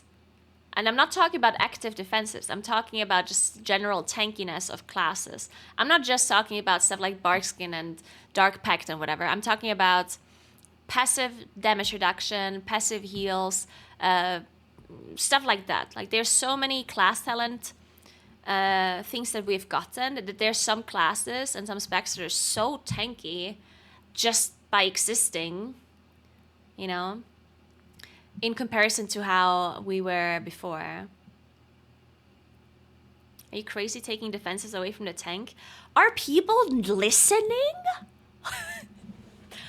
Oh my god, how is this such a difficult concept to understand? Twitch chat. You know what, let's move on. I think this is a little bit too complex for you to understand. For some of you. I think some of you people are not understanding this concept. It's fine, let's move on. It's too difficult. It's like there's some boss fights where it kind of doesn't matter if your healer is playing, it just matters if you're pressing your defensives properly. I would agree. Yeah. I do think like that changed a lot with the class trees though, because they added a lot of defensive buttons to many classes. A bunch of classes have 3 to 4 defensive buttons. Yeah, I do on the class. Well, not so much the class tree, but the spec tree though. And I've noticed this kind of like a Harry trend Potter. throughout all healers, but like especially so for. I mean, I main Resto Shaman, so I'm naturally going to use a lot of examples on Resto Shaman. But back to like the spot healing example, I can take like 8 different talents that buff chain heal, and I can take like 2 that buff my spot healing. So that's like, if they don't want to just like flat out buff every spot healing tool, I think it would be really cool to add in like maybe some more like talents that would enhance the gameplay of spot healing. I will I think it's say just another way to go about it. Vigor and Earth Shield is so sick. Both of those buttons are very cool. Or both of those talents are very cool. Yeah. I think one piece of tech that they could use more as well is this is 100% more powerful in a 5-player group tech. Yes. Okay. That's something that they use a little bit of in a few I like spots, that. but I think that could be applied to more buttons. Oh, absolutely. because there are a lot of buttons that are like kept at a I do think Blizzard is usually very careful with buffing abilities in smaller content because it creates too big of a difference in like feeling, right? Like this is something that technically speaking would make a lot of sense. It's like why don't you just buff the spot heal to be stronger in a 5-man? But for a spot heal, it just makes so little sense for this to actually be true in like a... Because it makes a lot of sense that something like Tranquility is stronger in 5-man because it's a raid-wide heal. Like it hits 20 people or more in the raid, while in the Placid only it's 5, right? So something that is supposed to be like a big AoE heal that heals a lot of people makes a lot of sense for it to be not so strong stronger, when it hits less people, right? Like that makes sense. But if you have a spot heal that only heals one person, and that heal is supposed to be stronger in 5-man, then the logic behind that is a little bit more complicated, right? Because why would a single target heal more in 5-man? I do understand why, because obviously the damage profile is different in M+, and spot healing is more important for like the way things are tuned. But when it comes to like the feeling of how you play your healer spell, your healer spec, it might feel too different. You know what I mean? Because pressing an AoE ability in the raid and pressing an AoE ability in M+ feels kind of the same. Even though in M+ it heals more, right? Most AoE healing abilities heal more in 5-man. But it has the same purpose, and you press it for the same reason, and it feels the same to the healer, right? I press this button, everyone in my group gets healed, right? So it doesn't feel differently just because it's a bit stronger in 5-man. But if you do the same thing to a single target heal, then all of a sudden it does feel different, and it's very noticeable. Like imagine your flash heal or your regrowth or your holy shock or whatever it may be heals more in 5-man content compared to the raid. Like then all of a sudden you play your class differently. When you're in a dungeon and somebody is on like 20% HP, if your regrowth heals more in 5-man, you would think immediately, like your brain, your muscle memory or whatever would think, I'm gonna regrowth this person because it's gonna heal this person a lot because I'm in 5-man. But in the raid, if somebody's at 20% HP and your regrowth does not heal a lot, you wouldn't regrowth this person, maybe. And then to have this kind of different way of thinking between M+ and between raiding would be complicated, I think.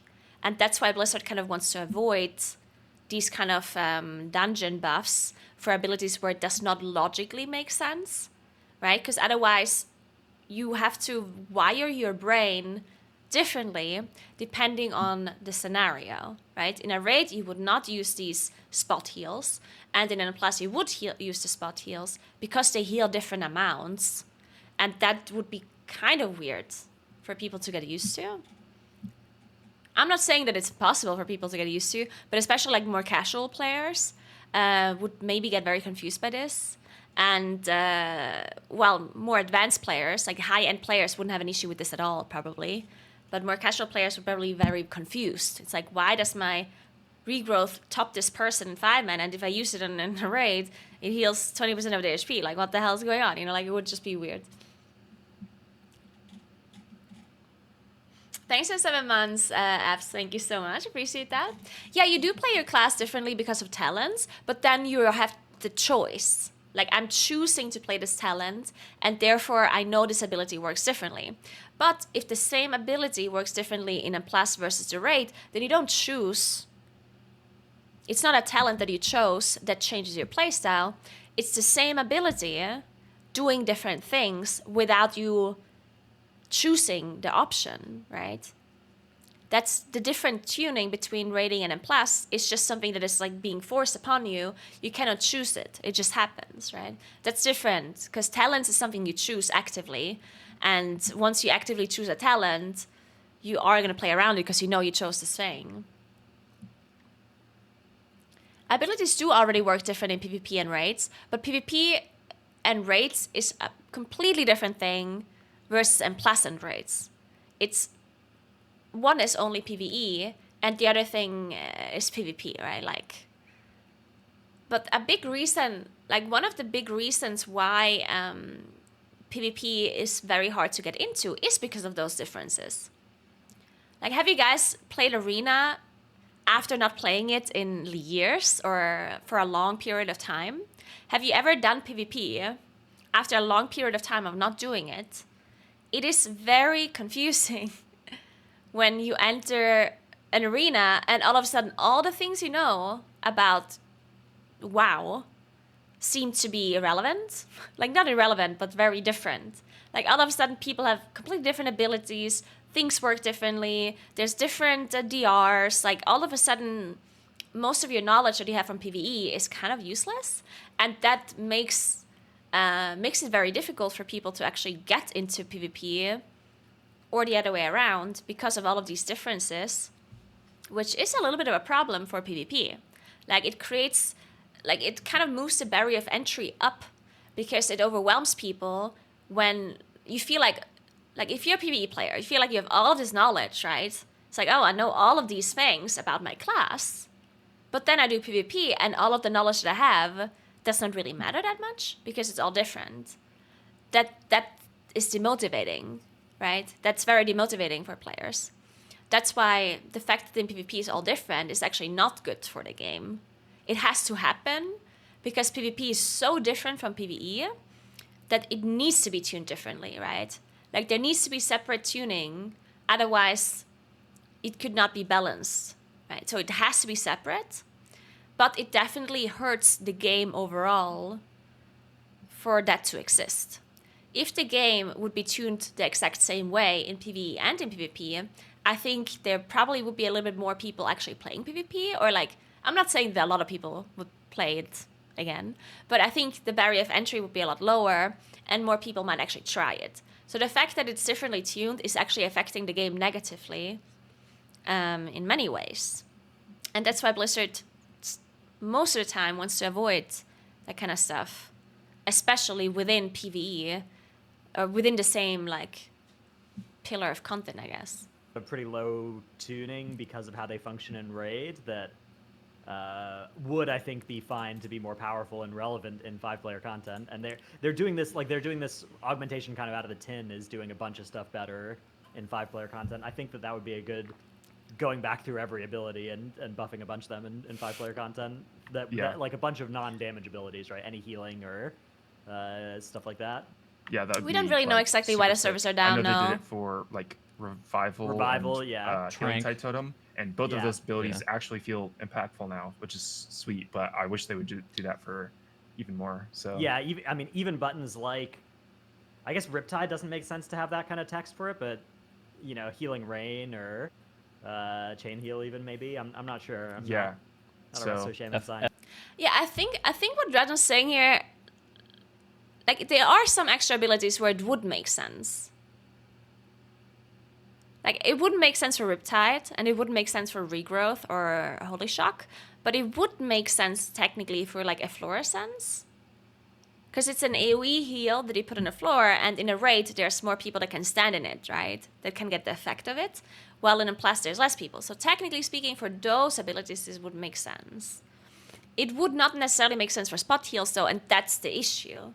Like, the spot heals are the things that you would want to be stronger than plus.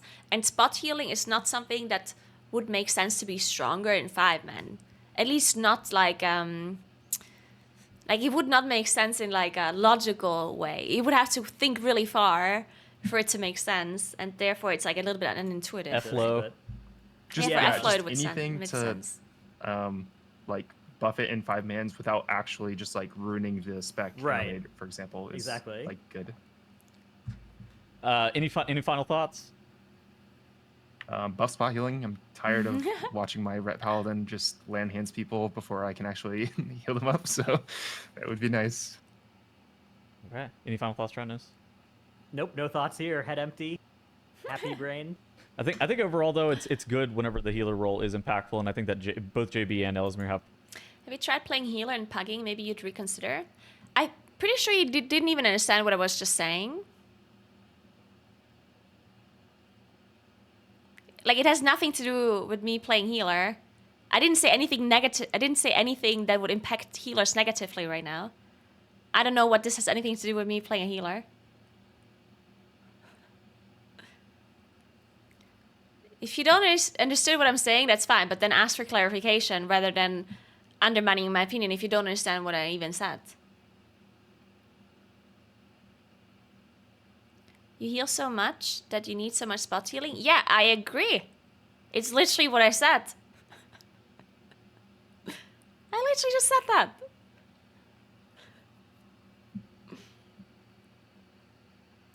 Points where it's like, you should be able to fail heal checks in Mythic Plus. I think that creates for a healthy game.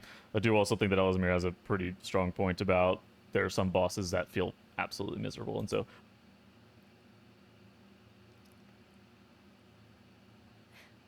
I'm not sure I understand your sentence. Without you healing so much stupid, the key would be over. Healing stupid? No. I'm not understanding the sentence.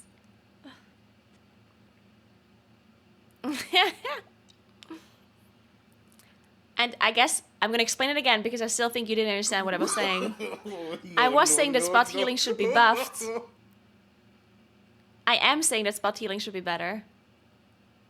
I just said that it does not make sense for spot healing to be stronger in 5-man versus raiding. That's specifically what I said. Because then it logically does not make sense, and you're like, especially like casual healers would be very confused if your spot healing abilities would heal more than plus versus healing in a raid. I'm not saying that spot healing shouldn't be buffed. I'm just saying that it does not make sense for it to be different.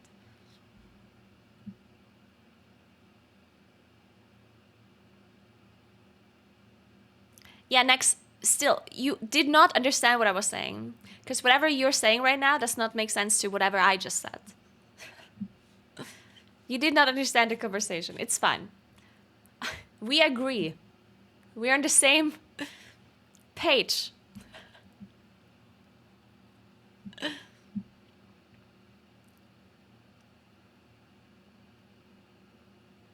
Yeah, okay, well, if you understand my point, yeah, that's what I'm saying next. I'm saying the scaling shouldn't be different. That doesn't mean that I think that spot healing shouldn't be buff, right? I agree that spot healing should be better.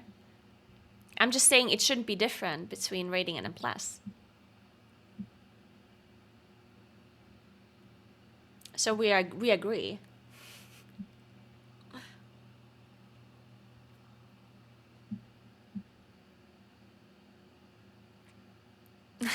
Harrison, probably that might be the definition of healing stupid. Yeah, healing stupid people. Standing and stuff. Man, how much longer are these servers gonna be offline? I want to play video games. Can you show with the mess paint? Alright, any more React content we can watch? We can learn how the last 2 bosses work. Oh, Jack made a dungeon guide. Hey, what's going on, guys? It's Jack. Let's go. Here to take you through the Dawn of the Infinite Mega Dungeon, giving you everything you need to know about the boss and some of the special little trash packs that you'll be encountering. Also, keep in mind that there are 2 main achievements for this dungeon. There is the Defender of the Timeways achievement, where you get the title reward of the Infinite for defeating all of these bosses on Mythic difficulty before the release of the next raid tier, which might be like October-ish, so you have a few months to be able to get it.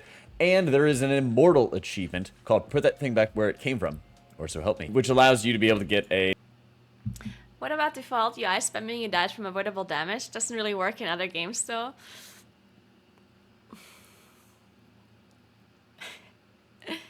Yeah, it actually is a cool idea. Like, technically speaking, if the game would be so smart to actually determine whose fault it was, and then just tell you, that would be such a good way of figuring out, like, that would be so funny. Could you imagine? Could you imagine someone dies and there's a message that said, that was 30% your fault and 70% the healer's fault.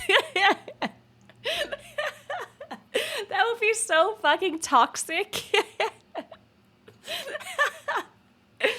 And then the tank pulls like a trash group too much or something and you don't have interrupts, and then the group wipes and it says something like, that was 100% the tank's fault.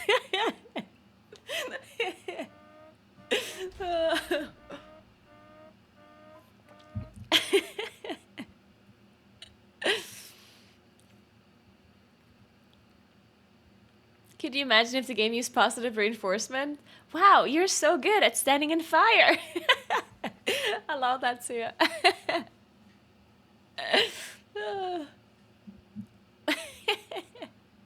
Yeah, to be fair, people don't believe the game even when they die. You know, the number one sentence that people say after they died is, look where my body is. I wasn't in that. So if they don't even believe their own death, then how would they ever believe a message that says that they're at fault?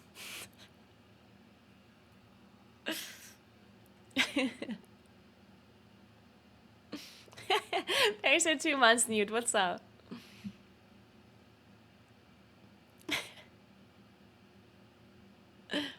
Number one sentence is heal?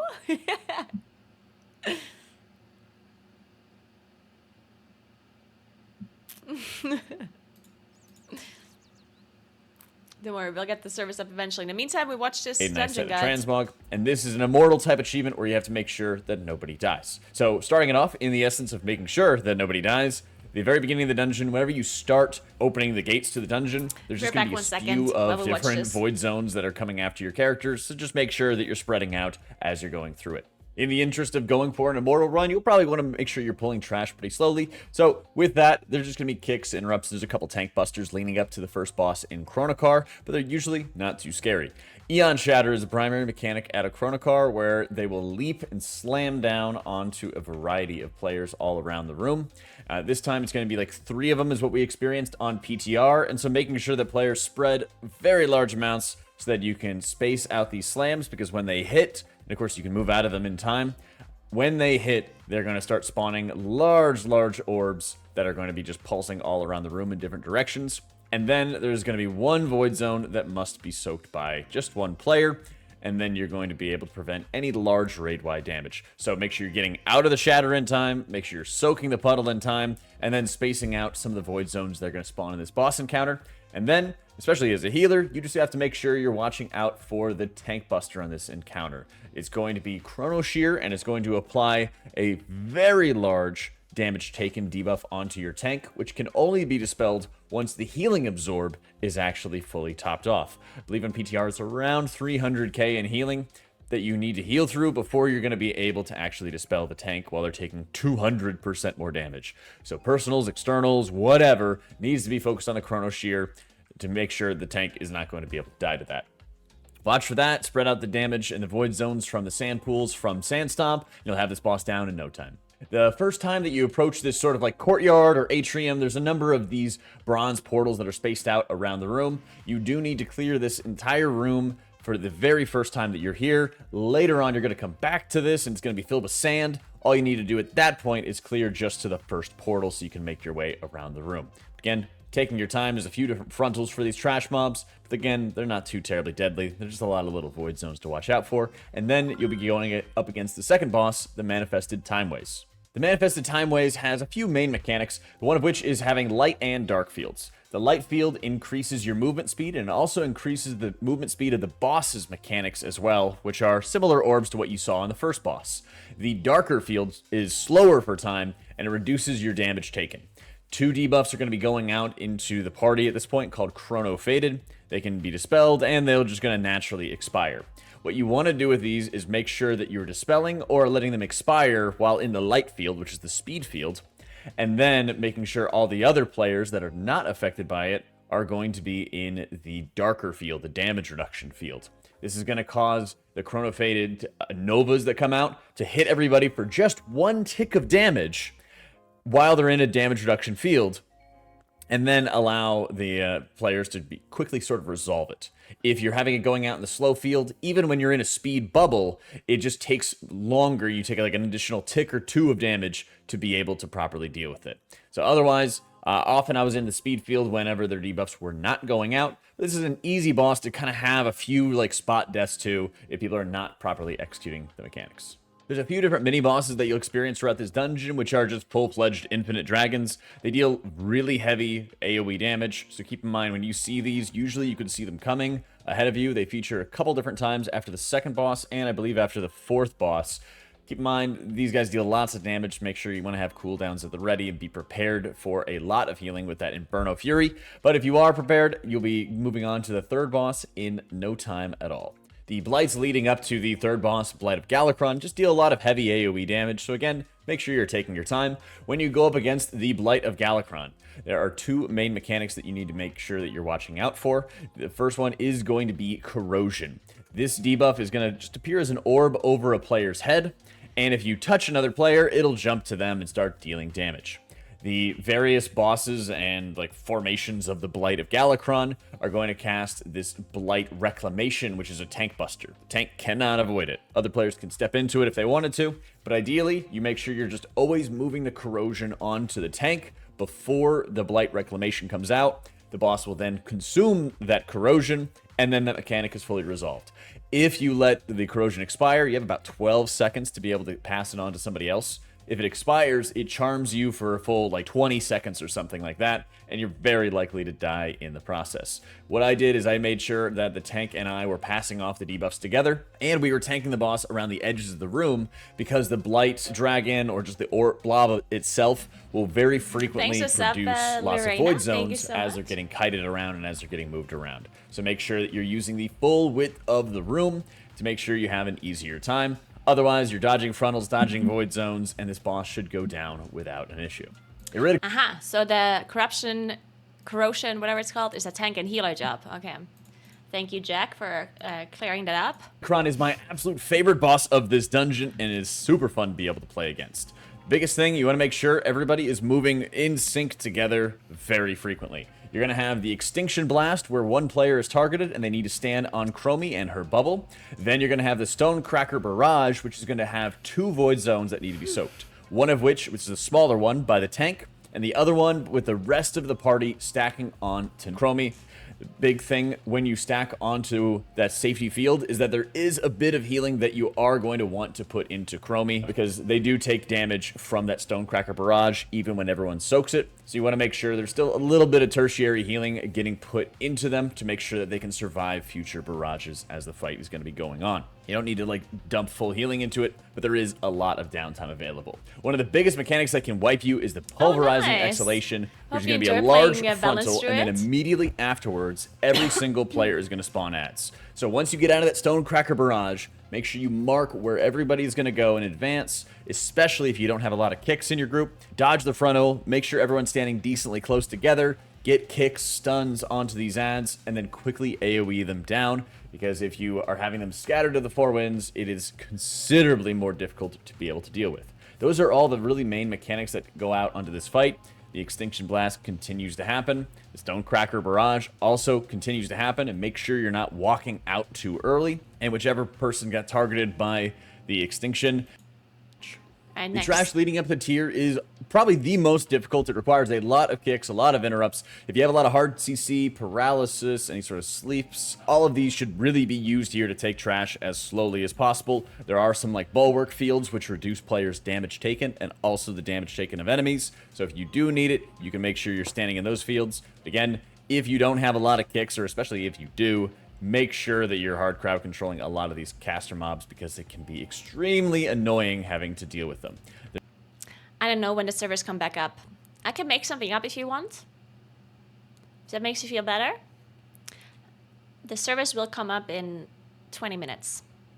There is one of those like Maiden of Virtue type mobs who has a boomerang effect where they send out an orb and then once it hits the wall, it kind of comes back. If you get hit by one of those, it stuns you for a good like 2 or 3 seconds and deals quite a lot of damage.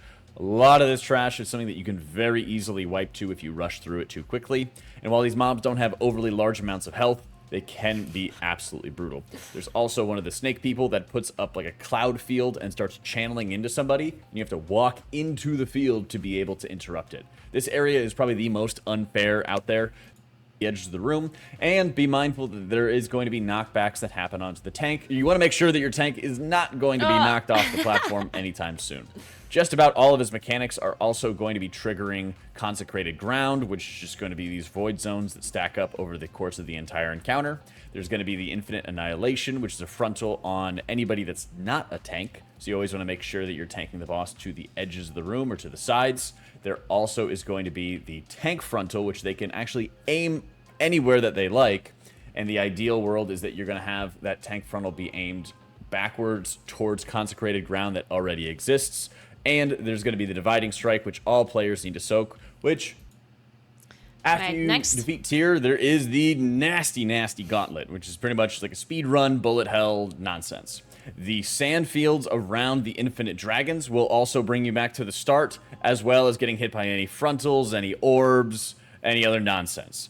The best time that I found is hugging the left side, far left side, and making sure that I'm walking around all of these casters and walking around all of these frontals if I possibly could. It also helps sometimes to sort of like bait some of the cast if you know that they're going on you towards the middle of the room and then quickly jumping off to the left side. And once you make it through, there is a portal immediately to your left that you can start charging up in that rift. And then by doing so, if anybody is struggling with this gauntlet, you're from there.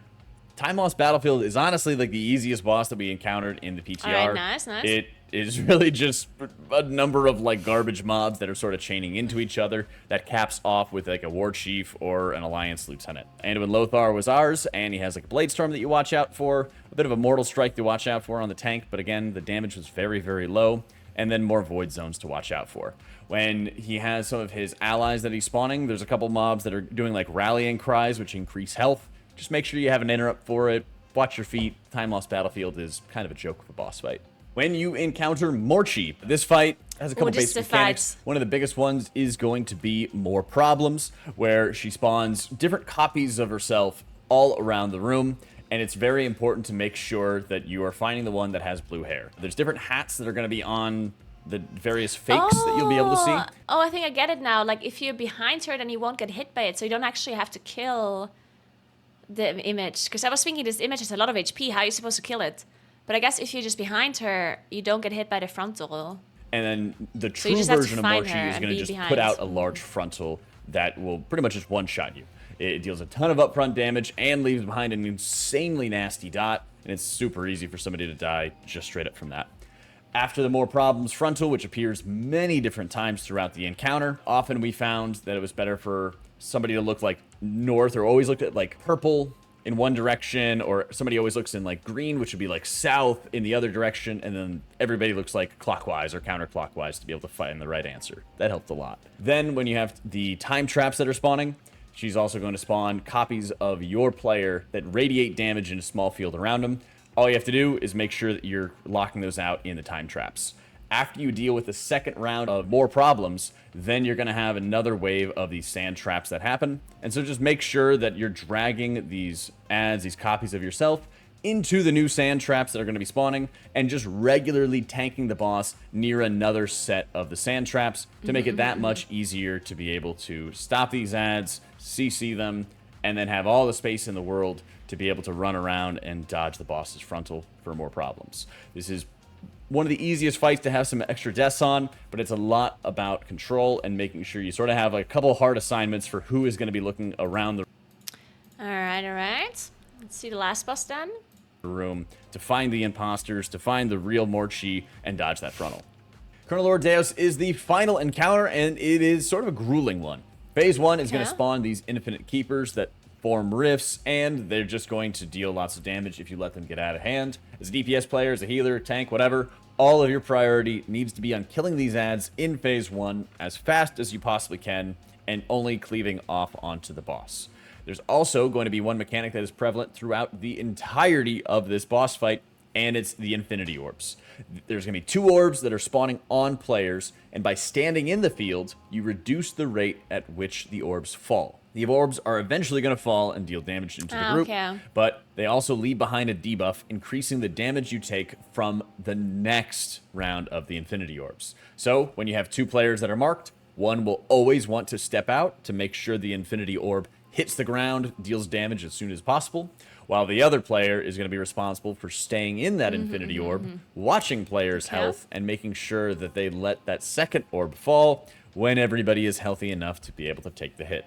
Usually, if you have one after another without any large debuff on the group, you can pretty easily hit them both together and not deal too terribly much damage. It makes it very, very simple to be able to work with, but it does require having a ranged player, especially if you're a melee healer. It does require having a ranged player to have that responsibility to stay in that orb, delay the second impact of it, and then be able to step out once that debuff falls.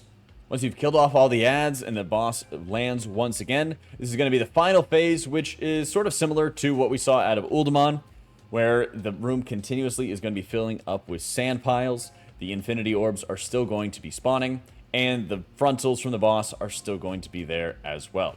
The biggest thing that you're going to have to watch out for is the Infinite Corruption, where the boss is going to channel into Nosdormu, and it's going to spawn more sand piles, more party damage, and just a lot of void zones that you have to watch out for. Stick to the edge of the room as a tank, make sure you're kiting around, pretty similarly to what you would do out of the final boss out of Uldaman, similar to what you did from the Blight of Galakrond, and then just make sure your ranged players are staying on top of the Infinity Orbs, or the healers.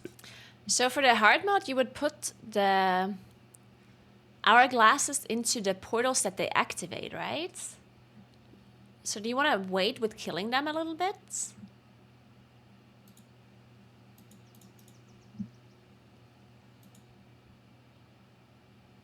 Or nah? There to be able to help out as well. The Infinite Corruption happens around every 30 seconds, so make sure there is some kind of healing output or damage reduction on hand. You're not going gonna to play deal full with moon it. and plus, and no. just pace yourself, because this boss did take a lot of time when we dealt with it on PTR. Otherwise, you should be able to kill the boss no problem, and I hope this guide helped to be able to introduce you guys to the dawn of the Infinites. All right, thank you, Jack.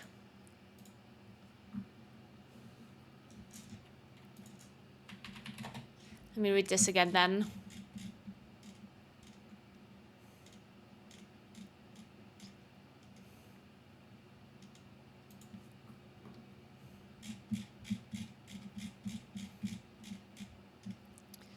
Yeah, so once you have bring them to vote, during an encounter, the boss will spawn 4 portal keepers who will run to a location, then activate a portal.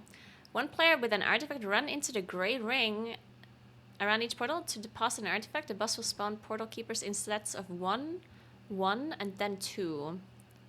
Okay. Let's see how they did it. Wait,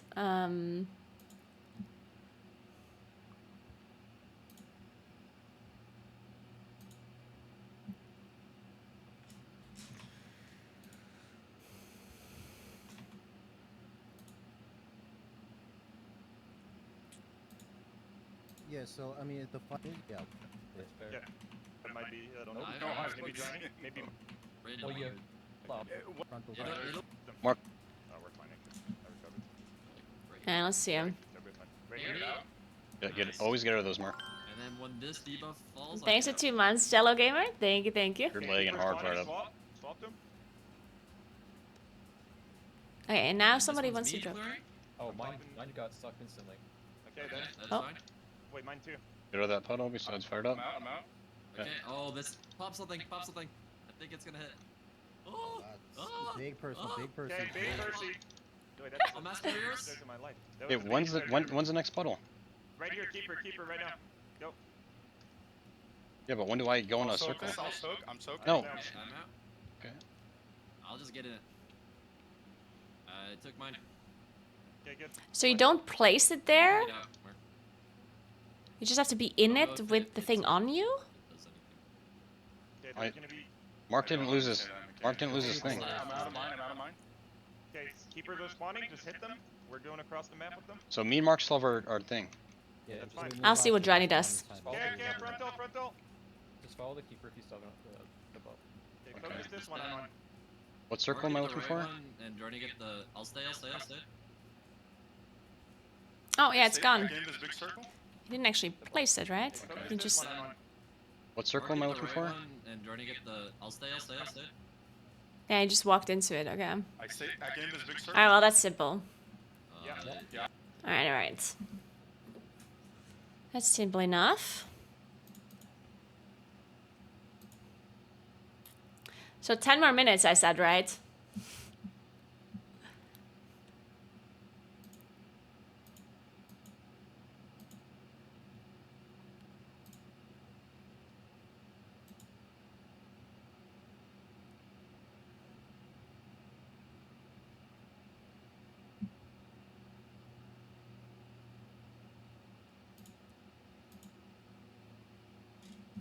Alright, what now? Any other content to watch?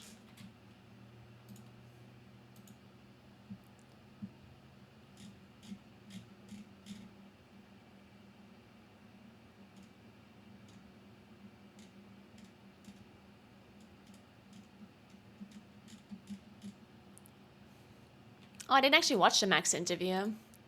Say a good one?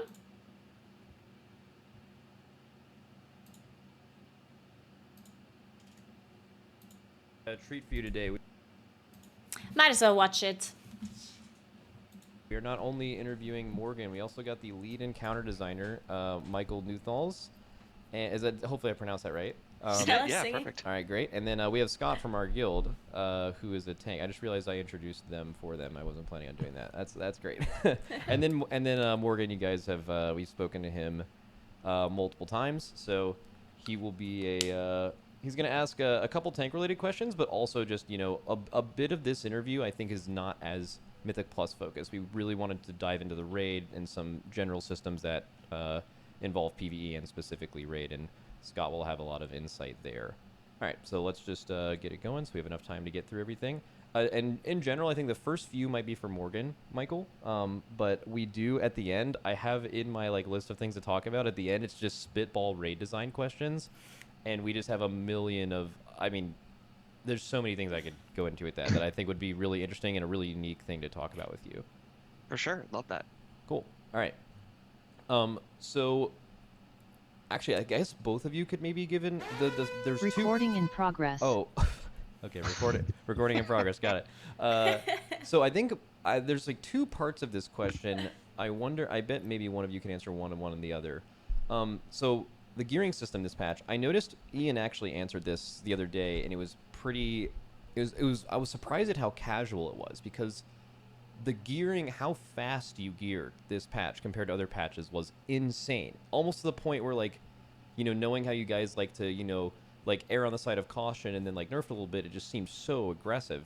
I think the exact numbers were something like, in the first week when we killed Sarkareth, we had 3.5 eye levels more than we had in the last raid in the second week relative to the raid's eye level, killing Razageth in the middle of the second week. And so it's basically week 1 is equal to what week 4 would have been previously. Just insane as far as if you're doing splits, how fast you can get gear. I'm sorry, but there's no way Max just has 4 displayed stickers on his wall without displays. That are in the dead center of his camera. They fell down. Why doesn't he put them back up? Are you just lying behind this couch? Just sitting there?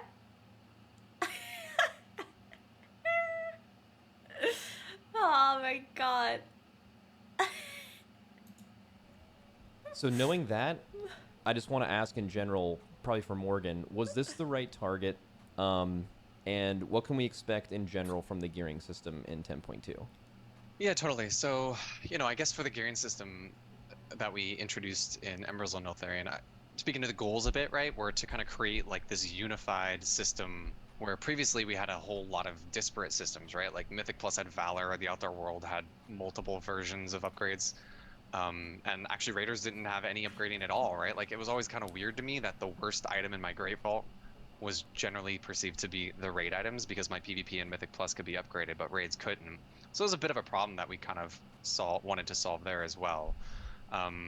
So, That's a you good know, point. we wanted to address those, and I think we did achieve a lot of our goals, but I think you pointed out very correctly an area where we feel like it definitely could have gone better. Like we felt that the rate that you kind of finished gearing, especially like you mentioned, people like, you know, Hall of Fame guilds, people in the Race for World First, like y'all were kind of done progressing with your gear in like the first 3 or even in some cases like 2.5 weeks, which yeah, it does feel too fast.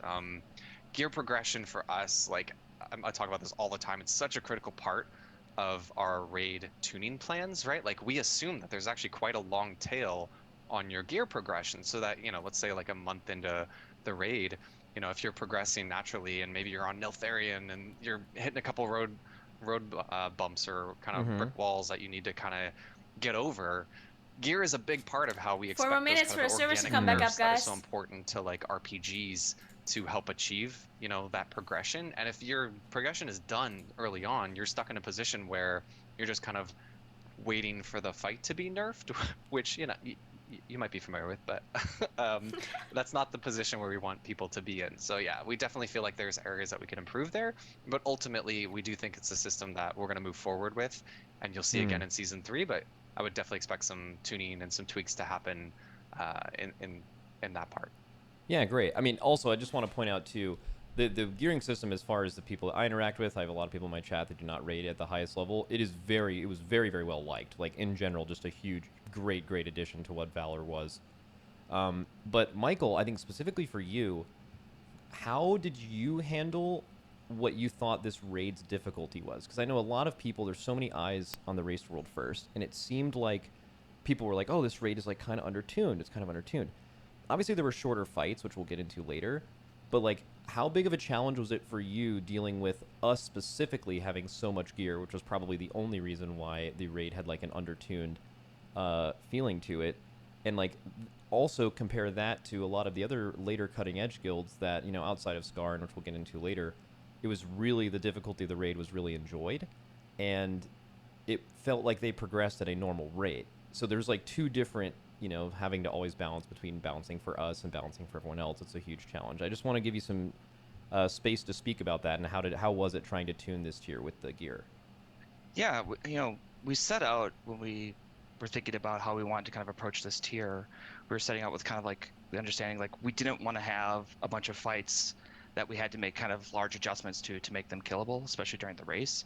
But with, you know, in all difficulties, we wanted to set it out to kind of hit our tuning target. And in a lot of ways, gear kind of like helps us achieve, like Morgan was kind of referencing this a little bit, like there's this like promise of the RPG where like I can go out and get gear, get better, and progress through the encounter. And we were able to kind of like not have to adjust as many fights over the course of... I'm sorry, but doesn't he have like the most soothing voice? You know, if it's so like, we had to explain this. Yeah, soothing, I guess is the word.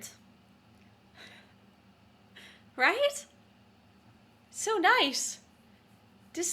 He could probably talk to me about like something very like tragic, and I would still just be like, oh. Yeah, it's very relaxed, very like soothing. It's very nice. Of the tier, right? We've almost like a historically few kind of changes to make it progressible. You know, like Morgan was saying, we don't want folks to get to a boss and feel like they're waiting on us to adjust it to be killable, right? We want folks to be able to kind of like engage with the world, do another clear, get that gear, and feel like they're making progress and getting over those raid hurdles that they're running into. So we think about like how gear plays into that. We really want players to have that like chase and be able to like progress their characters over the course of time and kind of like self-nerf the encounter through their gear acquisition. Yeah. All right, cool. If Michael tells me that they're gonna remove Moonkins from the game, I probably might not even be upset about it. But only if he says it. Dude! Man, add a solution for Blizzard's problems, yeah? If there's ever something you have to do... Blizzard, if you're listening right now, I'm gonna solve all of your problems, yeah? If there's ever anything you have to announce that you know the player base isn't gonna like, any nerf, you know, something like that, instead of writing a blue post, just make Michael record it, like voice record it. No one's gonna be mad about it, right? Certainly. I feel like this is gonna solve everything. Yeah, that makes sense. I think Scott has a question about loot, right? If Michael was the one that said, "Don't you have phones?" no one would be even mad about it. People would be like, actually, yeah, good point. I do have a phone. Yeah, and Yeah, just on that so- point of Mike's Oh, sorry. point, you know, like thinking about tuning holistically in the raid, you know, if I had like a crystal ball and if I could change kind of one thing, I think I would probably, you know, in hindsight, maybe swap Rashok and Magmarax in terms of their man. position in the raid. Just from the perspective of like, I think there were more knobs to tune up for Rashok. Like if Rashok was in that same position, I imagine you could see that very quickly turning into like a Sludge Fist-esque tuning target there. So I think like from a high level tuning, that's probably the one more macro thing I would want. Oh no, I lied, guys. It's Yeah, a little bit of a delay. That would definitely. I mean, Rashok Oh, is I one guess of the I best fights that has ever been made. I spoke in about any an A game. then. So yeah, I Sorry. would definitely agree with that. You didn't All right, Scott? specify Yeah, so if you very mean rare U loot, servers or an A servers. definitely took a big So change I was this indeed raid. right about In an A season servers. 1, it felt like almost every Told very you. rare item was based for everyone, and actually most of them are still based now. But they are being nerfed this 0.5 patch. But the response was that, you know, make them less powerful, but they're still like nice to get, and I think it was achieved this raid. But where do you think it goes from here for very rare loot? Yeah, totally. So we actually made Hello, I would Arbia. Thanks say for the two 5 months. really What's like up? big high level adjustments when it came to very rare loot. The first you kind of pointed out, and it was a very intentional design change where in season 1, you know, like you wanted 30 Aeronog rings, right, and 30 icons, but you don't want 30 dragon scales in season 2 right? So I think that in terms of that design change where we really were looking to create interesting options, you know, an example, I think Neltharion trinkets were pretty close to hitting the mark of what we've aimed for in season where we would aim for in season 3, where they were exciting for some specs and classes, but they weren't like universally, you know, everyone needs this thing. So then when they're very rare, that could create some potential problems there. So in terms of where they're going in season 3, I think we're pretty close to where we would want to be right now in terms of the expected, you know, power or, you know, the who they might appeal to. And the other kind of major thing that we made an adjustment to with season 2 was also just like, how do you get them, right? We kind of increased the chance to get them off of the bosses. Like when you kill the creature and loot the corpse, they're a lot more common there, but then we kind of adjusted the tuning of their drop rate from other sources, right? Like Great Vault, some of the boxes that you get from the weekly events, so they were less likely to come from those sources. So overall, they're still, you know, very rare. We just kind of like shifted the source of where you're going to get them from. So yeah, it's too soon to say if like the very rare loot is something we would carry into future expansions. You know, we still really like the concept and feel like I think the thing with the very rare loot has worked out a little bit better this time because of the upgrading system. It's definitely a lot better than in season 1. Like in season 1, either you got it or you didn't. But in season 2, it was like, if you got your class trinket from heroic or from normal mode, you can still upgrade it and it still is good. It's of course not as good as like the mythic version would be or the heroic, you know, like one version higher, but it was still like acceptable to get it at a lower level because of the upgrading system. So I do think it felt slightly less bad to need a very rare item.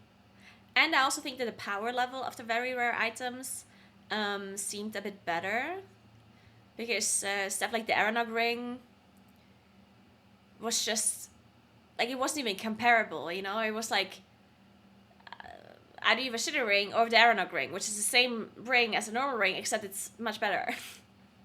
So I think the very rare loot did work out a little bit better in season 2 in combination with the upgrade system.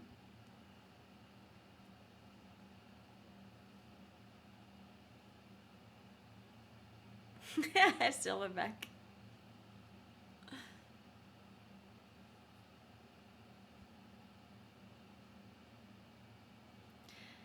The only, the item that everyone wants is the chromatic essence, and the chromatic essence is not a very rare item, right? That's just a normal item. And that kind of always has been the case. There's trinkets or items that everyone kind of wants, which sucks a little bit. But I also think that there's like the power level of the very rare items is incredibly important. Because if this very rare item is best in slot, but it's only 1%, well, yeah, let's say it's only like a 0.5% better or 1% better than another trinket, then it's one thing. But if there's a very rare item that is 5% better than another trinket, then that's all of a sudden like a big difference. And all of a sudden it really frustrates you if you don't get it. So I think keeping very rare items balanced in a way where they're still very good for you, if not the best, but not by far, makes them a lot less annoying. Like, you're still excited to get them, but you don't necessarily feel like you cannot play your class without them, right? So I think it kind of worked out fine. The only thing that I guess you could, like the one thing that was a little bit of an issue was the demo warlock power of the class trinket, right? Like, there's some specs where the class trinket is just too good in comparison to other trinkets. I think one of them is like demo warlocks. So if it feels like you cannot even play that spec without the trinket, then that's a problem. It's hitting a lot of our goals, and there are still problems, but the problems that we've identified. I personally don't think Icon was that big of an issue. Icon was not that much better than alternatives. I don't think Icon was like a super big problem. I mean, I personally did not have Icon for the whole patch, basically. I got it 2 weeks before Season 2 came out. And I still managed to do everything, you know? Like, obviously it sucked and I wanted to have the trinket, but I got rank 1 title without it, and yeah, it was, you know, like, it was fine. It was not the end of the world. It just sucks if there's a trinket that is much better, or like an item that is much better than the other things. So it's just, in my opinion, it's just the strength of the item that is really important. Because if it's only a little bit better than the others, then it's like, okay, whatever, I would like to have it. But if it doesn't happen, well, I guess it doesn't happen, you know? Those are solvable, and we're going to continue to make adjustments in Season 3 with that. Okay, great. Okay, Michael, I have a big one for you, although I think you both might have some insight on this. So I want to talk about private auras. Oh. So this was something that I was actually a huge fan of going into the patch. Anytime you get to a boss, we are a YOLO guild, I guess you could say. We love to just get mechanics, not really think about weak auras, and just figure them out. That is always what we have historically wanted to do. But it just seems like a little bit more likely that if you just make it like machine-like a weak aura, it'll just be a little more consistent. So you always do that. So I love the idea of making it so, oh, you know what? It would be easy on Forgotten Experiments for you to just have 3 markers and then you have a weak aura pop on your screen. It says to go to star, diamond, and triangle, and then you do that. But you just made it impossible to do that, which means people have to kind of figure out where they go on their own and actually look at their screen. You know, this is something where weak auras, as good as they are for the game, sometimes the in-fight combat stuff is a little lame in how you play. So you specifically targeted that boss and Neltharion. But I think, as you probably will talk about, it probably had like kind of an unintended effect. Everyone's trying to find a loophole. There's these list weak auras that were just basically like weak auras from 10 years ago that were like super, super hard to follow. Say bubble weak auras, and then maps and stuff. So like it was kind of ironic that the fight that was supposed to be like, okay, this would be really cool to have, but like it would have been very difficult to deal with without them. I just want to kind of give you some space to talk about how you felt private auras and your first implementation of them went, and then also where this could go in the future from what you learned this time. Yeah, awesome. I feel like you articulated our goals better than I ever could. Like, really, we really want the players to like engage with the game world. We want them to be, focused on communicating with their buddies in the raid and seeing the effects in the game world, and not having add-ons kind of solve the problems for players, right? Like you mentioned, like I get a square over my head and I run to the square marker and I don't have to think about it, right? Mm-hmm. I execute, right? And that's one of our major goals with private auras, is to move away from that. We want to kind of move away from these like computational add-ons to more informational add-ons, where we think those are kind of okay, where like that list where you kind of bubble up the folks and you can see who's got it. So it's just like, it's almost like you look at your raid frames and you see who's got the icon on the raid frames. It's just kind of a way of displaying that information. That is less offensive to us than like the problem is solved, right? And we want to make sure that players have to engage with all of their friends and communicate, and we think that that creates a more holistic experience of the raid, right? It's more engaging to have to do that. Now, that being said, I think there are lessons learned from, in particular, Volcanic Heart. Like, it was really cool to see, like, watching streams of the Race to World First and you calling out where to go, and who to go where. But I think when we think about where to improve that, it's like, how long does everybody have to like get to their safe spot, like the duration of that aura, or even like how large that rim was, that the area of effect was. And those are things that we will learn. And we also want to like kind of increase, like, if I'm effective with. Yeah, I think what he's saying makes a lot of sense. Like, the private auras were not necessarily the issue for a boss like Neltharion, because everyone hated Neltharion weak auras, because you had this list, and then you had this map, and you have to count your spot, and then you have to look at this map, and it's not necessarily that the private auras were the problem here, but rather the fact that solving the mechanic without a loophole weak aura felt almost impossible. Like, it was almost impossible to solve this mechanic without any weak auras at all, because they were very specific spots you had to move to with your Volcanic Heart. Like, they were very specific to leave a little bit of space for the raid to not die. And because the space was so specific, you needed to assign those 5 players Volcanic Hearts into a very specific position, and you only had so much time.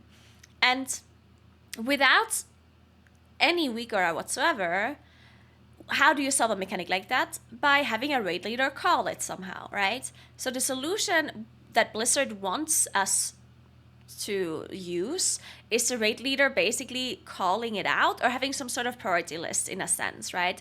So for example, let's say there's 5 Volcanic Hearts.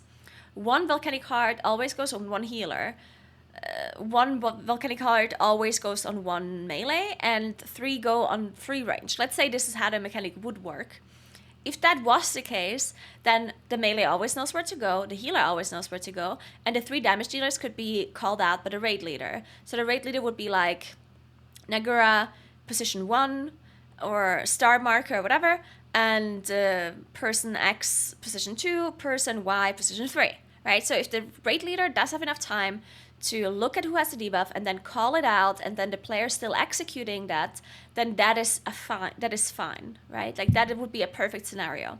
But that's not how the mechanic worked. The mechanic worked in such a RNG way that it could have been 5 range, it could have been 1 healer, 3 range, 1 melee, could have been 2 healers, 3 range, right? Like, there was just no logic to the ability, and therefore pre-assigning spots in any matter was impossible, and calling out 5 positions was also impossible because you don't have enough time, right? So somehow the raid leader saying person 1 goes here, person 2 here, person 3 here, person 4 here, person 5 here, like, until the raid leader has said that, the Volcanic Heart already goes off.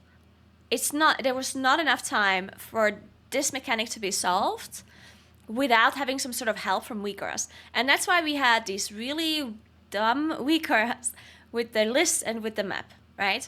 So in this case, I don't think the private auras were the problem necessarily. I think the problem was the mechanic, the design of the mechanic itself. If the mechanic would have been more logical, followed certain rules, then it would have been much, much easier for us to solve. Or if the mechanic would have been not so precise, so the positioning doesn't have to be super specific. You know, if they would be smaller and there's multiple different positions on how you could solve it, right, then it also would have been fine. But because of this very, very specific scenario where you have so little space that you have to be in an exact spot, and the people who got the Volcanic Heart were completely random, it created a scenario where you kind of needed this weak aura to solve it for you without wiping like a million times to the mechanic, right? So the problem in this case was the mechanic itself, in my opinion. Thanks for the Prime, Nikatron. Thank you so much. The Volcanic Heart, I should be like roiling in flames. There should be a sound effect flaring in my ears. It should be very obvious that something horrific is about to happen to me. And I think there's opportunities for us to kind of amp that up in the future as we kind of continue. I like that too. I like that too because I think the developers and the designers from Blizzard have gotten a little bit quote unquote lazy when designing visuals of mechanics because we had weak auras telling us things. So imagine you're like a designer or a dev and you design this mechanic and you're like, oh, we could spend an hour creating like a really cool visual for this mechanic, and then somebody else like, why would you do that? Everyone's just gonna have a weak aura anyway, right? And Big Wigs is gonna yell at you and blah blah blah, right? So I feel like they kind of took away some resources and some time from specifically clear visual stuff because they felt like they don't need it because we have so many weak auras and people are using them. So now with private auras being a thing and with Blizzard moving away from weak auras kind of solving mechanics for you, they have to rethink the way they create visuals for mechanics again if the visual is the only thing that actually tells you that you have a mechanic on you, right? So it's very nice that Michael said that here, that they're going to work on the clarity of certain mechanics again because they took away our ability to create certain weak auras. And I think that is a very important point. One good example would be Thundering in Season 1, right? Thundering in Season 1 had such a bad visual. If you didn't have a weak aura that spammed Sage Chat with plus and minus, or plus and square, then it was so hard for you to see which person has the opposite color of you, right? So without a weak aura, it's really hard to solve that mechanic while also paying attention to everything else when the visual is so hard to see. So if they work on that and they make those visuals better, then private auras would be a lot less annoying. But they definitely do have to work on this stuff because there's a bunch of things that are just really hard to see. I think they have been doing a somewhat good job hotfixing some hard to see visuals lately. Like they hotfixed the Emberon orbs, right? You can see them a lot better now. They hotfixed a bunch of other visuals in other areas as well that were hard to see. So they definitely have been working on it. But I hope they're going to continue to do that in the future. To think about using these in the future. No, I actually completely agree. I think you've touched on something really important where when you have debuffs like that, a lot of people use now weak auras as a debuff bar. A lot of players. And like they'll just customize it because it's just like a debuff. You can make it bigger, you can make it a sound, you can make it transparent, you can make it blink, whatever, right? Just like a little bit more aware. And now in this raid, because of the private auras, they were also kind of, there's a way to like have the private auras show up and you can move that around, but like that was like a little different, at least with sounds and stuff. So you are right. I think having Volcanic Heart 2 things, like the visuals of it and being a little bit worse sound or something that made it a little bit more obvious to your character would have been really good. And I also think that Volcanic Heart took a lot of the heat for that fight specifically because there wasn't really a lot of space to spread. But I imagine in your all's design of Neltharion, you actually thought we were going to break more walls and give more space to make that useful in the entire fight. Is that true? That's just a guess. Yeah, you know, it's one of the reasons that we chose to make them like in PTR. There was like a line of sight kind of thing, and we just really wanted to make sure we were going to deny a certain amount of. I think Neltharion is just honestly. I think Neltharion was just like a failed. Like the boss just failed in its design because the only difficult thing was the volcanic heart. And the volcanic heart turned out to be basically a fail in design, right? Because of all of the things I mentioned before. Now the problem was though, like imagine you're Blizzard and you realize, oh, volcanic heart seems to be solved in a very bad way and we don't like that. Now what would the solution for that be? For them to change volcanic heart. Like they could have hotfixed volcanic heart to be smaller or to have follow a logic or whatever, right? But they couldn't have really done that because if they would have, because that's basically a nerf to the ability. If you make the volcanic heart smaller, it's a nerf to ability, right? So yeah, you don't need private auras anymore, but at the same time, it also gets easier. And if they would have done that, then the boss would have been the easiest boss ever. So therefore, they were kind of in a bad situation where the only difficult thing about Neltharion was the volcanic heart. And at the same time, the volcanic heart was also the most annoying ability for players to handle in a sense that is requiring certain weak auras, which is exactly what they don't want, right? So they couldn't have really hotfixed the fight in a way that made sense. So I guess they just like left it. But I think that boss was just like, I think it was just badly designed. They just ran out of time or something. Because the boss was changed multiple times. Like first, the volcanic heart used to be a line of sight mechanic on Mythic. There used to be a class call on the PTR as well, where certain classes would get mind controlled, and then they are the ones that kill the ads. Like that boss had like I feel like the boss had a different vision, and they didn't have time to execute the boss in that way that they wanted it to be from the beginning. So they ran out of time. The patch was released. The boss was kind of like half done, and then they just decided, this is just how it is. I just think the boss in itself was just not great. Because technically speaking, I liked the idea behind the boss. I liked the wall mechanics and breaking them and making space and then using that space. Like, I liked that idea, but it was just not executed in a good way.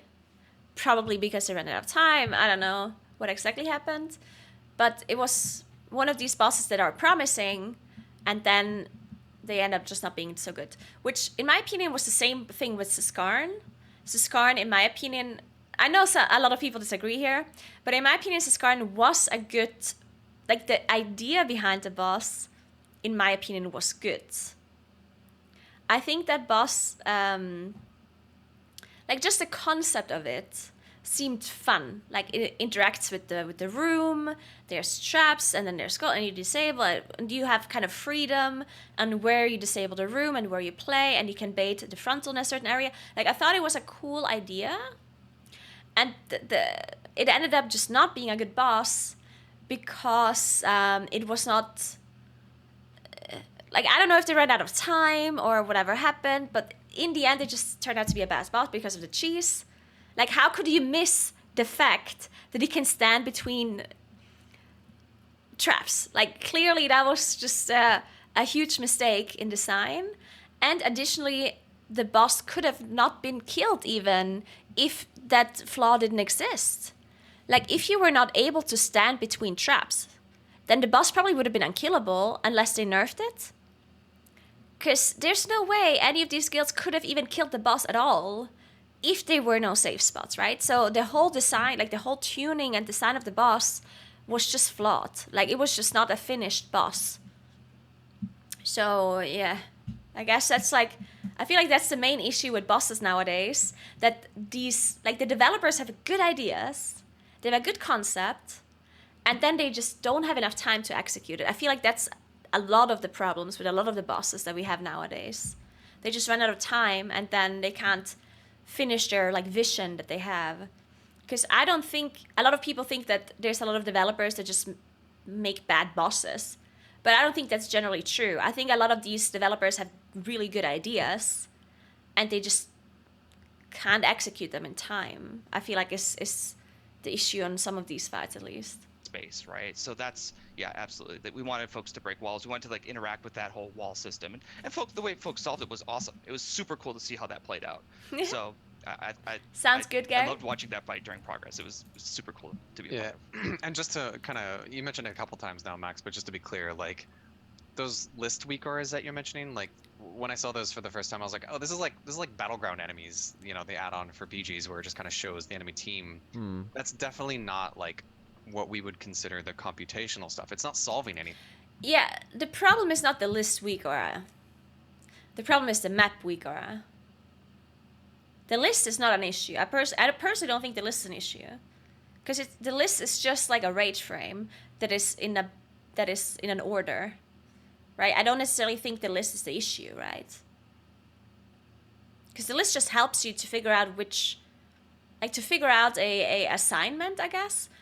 But you can do the same thing in a rate frame. The only reason you don't use a rate frame is because people have different kinds of settings for the rate frame, right? Some people have group ordered by name. Some people have group ordered by, I don't know, like roles, right? So if you go through your rate frame, and people have different orders, you can't use the rate frame as like a counting mechanic, and therefore you have a list because it will order people in like the same order for everybody, right? And of course, it's also easier to count from the top down than it is to count through like a group.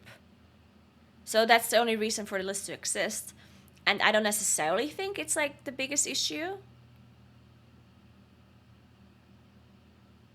I think the bigger problem was just like the rest, like the map Wikara, and the fact that you had to do this, even like the fact that you had to figure out an assignment so quickly without the raid leader having time to assign it for you. Because I think this volcanic heart thing was just like it all played together.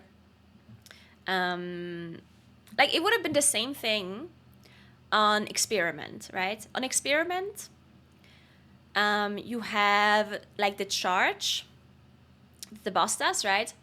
But on Experiment, you had so much time that you just walked to the side, everyone that had the charge on them, and then you just YOLO the positioning, right? Because you see where the other people are and you just position yourself accordingly, right?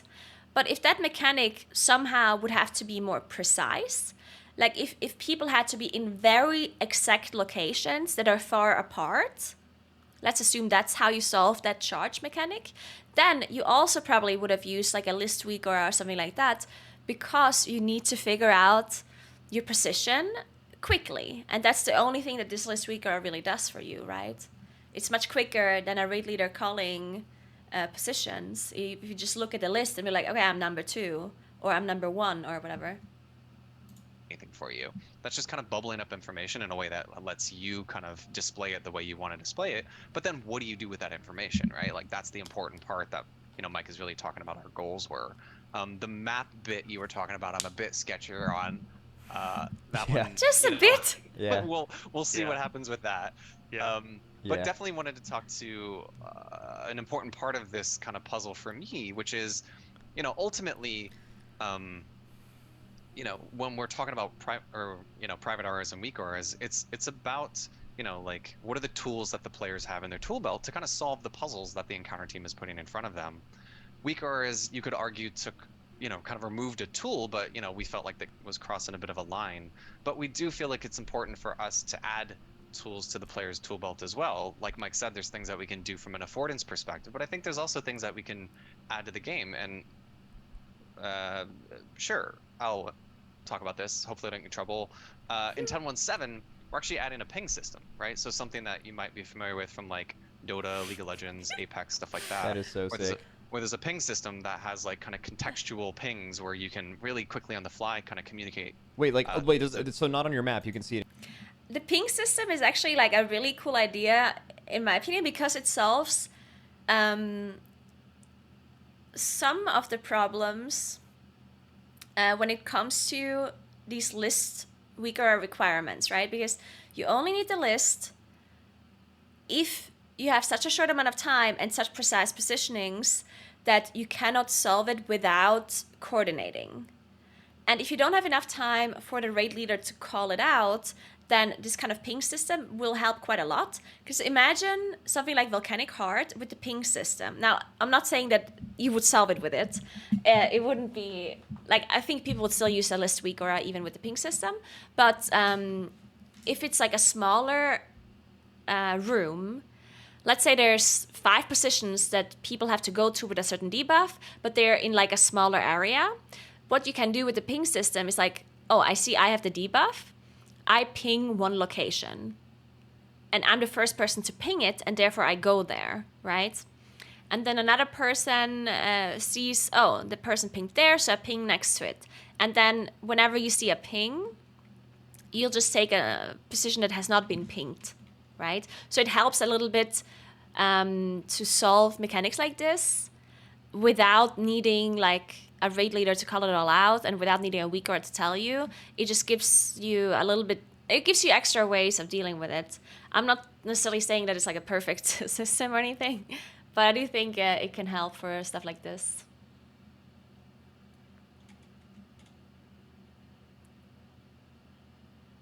I do also think that this is something that Blizzard in general has not been using a lot in the past, and I think it's making mechanics more.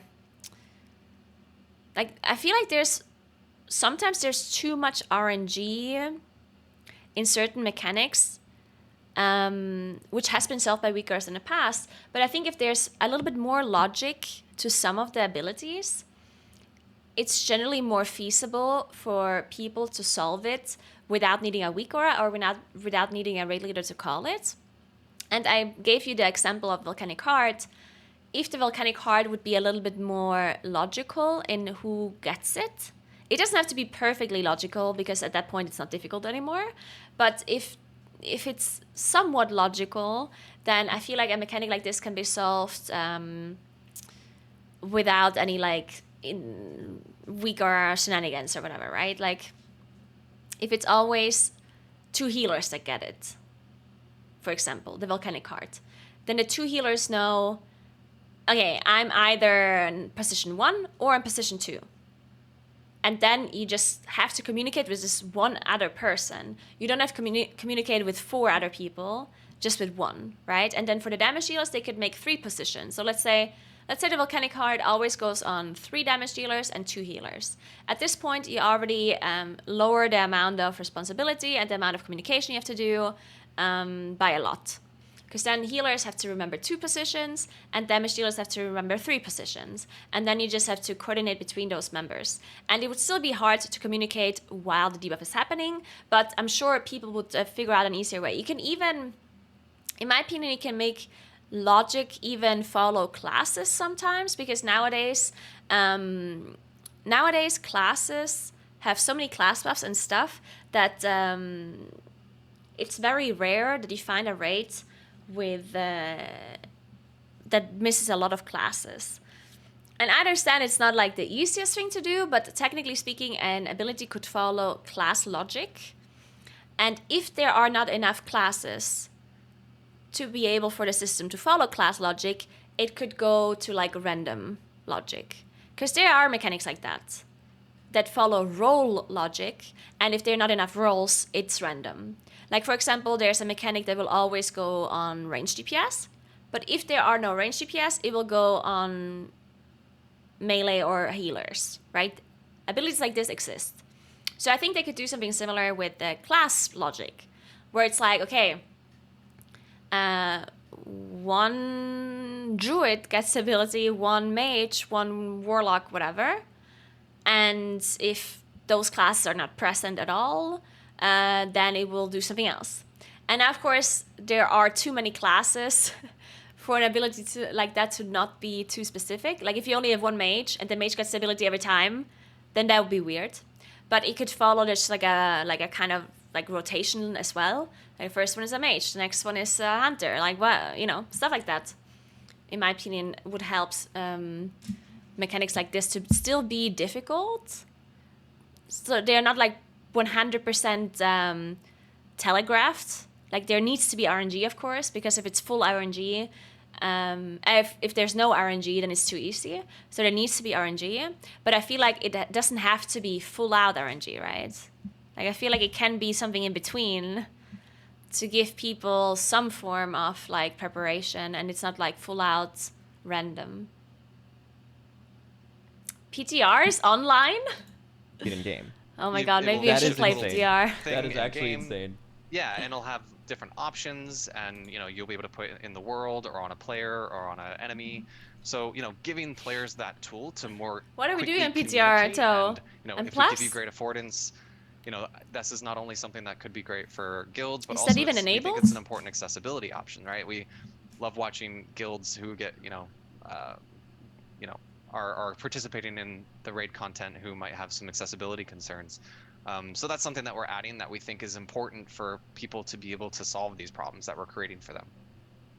That is, I That is so good. I could unpack. I want to get to everything we have, but that is so good. Not only for guilds that have accessibility issues, but also even at the highest level, that is something that will allow. And it's directly in game. It's not a weak or. It is someone telling someone else to do something, and it's just a little bit more visual. That is really really cool. Okay. Yeah, it'll be sorry. fun for Mythic Plus pugs and stuff too. Like we're Oh, excited yeah. about that, and yeah. I get Where are you gonna pull the mobs to? And then as the tank is running to group them, he pings where he's pulling the mobs to. You know, not to hit them until they get there. Seriously, it has like a ton of application. Okay, Scott. Scott has a very unique question that I'm Yeah, really glad something Michael like that, is here Pox, to yeah. maybe give some insight into. Exactly. So, like, Yeah, it could be some sort of like accumulation of classes, like tokens. Yeah. So like one of the debuffs is always either on a hunter, a druid, or a mage, something like that, right? Just to like lower the amount of people that can, because 20 people are so many people for Mythic, and if it's full out random, it's just so hard to deal with a mechanic like that where there's no logic whatsoever.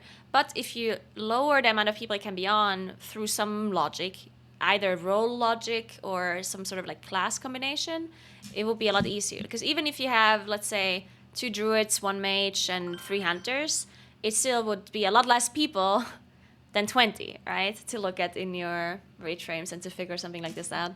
Thanks for Prime, Sarus. Thank you so much. Welcome, welcome. Even though tanks only make up 10% of like Mythic raid group, like how big is a factor in like raid design is tanking? Like, is it boss by boss dependent, or is it usually towards the later stage of like designing a fight? Because some of the Thanks for Prime, Hottie Clicks. Thank you so much. best Welcome. bosses of all time have almost fully relied on tank movement. That's like Zakul, Saya Denafria, Zashara. And it almost appears that it was designed around tanks. Looking So good, looking if good. you could speak to that a little, that would be great. Yeah, I'd love to. This is like my favorite part of my job is when we get to think about bosses in their earliest conceptions. And one of the things we love to do is to let the individual designers who are responsible for the encounters kind of have the freedom to kind of explore how to best sell the fantasies of these different encounters and to make sure all of the different roles are engaged. So it really does come down to kind of a boss over boss kind of thing. Like a designer might have a really great idea of how to engage tanks and really sell the fantasy of an encounter, and they would go on. I personally think, okay, sorry, before, because I have to say this. So one thing, because Scott brought up a good point about tanks only making up 10% of the rate, and I think like it's such a weird thing when it comes to rate size and the amount of tanks you have, is the fact that because you only have 2 tanks, making up such a small portion of your rate as a whole, if there's mechanics that are fully reliant on the tanks to execute them, I feel like it's so frustrating for the rate if it's all on them, you know? But the opposite problem is that if you don't make any mechanics that are fully reliant on the tanks, then tanking is too easy and too boring, right? Like, I feel like they need to create mechanics for the tanks specifically, so their role is not boring. But at the same time, if there's too many mechanics that are like fully reliant on the tank or the tanks, then it just feels so frustrating for the rest of the raid, because 90% of the people couldn't have done anything to help.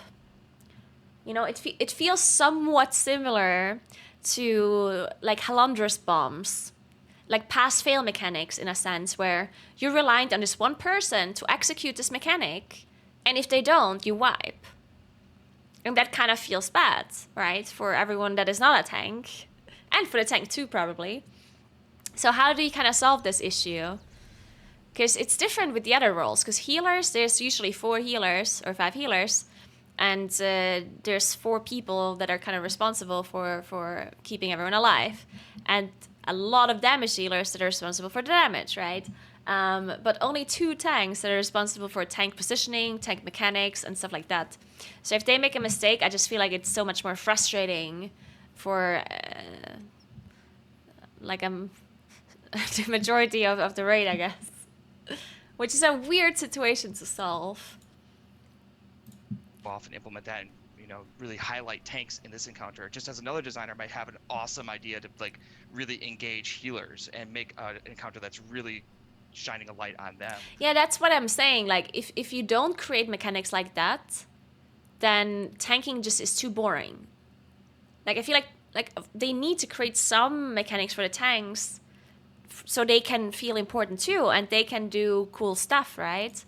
But at the same time, it causes the opposite effect for everyone else, right? What we want to see over the course of the raid as a whole, though, is kind of like everybody has a chance to shine at one time or another, whether you're a tank, a healer, a DPS, and even more specifically, like AoE specs versus single target specs have a chance to shine, both healers and DPS, right?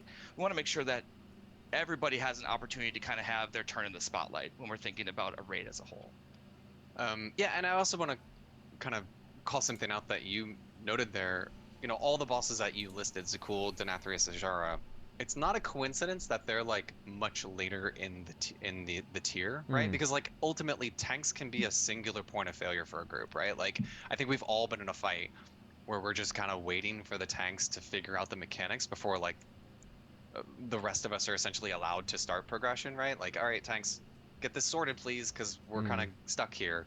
So we have to be really careful when creating situations like that, especially early in the raid. So while those are really fun mechanics, it can, if we're not careful or depending on where those mechanics are present, can kind of block guilds much earlier in the progression than, you know, might be the target for us. So yeah, that's definitely a factor when we're talking about, you know, those types of tank mechanics as well. Mm-hmm. Yeah, I guess they didn't really give like a real answer now. But they did acknowledge the fact that earlier bosses are probably never going to have super difficult tank mechanics. Like, they kind of said that, which is just the problem of having only 2 tanks in a 20-man group, right? But yeah, blocking a whole guild from killing the 3rd boss in the raid because it's a really difficult tank mechanic that has a pass-fail and they can't execute it feels too frustrating for a whole raid group, right? So having more difficult tank mechanics later on in a raid does make more sense. And yeah, I think it's okay that some bosses are like more tank reliant than others. I did think some bosses are maybe too reliant on tanks, but mostly it has been fine. I don't think it has been that bad. That's good.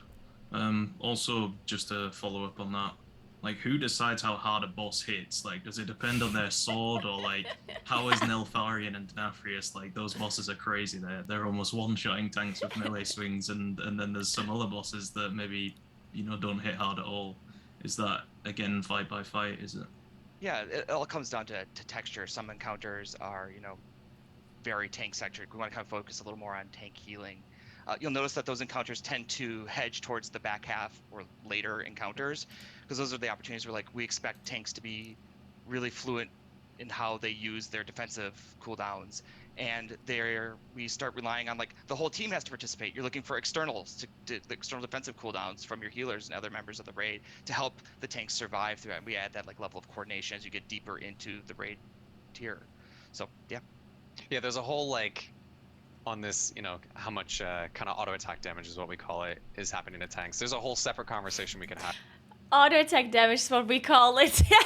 I love that. It's like, oh, auto attack damage? I've never heard of that before. Because like, you know, we talked about this. What a new and creative way of describing, you know, tank healing melee hits. Is a thing. You know, that's a strength Hey, of some Frank, healing what's up? roles. You know, we always used to Please think about don't. holy paladins way back in the day as like, all right, you're the tank healer, or you throw your earth shield on the tank. And just how far we've moved into tanks are completely self-sufficient. Oh, they're all almost offline don't again. require any, Goodbye. like, bandwidth. That's definitely a topic that I think, you know, we talk about internally, but that's more of like a combat thing than an encounter thing. But that definitely, you know, that relationship between combat and encounter is very much comes to light in these later bosses, which is also sometimes why you see that number getting cranked. They're like, we want you to heal the tank. Just keep cranking so you heal the tank. Oh, that's actually like an internal test that we do at the start of every expansion. Is like, all right, a singular tank, how long can you tank this boss, and how much do we have to crank its melee damage, and how did that compare to last expansion? Hey, combat team, did you know this thing is doing this much auto attack damage and the tank is fine? You know, are we cool with that? Yeah, I think that's changed a lot in this game, because I know for a long time, in the past. Like, I mean, in the oldest days. Hey Frank, I just wanted to let you know if I mouse over this segment here, it's so long that I can't read it all, and that's unacceptable. What was the thought process behind making Sarkar? Make it do what? You really think I'm gonna scroll down and look at all this here?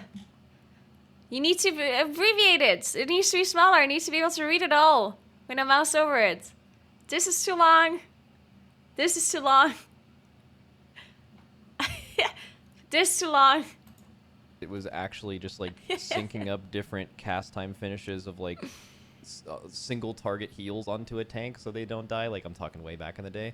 I think now, at least the optimal play, like most tank healing is done like that, but it's done differently. Like you said, it's Holy Paladins, but it's not casting that spell. It's having Beacon on the tank, or it's or it's Resto Druids or other healers always making sure they have their hot on the tank, and that is the healing they need, but not that they're totally self-sufficient. So yeah, I think it's done in a different way. I think tank healing is more interesting to figure out if tanks do need healing, right? And on fights where they don't, or you can get away with it, or you can make your comp different around it, you can maybe use those externals on DPS players who are soaking this one mechanic, right? So like those kind of decisions are really interesting. Hey, Ixie, thanks for 26 months. I wanted to ask you What's guys up? about boss length. So I think something in this tier that is super different is the bosses are much shorter in than they have in other raids, and specifically near the end boss. I remember when we were looking at Sarkareth initially, we were like kind of doing the math in our heads. Obviously, we don't get to test that fight, and we're like, this is like a 9-minute, like this is going to be like a sub 10-minute fight, and we haven't gotten those in a while. Actually, I think historically, at least modern WoW, the only two end bosses I can remember that were sub 10 minutes were Blackhand and Denathrius, I think, besides like the main raids, which are, I mean, both, I mean, they're all-time great, top 5 on almost anyone's list. So I was really excited for Sarkareth for that reason. We kill this boss at 7.5 minutes. Completely just a huge departure from what most people would expect. I think it was very well liked, certainly was from us. I just kind of, what was the thought process behind doing that? It's a big swing. Do you feel like it went well? And do you like the concept behind making shorter end bosses, or shorter, harder bosses in general? Yeah, I could speak to that a little bit about kind of our inspiration was, I remember I was sitting down with the designer who was working on Sarkareth, and we were talking about encounters we'd done in the past that we really liked, and we were like, I really loved Blackhand because it felt like it was like it hit the gas immediately and didn't let up until Blackhand was on the ground and you were looting him. And we're like, a great fight. How do we make a fight now that could kind of, echo back to that as a source of like inspiration? And that's kind of where we got like this like 7 minutes in heck encounter, right? We're just like, you gotta, it's hectic. It starts at 11 and only gets higher from there, and it's just all about that, like kind of executing for just a really finite amount of time. I was really pleased. It was awesome watching the race. It was really cool to see like kind of a shorter encounter. I do think there's a little bit of an aspect here of like one of the things we want to see kind of happen, especially on the end bosses, is to have a little bit more attrition over the course of an encounter, to really let, especially like the race to world first, to let folks kind of like differentiate like who's the best, right? Like really like create that gap and show like, yeah, like we're really great. I really love to have seen the fight maybe be a little longer. I think, and I'm not sure about this because I'm obviously like I don't have a clue on how you design bosses, but I have a feeling logically that shorter boss fights are probably just harder to design because the tuning is going to be a lot more difficult to get correctly on a shorter fight than on a longer fight, right? Because if you have a longer fight, I feel like you have enough time to tune things like on the way. It's like it doesn't have to be precise. If something is a little bit off, it's fine. You can solve it with something else later, right? But if a fight is really short, every part of the fight has to be, in my opinion at least, perfect quote-unquote difficulty, because if 2/3 of the fight are super easy and only the last part is hard, and the last part only lasts 1.5 minutes because the fight itself is short, then that's a problem, right? If you do a long fight, let's say, I don't know, like 13-14 minutes, then it doesn't matter as much if some parts of the fight aren't as hard, right? So I think shorter fights are probably just more difficult to design and to hit the balancing and the tuning correctly as well. So I have a feeling they just sometimes go with longer fights to make it easier for them to tune. Because I don't know, like having short fights and then them also being like perfectly tuned, I don't know, that seems kind of hard to me.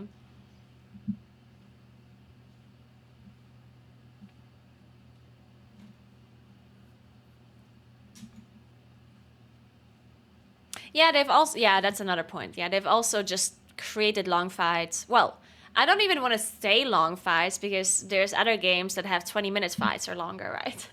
But I guess they just want to stick to things that they know.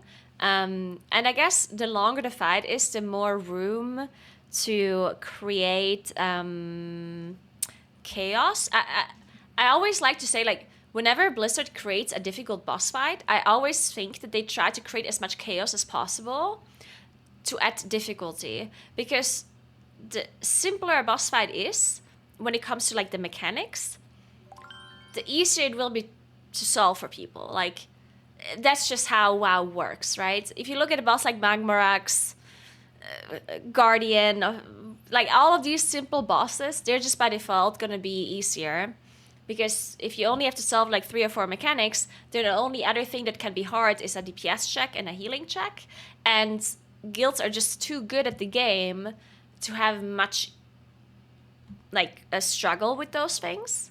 Like a guild like Echo and Liquid is not going to struggle so much on like a hard DPS check or a hard healing check, because they're so good at the game, they can coordinate themselves so well and press their buttons in the correct order. If there's not enough quote-unquote chaos, then they're just going to be able to press the rotation perfectly. And at that point, the damage check and healing check is not going to be an issue for them anymore. The more chaos you create in a boss fight, the harder it's going to be, even for good players, to press their buttons in the correct order. And therefore, you artificially make the fight harder just by people having to learn all of these different things that are happening simultaneously, right? Thank you so much for 8 months, Nekin. I appreciate that. And I feel like the longer the boss fight is, the more room of adding chaos a developer has, right? Because if you think of Rasagath, for example, Rasagath had all of these platforms, like creating so many like extra things happening in between that it creates the so-called chaos where you have to get to the point and see it once. The individual mechanics are not necessarily hard, but adding them all together is hard, and especially when there's different phases that has different kind of things happening all together, right? Like the transition phases on Rasagath were completely different things, and all of a sudden you had to figure out how to deal with this ad that has this mechanic, and there's 2 different platforms, and you're dividing the raid, and like it just creates chaos, which is just by default difficult. And I guess the longer the fight is, the more chaos you can create, because obviously the shorter the fight is, the less time you have to create stuff like that. So maybe that's another point. I'm just making things up right now.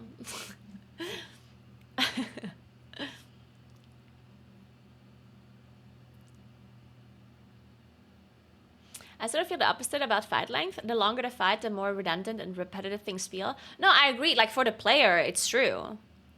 Of course. Like, the longer the fight is, the more repetitive and redundant mechanics do feel. And I think that is, like, that's the point that I'm making.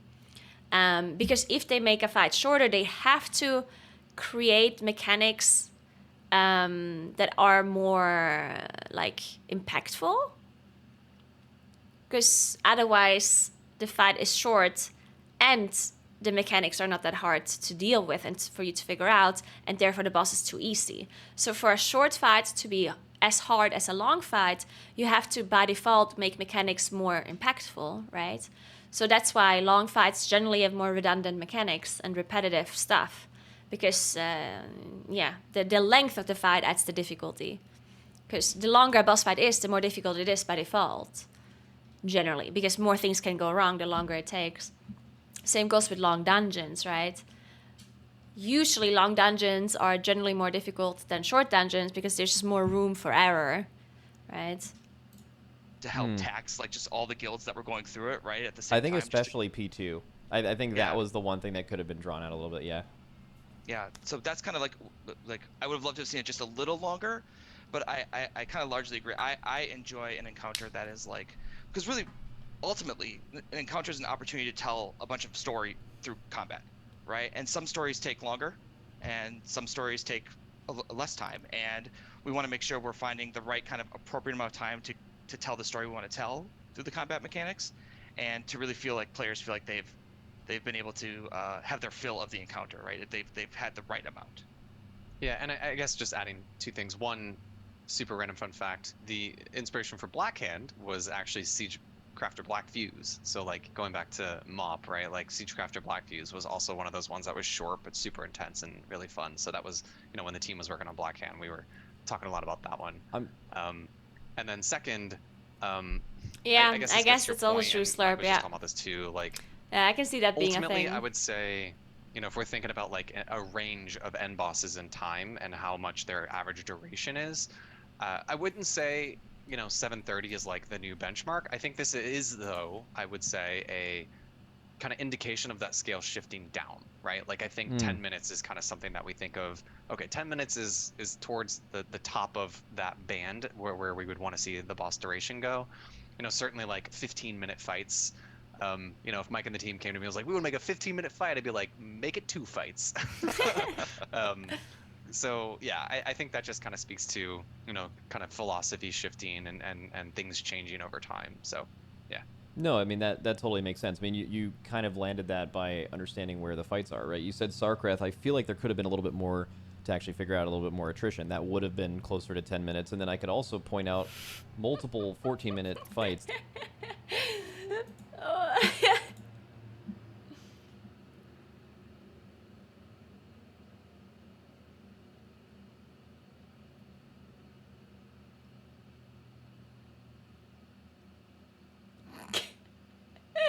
Dude, I don't know if this is a meme or not, but I love it.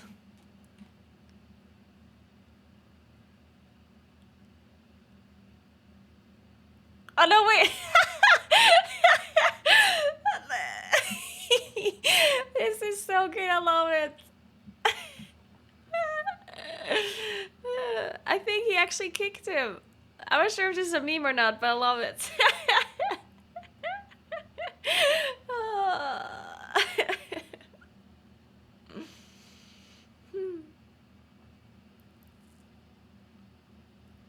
Is this actually happening though, Ghostu? To be fair, I would not be surprised if this is actually happening. Oh man, it happens a lot. That's hilarious. Oh man. Stop doing damage and heal? Wait, what? People are telling the augmentation workers to heal?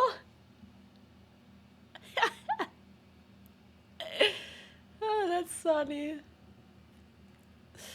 13-minute fights, which has kind of been the norm for a couple years, where you could probably take one small phase out of that or one portion of that fight, add that difficulty to something else, like you said, getting the gas revving right away. And I just think the quality of that is so much better. And a lot of things is like artificial difficulty. You're doing a boss for 14 minutes, and part of the reason that it is hard is because you have to do it for 14 minutes. And I think removing that and adding the real organic difficulty back into the fight feels a lot better. Yeah, and like Mike said, a lot of that really does come back to what is this kind of story we're trying to tell, right? And like I imagine most people think of like Sylvanas. That was a pretty long encounter where, in hindsight, could we have done something like we did with N'Zoth, where it was like Carapace and then N'Zoth themselves, and split that kind of story of like, Never all right, you're at the forget top Shaft of, Fear. you know, Never Torghast, forget. and you're progressing across the chains, and maybe that's one encounter, and then there's a separate encounter that starts after that, right? Like those are the types of things we've talked about recently. Okay, and I know we are near the end of the interview now, or we're at the end, but usually I can trick you into answering a few more questions. Are you willing to answer like one or two more? What's up to you? I got one more. Yeah. One more. Okay, we have to pick. Scott, I think doing what you were planning on doing is a good way to tie this up. Yeah, sure. So this is 2 bosses I would like to speak on for the question, both Skarn and Sarkreth. But did the bosses die the way that you kind of expected? I mean, when you make these bosses, I'm assuming you have like an idea of how they're going to die. But like with Skarn, like for us, that fight was amazing. even though that's pretty controversial. Like for us, like we kind of filled the room up, ran to this one safe spot, and did the last few percent in that safe spot. But then, you know, people started doing like, you know, 10% of the boss's health, 20% there, but like, and then also with 100. Sakharov, like, did you, well, 100, yeah. But then also with Sakharov, like, did you expect the entire raid to go down in the last phase and have the tank kind of like, you know, be that guy that if he dies, the encounter resets? Yeah, Shafir you know, was like were those 22 expected minutes. outcomes? Yeah, I can actually speak to both of those. It was very Yeah, interesting. actually, both of the ways that we saw during the race to world first, those first couple of kills, both those bosses were as we kind of intended. Sarkrath, we intended the designer intended folks to use going down to help avoid some of that, some of those critical moments in the encounter. And I know as a Skarn, we had this thought of like, yeah, wouldn't it be awesome if you ended the kind of like a fight in the phone booth for like the last couple of percent, because the whole room is full of fire and we only have this like tiny little space to handle all these mechanics. That was exactly kind of how we envisioned those encounters playing out. All right, sweet. Man. I wish they would give us an ETA of when they can sort their mess out. They would if they could. Like, they know. They're clearly. Like, basically everything is on fire right now. Like, I'm sure whatever happened is something that was not in any shape or form planned. Because first of all, having the servers down for that long in the middle of the afternoon on patch day is a disaster for them. It's an actual disaster. Like, people want to play the game, there's a new patch, like, it's a disaster. And number two, they cannot tell you an ETA if they're not sure. Like, that's the only reason why they're not saying.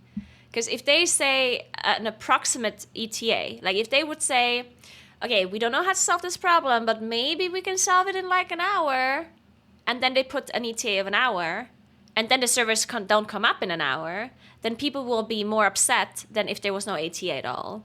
That's usually why they don't have an ETA, right? Because if you say something that is then wrong, then people are gonna be, it's like, I canceled my plans with my wife because you said the servers are gonna be up in an hour, and I didn't pick her up from the airport. She has to walk 50 miles now because you said servers will be up. And now my wife's gonna divorce me and she's gonna get custody of my children and I'm gonna sue you. So, yeah.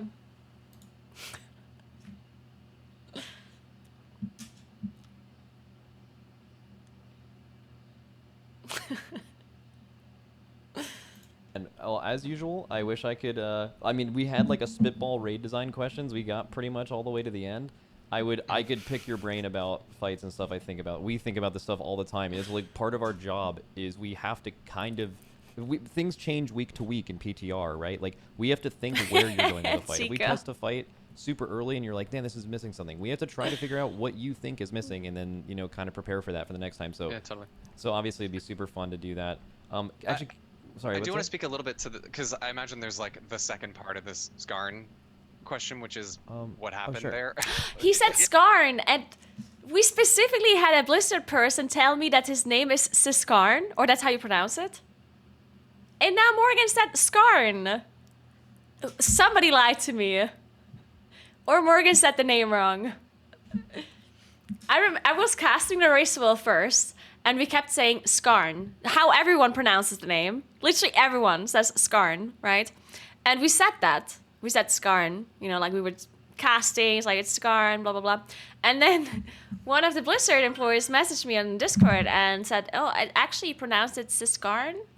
And I was like, oh, okay, I'm going to say Siskarn from now on. And I told everyone, and either he baited us really badly, or Morgan just said the name wrong. Thanks for 31 months, Quiz. How are you doing? Yeah, we should talk about that a little. I can speak to that a little bit, right? So, sure. like, the finishing the fight in the phone booth, right, very much was the intended way that the fight would end. But, there was the strategy that basically became, well, but what if we sat in the phone booth for the whole fight? Mm-hmm. And, like, ultimately, I think, we made a change to that. We made it midweek. I think I can say first we should have been much faster to fix that strategy in particular. Mm-hmm. We weren't as agile as we should have been. And when we did decide to change it, we actually kind of treated it less of like a tuning change and more of like an exploit change, which is why we changed it midweek, right? But I think in hindsight, I think we could have dealt with that better. I think in reality, again, speaking about crystal balls, we could have fixed it on reset and then done something like turned off your ability to extend that week or something like that, right? Because I know there was a lot of conversation around like, well, if you beat it this way, you can extend, and that caused some kind of unfairness there, which was not ideal. So we could have done better there. And ultimately, a lot of this also speaks to the problems that we were talking about earlier with gearing, right? Like normally extending, because I think we caught it, relatively quickly. It was only a couple weeks in. Normally extending that early in a new raid tier would be extremely punitive for your eye level, but because the gearing system was so fast, extending that early, because your gear was already pretty saturated, wasn't actually that big of a penalty, which meant Sarkareth was in striking distance there. So it was kind of a, quite a few problems kind of converging in one, and ultimately, I just wanted to throw that out there because I imagine that would be the unspoken question. Awesome. That is, yeah. I mean, I did want to get into that, yeah, especially because of the extended thing. All right, I think that's all the time we have. I just want to ask either of you what your favorite end boss of all time was. Go ahead, Morgan. You can go first. I can't, because that's like choosing my favorite child. Like, you mean like that we worked on, or that Sure. just generally? Yeah, sure. I mean, just a boss you've done where you're like, man, this is a masterpiece. This is insane. Preface: no one person makes an encounter on their own, right? The World of Warcraft team is very collaborative. There's a ton of people that are involved in it. I don't think it's fair to really call out this thing that I did, because it's ultimately the entire team that does it. So yeah, we can talk later. Yes, Okay. Yeah. All right, cool. It's so funny Okay, that's because it wasn't a deep question at all. It was just, what's your favorite boss? It's like, what's your favorite color of gummy bears? Like it was like a random question, but he has to be so concerned about his answer here for a reason, right? Because if he says something here, there's two things that could happen. Number one, the designers who designed the bosses could get somewhat like upset that he didn't choose their boss. Number one, so it could be like an internal thing, or he could also get a problem with the community where people are saying, what if that's his favorite boss? World of Warcraft is doomed forever, People could say, what? That boss is garbage.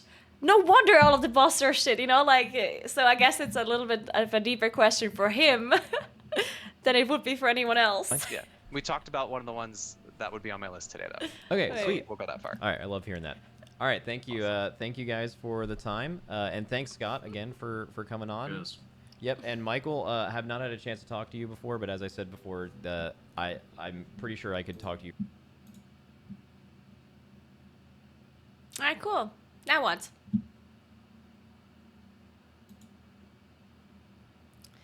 It's about time for the service to come up. I watched 2 whole YouTube videos. Paused them numerous times to extend the content. And the servers are still not online. This is unacceptable.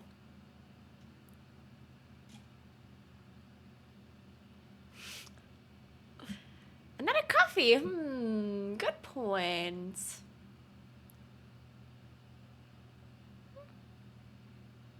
Wouldn't mind another coffee. In the meantime, we should watch a video. What do you want to watch?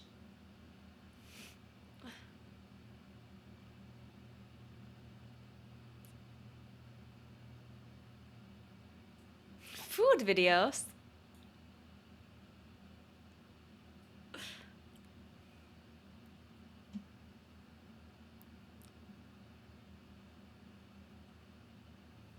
How long is this max video? Why some classes aren't brought to raids? Meh.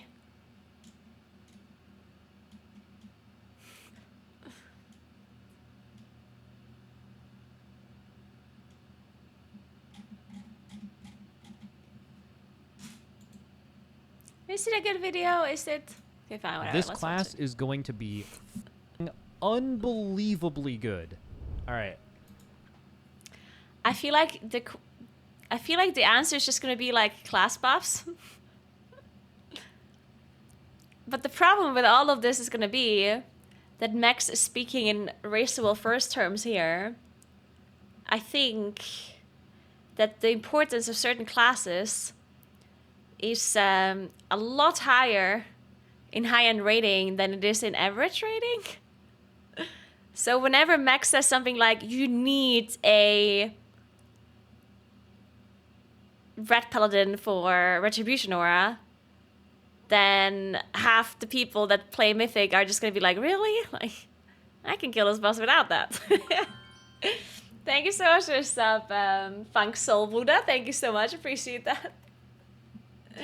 Yeah, this would be mainly a problem for high-end rating and not necessarily for like your average rating experience, because in an average Mythic raid, you don't need a lot of things.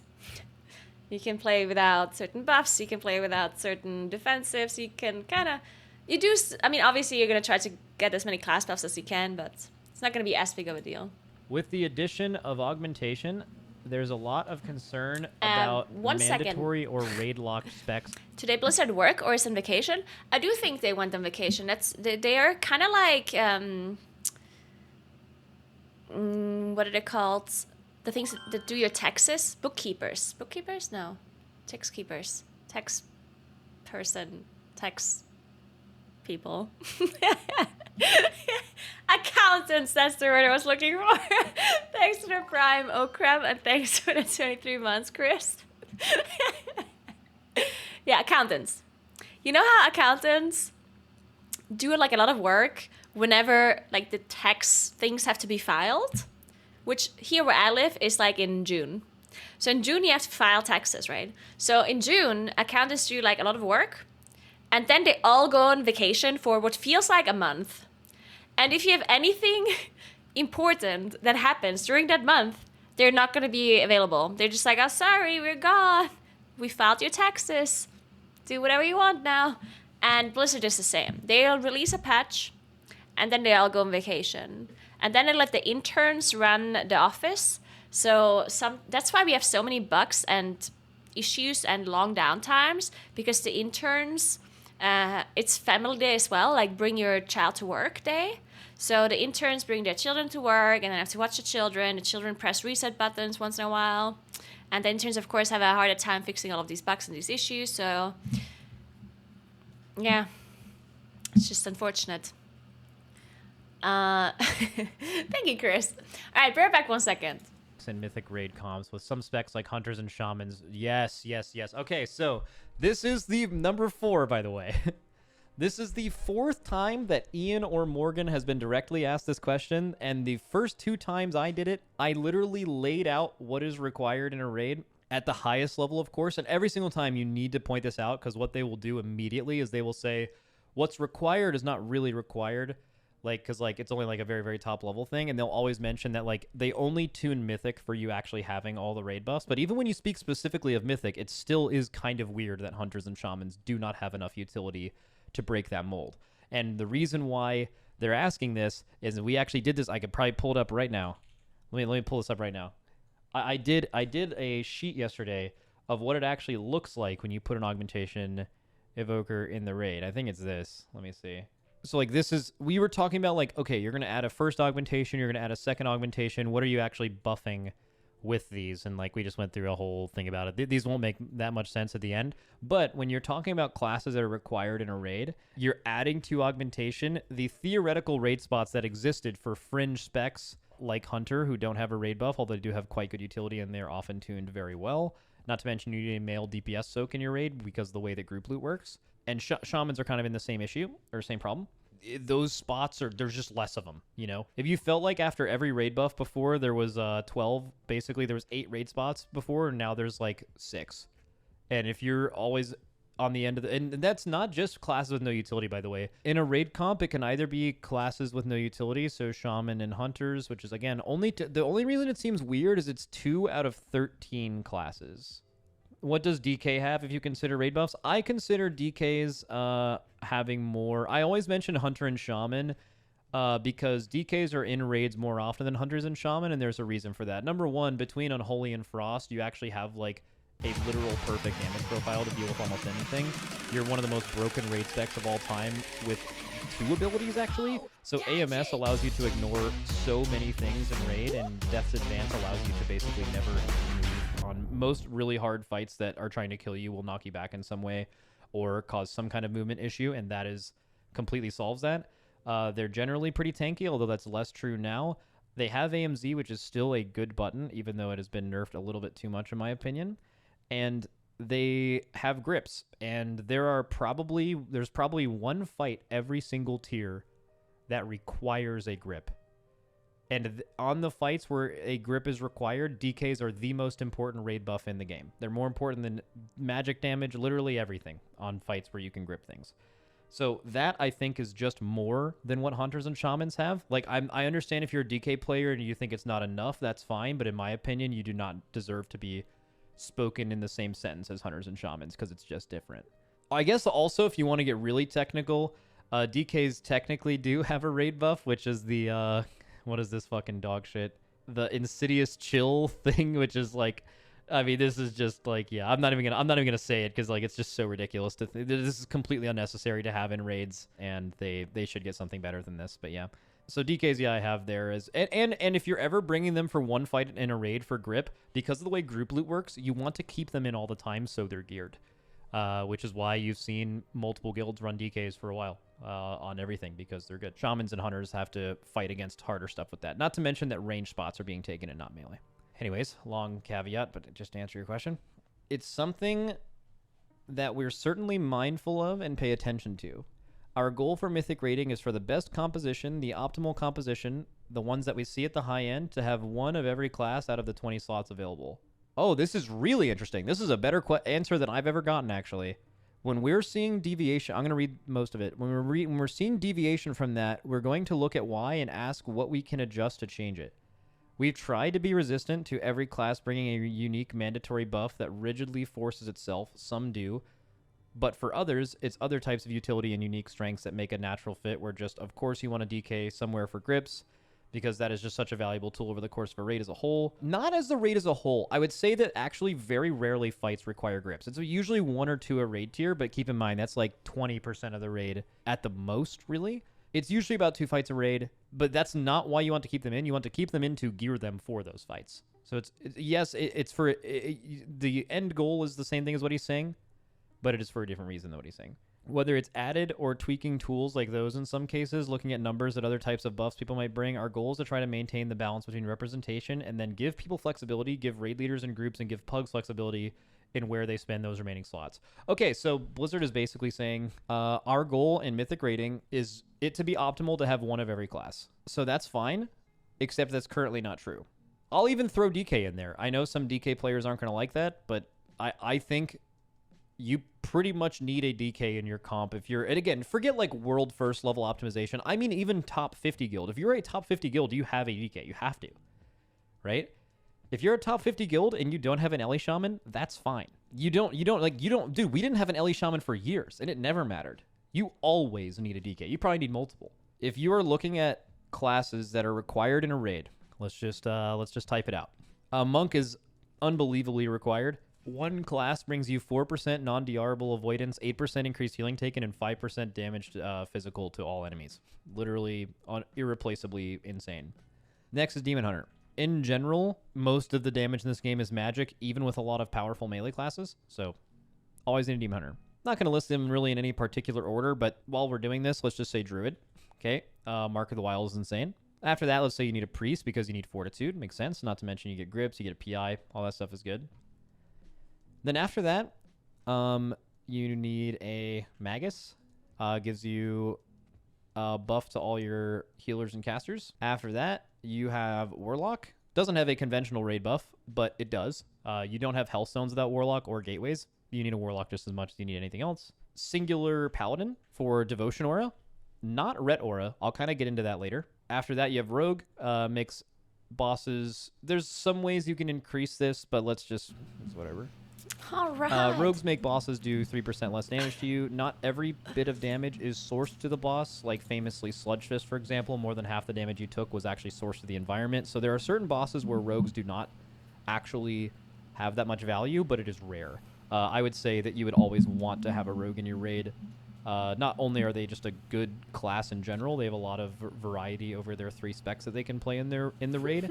But having bosses do 3% less damage to you is just kind of fucking nuts for hard mythic content. So always need one of those. Am I missing something before we get into like the fringe ones? Oh, warrior. Yeah, good call.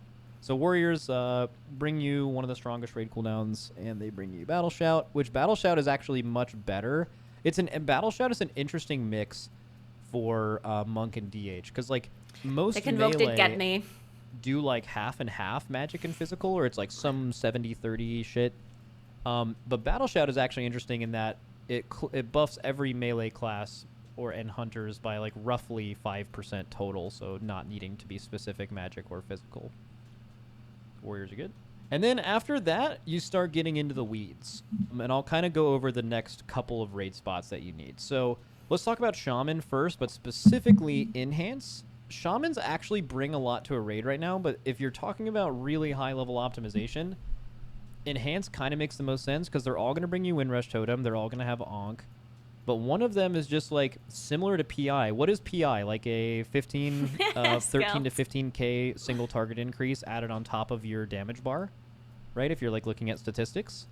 Enhance is pretty similar. It's gone up and down based on what other specs are in the raid. There are some specs that are way better than others. But generally speaking, you're going to get a nice... I don't know if anyone has official numbers, but like I'm just going to guess somewhere from like 6k to like 15k, somewhere in there. Like if you fully stacked, if you were buffing 4 of the best Wind Fury class, it would be really, really strong, and like your average one is probably a little bit less than that. So let's just say Enhance is getting like half the value of PI just by existing in the raid with a reasonable amount of melee, which as you can see from the buffs you need is like you already have like a Wind Fury group right here. DH, well, Monk is kind of bad with Wind Fury, but I saw someone post something in my chat right away. Frosty K is the best sim at the moment. So at 5.6k, 4 of those is 22.4. Okay, so if you want to talk about the most damage amplification that Enhance can bring to your raid, it's actually better than Power Infusion is, or about the same as a Demo one. That's if you have 4 Frosty Ks, but let's just go ahead and admit that no one is doing that. So I bet there has not been one mythic boss killed this entire expansion so far that has had, or this entire season that has had 4 Frosty Ks in an Enhance in a raid comp.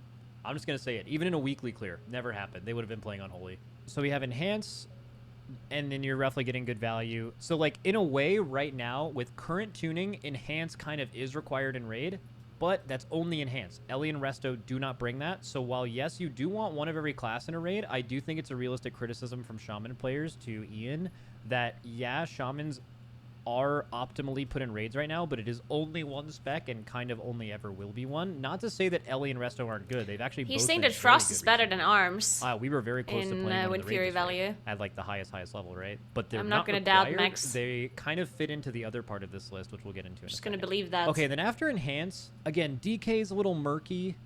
Let's throw the second Ret, or the second Paladin in. Okay? Now, this one is weird. So, theoretically, if you just assume that Ret Aura has 100% uptime, a Ret Aura in your raid is as strong as most raid buffs. It is extremely, extremely good. It is something you would want all the time. And the reason why it's a second Paladin... I think it's very interesting as well that I think the community as a whole does not know the value of certain buffs if they're not as obvious. Like the most obvious value is going to be a class buff, right? Because it's pretty obvious if you have the buff or if you don't have it. And you mouse over the buff and you see, oh, this gives me intellect, or this gives me versatility, or this gives me whatever. And it's like the most obvious thing, right? The second most obvious thing is something like Bloodlust and Battle Ras, because they have been around forever and people know it feels really good when you have Bloodlust, and you can clearly see you doing a lot more damage when you have it, right? And then I think there's some buffs they might actually be similar in strength than a normal class buff, but people don't know that because it's not as obvious. And one of them, in my opinion, is Retribution Aura. And another thing that is somewhat similar is Wind Fury Totem. And another thing is something like PI.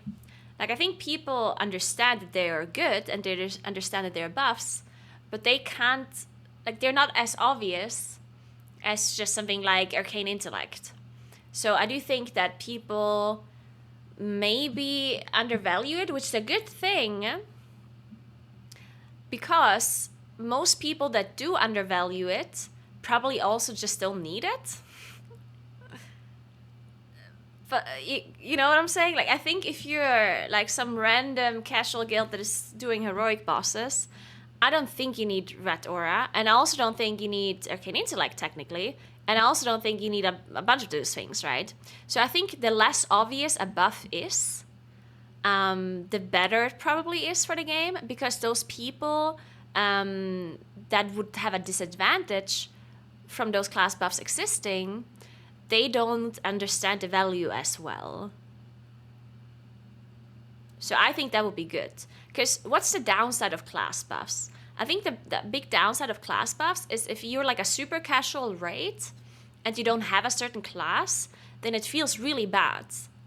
Like if you are a 10-man heroic raid and you raid once a week with your friends and you don't have a mage because no one wants to play mage, then that feels horrible for that raid group. They're like, oh my god, like no one wants to play mage within our friend group and we can't find a mage player, and it just feels generally bad. So I think if the buffs are less obvious to players, like something like Retribution Aura, then I think that it would also affect those people less mentally. It would still affect them actively, obviously, but I think they don't need them as much, right? Like if you're a 10-man heroic raid group that raids once a week, that clears the heroic raid in 2 months, then you probably don't care. Like, it's not that important, right? Thank you so much for raid, Holo. Appreciate that. Thank you very much. Welcome, everybody. Hope you had a nice stream.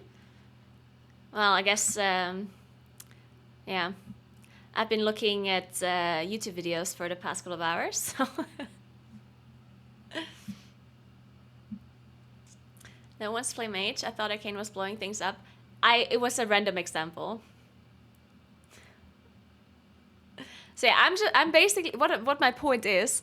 I think if they would make class buffs or spec buffs less obvious, like if the value of a spec buff is less obvious, then I think it's also less negatively impactful to the community. Because the high-end raiders, they will of course always bring these kind of class buffs, but they're also less bothered by it. Because if Liquid has to bring a red paladin, they'll bring a red paladin, right? Like, it's not going to be a problem for them. It's going to be a much bigger problem for like lower-end guilds, and if it's less obvious, then that might be less bothersome. Paladin is My you need to class have is one paladin overpowered. with Devotion Aura on and one with Love to hear that. Retribution Aura on. The problem is Retribution Aura actually needs to have the way it works changed. Currently, you have to like take a big enough hit to proc it. If you look through your logs right now, go to your guild's logs and look at the uptime of Retribution Aura. It has not very good uptime. In fact, when we were pushing for a world first Sarkareth kill, we were like looking for every bit of damage we could get, right? One of our Ironi, one of our analysts, noticed that we were not getting Retribution Aura on the pull like almost ever, which is a massive, I mean, that's when you're lusting, right? Like, so that's like the most you'd ever want to have it. So what we started doing is having Scott, it was like sit down or turn around and like basically take as much damage as he can on the opener. And that was the way that we got Retribution Aura to actually proc as much as it should have. That's pretty smart. I think that's a problem. I don't think anyone should have to do that. We're obviously doing degenerate shit to proc it, but like, if anyone is having to do stuff like that, you should make it, if you want Red Aura to be in the game, you should make it actually routinely proc and not be as weird as it is. That's just my only thought. So they have actually chose for a like second paladin to kind of be in a raid comp. In my opinion, a second paladin is probably the next most important thing. Before augmentation existed, I would probably put a single evoker here. Now, a lot of people will say that like, oh, well, of course you need an evoker in your raid because they have an hour-long raid buff. I think the hour-long raid buff that gives you like 15% cooldown reduction on your movement spells, I think that is significantly less powerful than everything I just put above here. But that's not the Yeah. whole story. Evokers have like a lot of other buttons that kind of put them in your raids, similar to a I honestly keep forgetting that that buff even exists. Like the evoker buff. Half the time I forget that it's a thing. block. Like having a one of rescue is insane for slow targets in your raid to kind of stop them from getting knocked back or help them get to positions or make a really cool save play. But they also just functions as a personal for weak people. It's like a 30% barrier external for things like Searing Slam and stuff to keep like certain players alive. They come with Zephyr. They have Cauterizing Flame. They're like the only DPS class that can like routinely dispel bleeds and stuff from other people besides Bob. Obviously on a much shorter cooldown. So like I would say all things considered for the rest of time rating in The tournament realms are up. Shit, I don't have tournament realm access right now. Why not? Where's my tournament realm? God damn it. Thanks to the 27 months. Cheese Doodles, what's up? WoW, just like you've seen since the atrophic poison increase with Rogue, I think you will always see an Evoker in a raid comp going forward, and that's not even including augmentation. That's just purely Evoker existing on any spec. Now we're gonna get into augmentation because that's kind of the only point that I'm doing, the only reason that I'm doing this. I actually just wanted to watch this because of the augmentation value, but it took me a long so time what else do we to have, get right? there. So obviously, we have 13 classes in the game, and we've named 12 of them. The class you're most likely to take after this is Death Knight. Again, this is not every single boss. Okay, where's the augmentation You evoker? can sometimes historically. Oh my it's not God! Things they bring 2 of Gen fighting for 20 play strategy. Now they're very role in games, and I think that's fine. How much longer? I get now. It kind of just depends. Okay, there we go. For average players, I think that's the opposite of the direction Blizzard would go, right? They would Thanks for probably have 38 this thing months, be OP Crispy. What's for up? us rather than make it reasonable for us, which we would still use it, and then bad for everyone else, right? So I think these are going to be broken. That's my take. A little bit roundabout way of saying it, but I think augmentation evokers are going to be super insane. Now you have 2 augmentation evokers. Let's just say Devastation. Wait, I missed explanation. Good. Is just remove the classes that I said are most likely to be added to your raid, just purely based on utility and the value they bring. Okay, so let's go back to just what's required. So now let's add in augmentation, right? So augmentation, we can go over who they're actually buffing in these scenarios. Augmentation is in this really interesting spot where, judged on tuning right now, they're very good, but I actually think these classes are going to be better than very good, and I think 2 of them are probably going to be required. And the reason why is this is a new class, it's a new role. I think a lot of players are going to try this. It's a support role. If you think about people who don't want to heal, support is a really common role in games, and I think a lot of people are going to want to try this. And for them, for this class to be good for the average player, with how much you can... Forget about this class playing itself. Like, just pressing the buttons and playing it seems actually really easy. As Mavi said, an infant could play this class. And maybe that's the point. That's fine. How good that class is, so much of it depends on how the people you are buffing choose to play around your character. So how well people are playing this and how good the players are around them all comes into play. So I believe if this class is going to be even remotely good for, which I hope is their intention, for the average WoW raider, this class is going to be fucking unbelievably good. It's going to be unbelievably good at the highest level. Like, oh, and I guess the alternative to that is they try to make it not good at the highest level, in which case it's unusable. Oh, I understand this, but I was a bit confused. So he's basically saying, for the spec to be good for bad players, they need to make it like, they need to buff it in a way that even if you don't play around it, it's going to be good, right? Basically, the delta between the absolute most value you can get out of the augmentation evoker versus the lowest value you can get out of the augmentation evoker is really big, is his point, right? Because playing around buffs is generally difficult. Playing around buffing other people, even PI, is actually very difficult to get value out of. At least not to get value out of. You will always get value out of PI, no matter what you do with it. But to get the most value out of PI is actually very difficult because you have to figure out exactly who gets the most value on what fight, at what point in the fight. Is it worth it for the Shadow Priest to hold the PI for a little bit to buff that class for their cooldowns to come back up? Is it worth it to just buff it to someone else in the meantime? You know, like there's a bunch of things you can do with these kind of buffs, right? And it's going to be the same for Augmentation Evoker, where it's going to heavily depend on who you buff, at what point do you buff them, and the better you are at coordinating, the better your rate is at coordinating the buff, the more value you're going to get out of it, right? So by default, Augmentation is going to have a big damage difference between a super well-organized group and a not so well-organized group, right? And Max's point is, if they don't want this spec to be bad for the average player, they have to buff it, or they have to tune it in a way that you will get a decent value as an average player that will not fully coordinate the buff, which automatically means that a group that will fully coordinate the buff will probably get a lot of value out of it, or a lot more than the average person, and therefore it being OP, right? Somewhat similar to Surrender to Madness. Not really the same, but somewhat like that, right? So I guess that's his argument. He's just basically saying it's a new spec. If the spec wouldn't be good for the casual player, or if it would be a lot worse than the average, then people would be complaining. Therefore, they have to buff it in a way that would make it OP for the top-end player base, which I think is a very logical or a very reasonable assumption.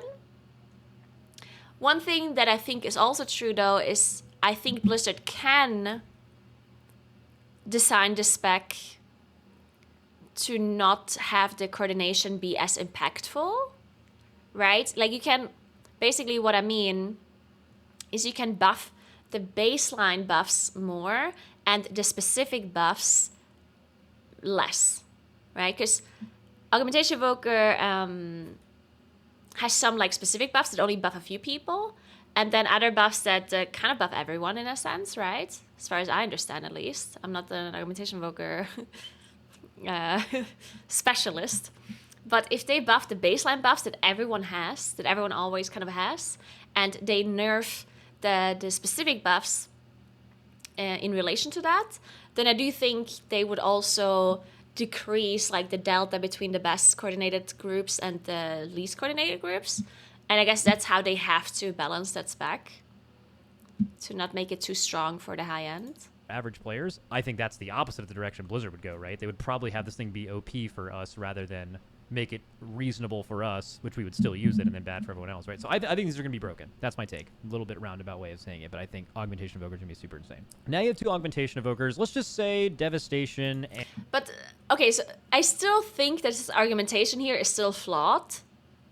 Because these specs that he listed are all mandatory for something that you need, or that is really valuable no matter what, without any conditions, right?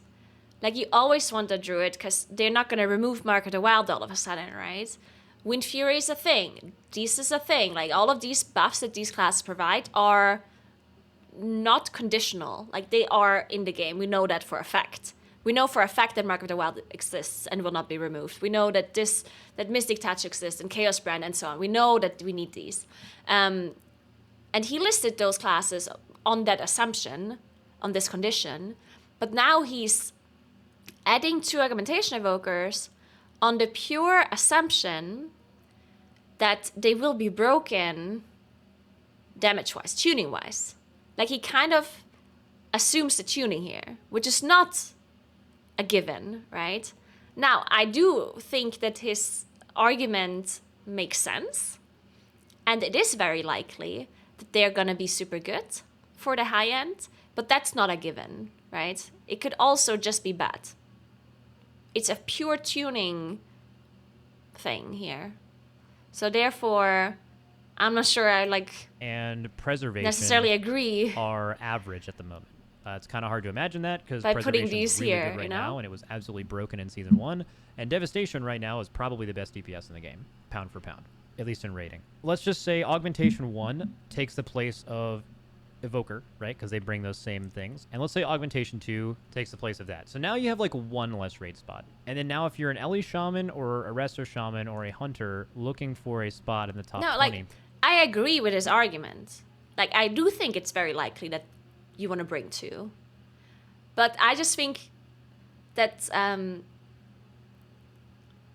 going on an assumption like this does not make sense when for the rest of the classes he didn't go on assumptions, he just went on facts that are for sure going to be true.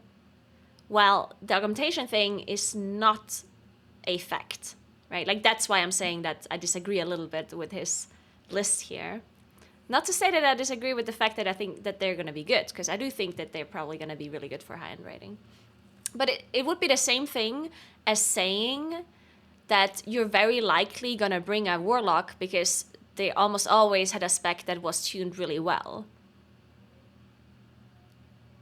Which it is true, right? But you're still assuming that the tuning will be a certain way. Because augmentation could also just be tuned badly, and then you wouldn't bring any of them.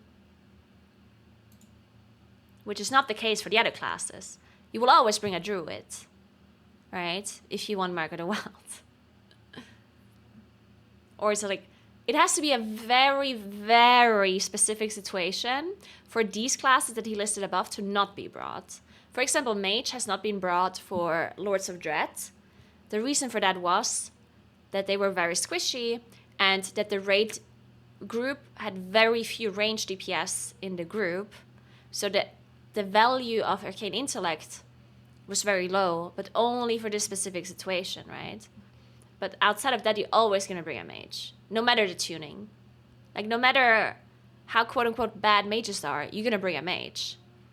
The tuning would have to be so bad, they would have to be so much worse than other classes for Arcane Intellect to not be making up for that difference, which is almost impossible, right? And for Augmentation Invoker, that's not true. They're either tuned well and you bring them, or they're not and you don't bring them. You now have one less spot, maybe 2, and then it kind of just depends on tuning. Guys, what do you think is more likely to see in an optimal raid comp? A second Warlock or a singular Ellie Shaman or Resto Shaman or Hunter? Which one do you think is more likely historically as far as like what guilds choose to bring because of their normal power level? I'll let you guys answer this. Second Warlock? That's an easy answer. It is obviously Lock. Okay, what do you guys think is more likely to bring to a raid historically based on, again, the value and the power? That's exactly what they mentioned, right? Using their exact quote. We would like to have it to be optimal to bring one of every class out of the 20 slots available. What do you think is more likely? Ellie Shaman, Resto Shaman, Hunter, or a second total Druid in the raid? I think it's easily Druid. I can tell you for a fact it is Druid. What about Warrior? What about a second round? I mean, we haven't seen that many Druids lately. Just want to say that, yeah. How many Druids do we see in Avarice? Rallying Cry, best execute Not in the game, that many. unkillable in raid. They literally played Resto Druid to have Mark of the Wilds, even though their healer wasn't even that Warrior great. might even be ahead of Druid. Okay, so you run a second Warrior almost every time. Okay, so now you're kind of back to those same 3 slots, and I haven't even mentioned second DK. If For the DK's first time good, ever, that's not those true. are really good. That right? is just not I haven't true. even mentioned second Rogue. I Moonki's- haven't mentioned second or Mage. I haven't Druids in mentioned second general. Priest. I do think that Druids in general have gotten, like, have been slightly overvalued. And I mean Druids in general, because the amount of times that Guardian was bad is insane. Yeah? Same with Feral Druid and same with Resto Druids, yeah? The only exception is Moonkin. So pulling in all of the Druids is a little bit unfair because Guardian, Resto Druid, and Feral, they did not have a good time for a long time. Thanks for 6 months, Katie. Thank you so much. Moonkin is the exception. Moonkin definitely has been a lot more used historically. Mainly because I think the main reason why Moonkin is different to the other druid classes is that Moonkin has like a niche that the other druids just don't have. The other druid specs, right? Guardian cannot do anything special compared to other tanks. Like nothing specific outside of the druid class buffs, which any other druid spec has too, right? But other than that, Guardian Druid does not bring anything special. Same goes with Resto Druids, and same goes with Feral. Like, they just don't have a niche, quote-unquote. While Moonkin specifically has had this niche where you have the spread out AoE thing that barely any other spec can do. So, of course, whenever there's a fight where there's spread out AoE, you need Moonkins in your roster. Like, if you don't have any Moonkins, you might have a problem, because then there's a boss with spread out AoE, and all of a sudden you don't have a Moonkin, right? Like, so having a Moonkin in general, or having Moonkins makes sense because of Moonkin having a niche, and they bring a Druid buff, right? I honestly think that Moonkins would not be brought as much if the other specs would have a niche for themselves. Like, I think Moonkin has been brought a lot because they're the only druid spec that is valuable to keep in your roster just in case, right? So you don't need a guardian just in case. Like, why? They don't, as I said, they don't have a niche, right? You don't need like a guardian druid on reserve. Like, you don't need to have one because what for, right? Same goes with Feral. Feral can't do anything special. So you don't need somebody in your raid group to be able to play Feral. And you don't necessarily need somebody that can play Resto Druid either. So to bring the Druid spot, because you need Micro the Wild, the only logical Druid spec to keep in your roster would be a Moonkin, right? So I think that kind of helps the Moonkin spot a lot. The fact that the other Druid specs are generally not as wanted or as important. So Moonkins just gain a lot of value through that. Even though there's 4 Druid specs, which is a bit crazy. But yeah, other than that, I don't think that Moonkin has necessarily been like super... Like, it hasn't been shining that much in raiding in Dragonflight. Like, not Castle Nafter, actually, what was the raid called? I forgot the name already. First raid. Oh my god, what was his name? What's the raid now? No, the first raid of this expansion. Vault, yeah. Both Vault and Aberrus, I don't think Moonkin have been especially, like, good. Like, people would be lying if they say that Moonkin has necessarily been good for those raids. Moonkin has, of course, been good at M+, generally, but in a raid, it's like, If you don't have one, you don't have one. It's like, kind of whatever.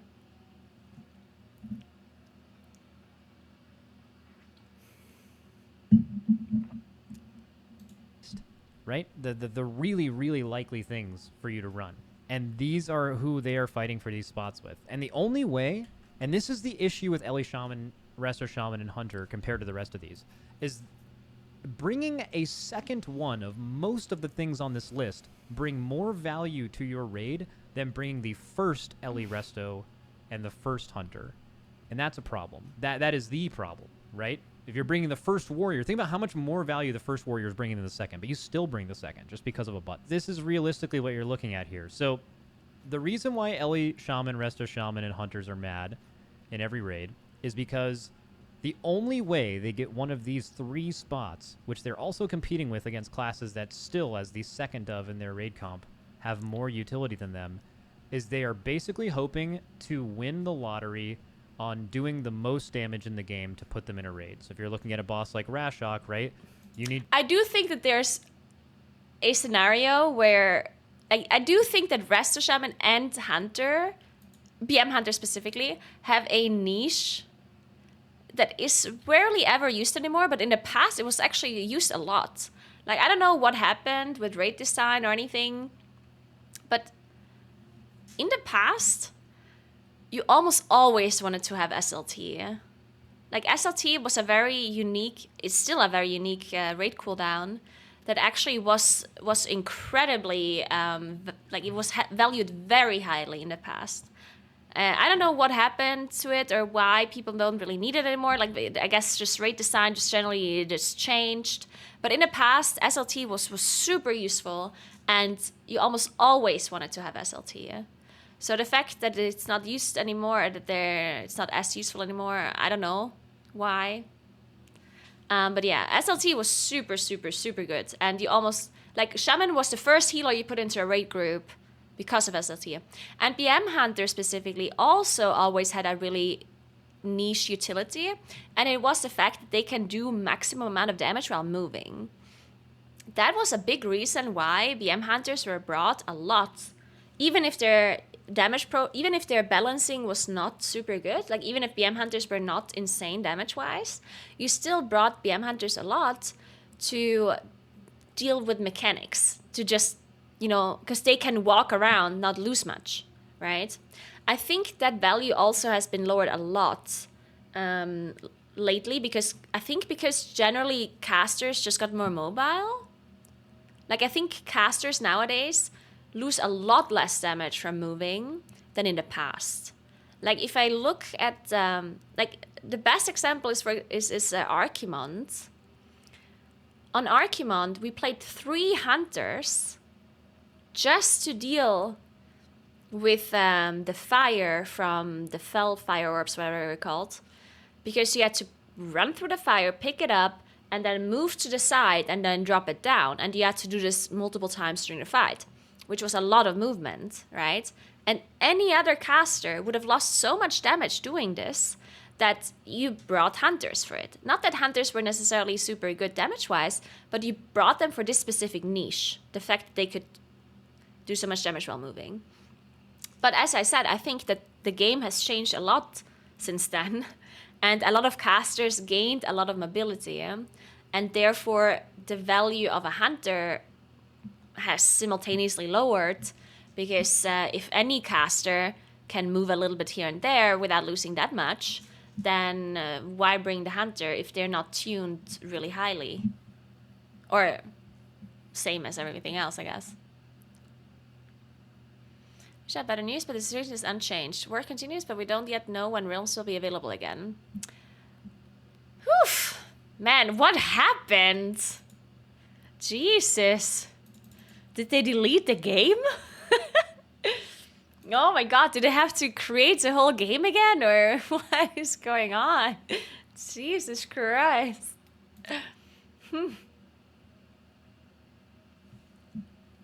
Basically hoping to win the lottery on doing the most damage in the game to put them in a raid. So if you're looking at a boss like Rashok, right, you need to be up here. You need to be probably more than everyone else, because if you're doing the same damage as a Demo Lock, you don't have a raid buff. You don't bring Gates. You don't bring Hellstones. If you do the same damage as a DK, you don't bring Grips. You don't bring AMZ. You have a really good immunity. Turtle is actually an excellent immunity. It's one of the best in the game in raiding. I know Radiant Moonlight is bugged with full moon. Right? It has been bugged since beta. If you're here, you do this, but an Arms Warrior does that and brings Rally. You think melee and range are too big of a difference to compare against each other? Yeah, it's bugged since beta. It's some weird issue. Shaman does the same damage. Devastation Evoker is easier to play than Ellie Shaman significantly. In beta, it was related to orbital. So on beta, the way it worked was if you had Radiant Moonlight and you were currently on a full moon, and then Orbit Breaker. If Orbit Breaker procced a full moon from your dots, then the Radiant full moon would be overwritten. Well, not overwritten, but it's as if you would have casted it. Because the game registered a full moon, because it procced from Orbit Breaker, and then the ability, New Moon, figured, oh, you casted Full Moon, so I'm gonna go to New Moon now. I'm not sure if it's the same bug, but that bug existed for a long time. I'm not sure if it's the same or if it's something different. But there's something super bugged right now with Moonkin in general. Thanks for the Prime, Genie Chef, there we go. There's a really big bug with shooting stars right now, I'll show you. I doubt that's why the servers are down, but look at this.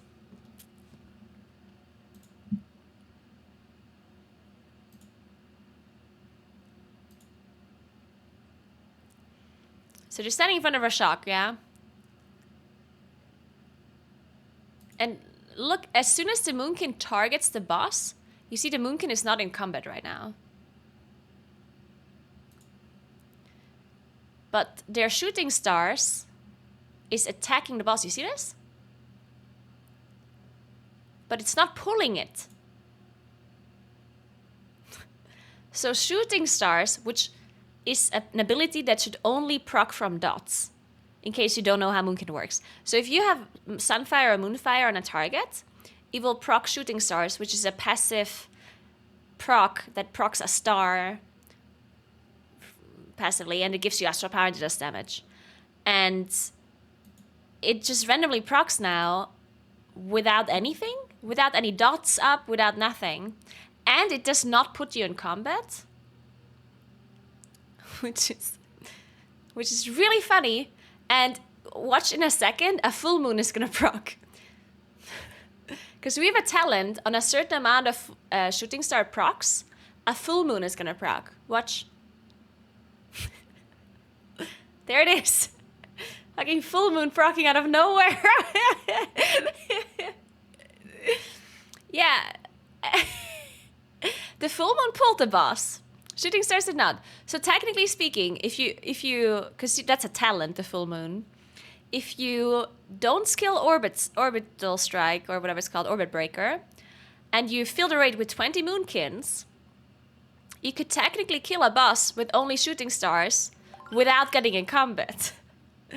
It would take a really long time, but it will be possible. So you just invite 20 moonkins, go to a mythic boss, just don't pull it. Shooting stars will proc on the boss until it dies, and you're never gonna actually get in combat. I don't think this is...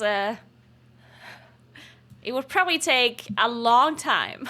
But technically, thanks for 5 months, Mordecus. But yeah, that is pretty funny.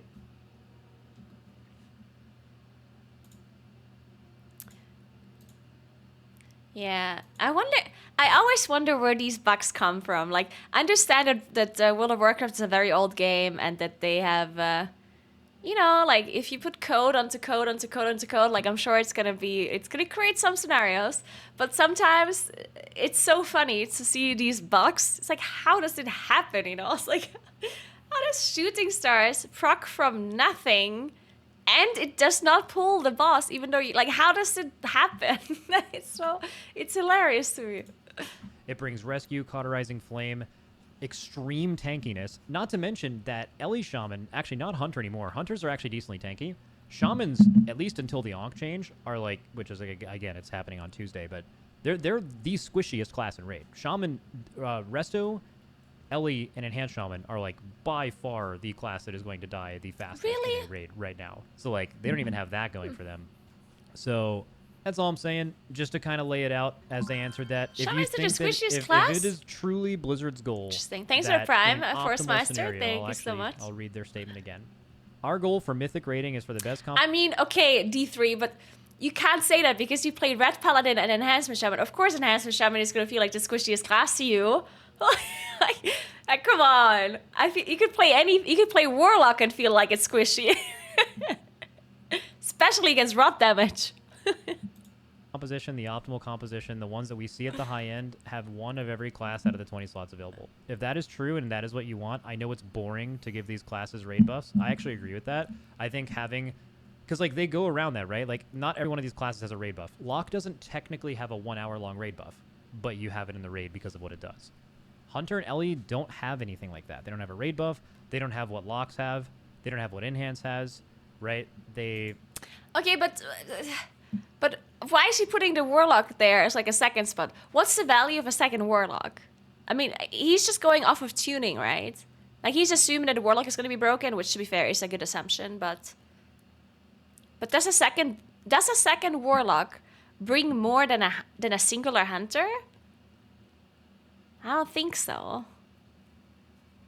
Yeah, it brings a second gate, but like, it's not like useful that often. At that point, you could also argue that like some hunter utility is useful, like MD or turtle or mobility or I don't know.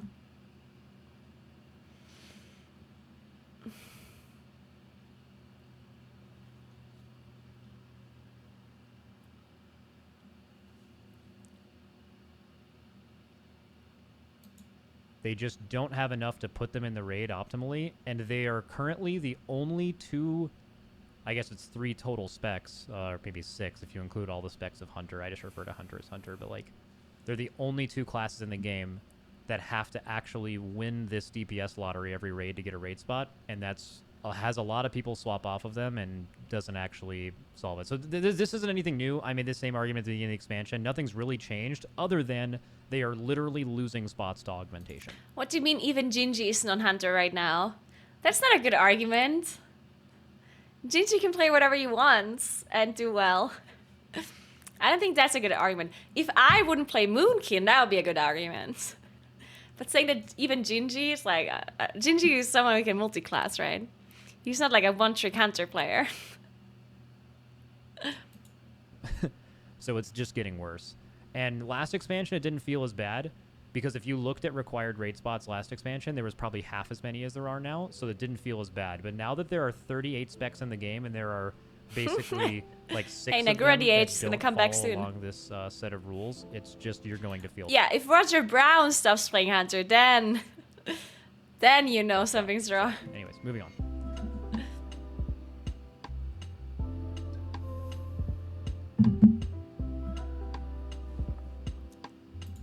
All right, next.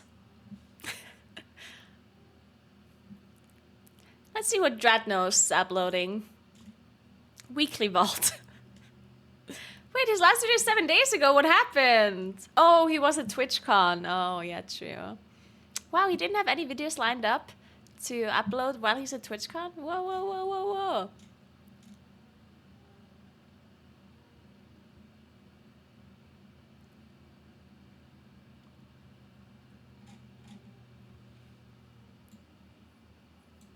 Yeah, I heard Seconders was fucked yesterday. Yeah, I heard about it.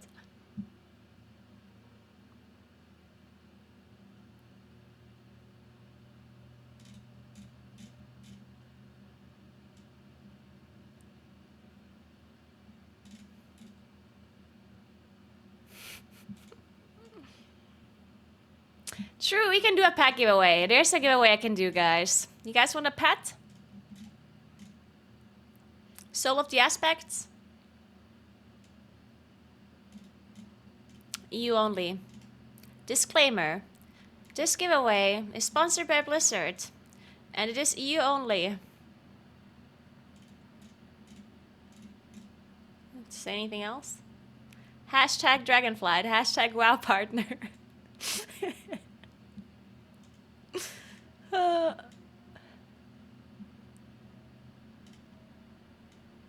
The easiest one-pot pasta ever. Wanna watch that?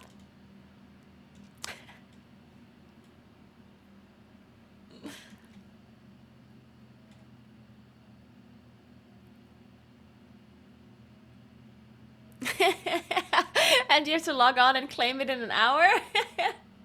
Oh, I love that. Alright guys, we're gonna give away a Soul of the Aspects pet. Everyone's free to enter.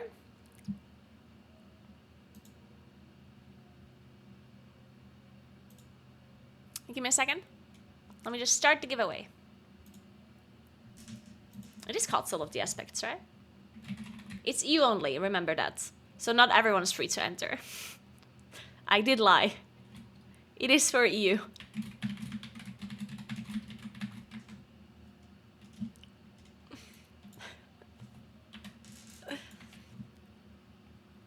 Alright. You can enter the giveaway now. All you have to do is type !ticket into the Twitch chat. It's just a keyword, don't worry about it. It doesn't cost you anything, it's free. Thank you so much for Prime, Sevi. Thank you so much, appreciate that. Thank you, thank you, thank you.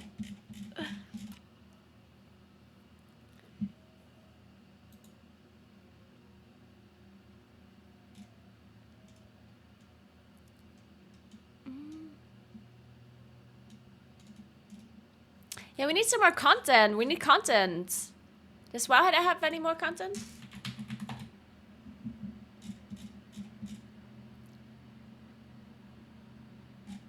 Nope.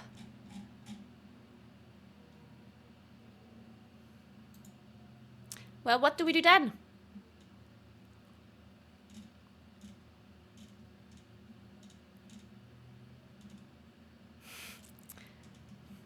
We could watch someone else's stream as they react to a YouTube video, because I'm sure that's what the whole WoW section is doing right now, right?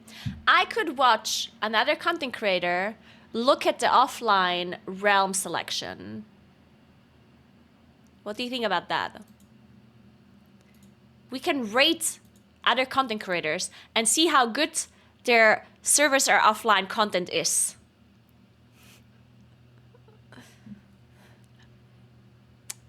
You know? Tier list. It would be a tier list.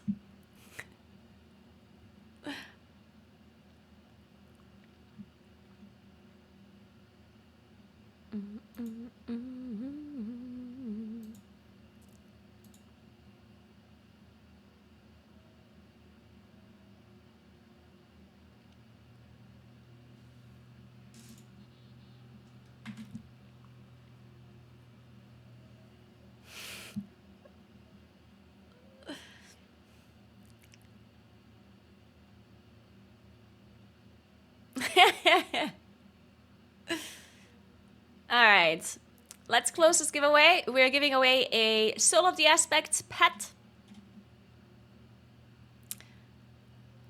All you have to do is type !ticket in the chat.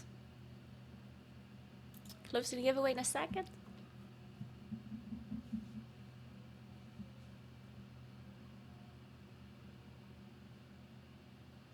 It's EU only, the code. Keep that in mind. Doesn't mean you can't win, but if you're from an A and you win an EU code, then you have an EU code. So if you don't know what to do with an EU code, then maybe just don't enter the giveaway. Because what are you going to do?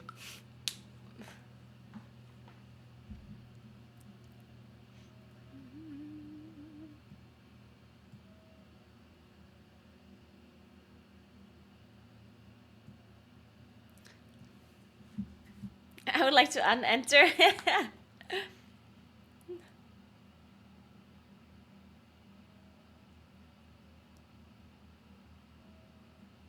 Alright, closing in 3, 2, 1, gone. And the winner is Rampo123. Are you around, Rampo? Please say something that makes me believe you're not a bot. It's me? That's what a bot would say. Got anything better than that? What the fuck? It's also what a bot would say. No, I'm just kidding. You can get your pet. Kuros is gonna whisper you the code, alright? Congrats, Rampo. I will send the code to Kuros, and then Kuros is gonna send the code to you. Kuros is my mod. He will whisper you. Need to make sure I'm not restreaming the code. That would be unfortunate.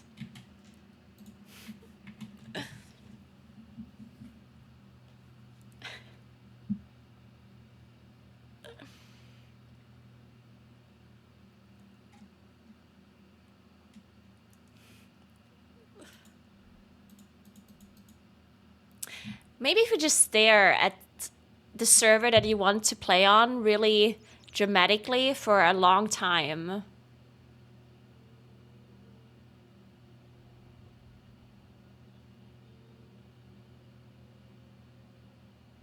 You gotta help me. Stare at Terran Mill. I don't care about your server. I only care about mine. Terran Mill's the most important server on EU. Thanks for 30 months, Exo. What's up?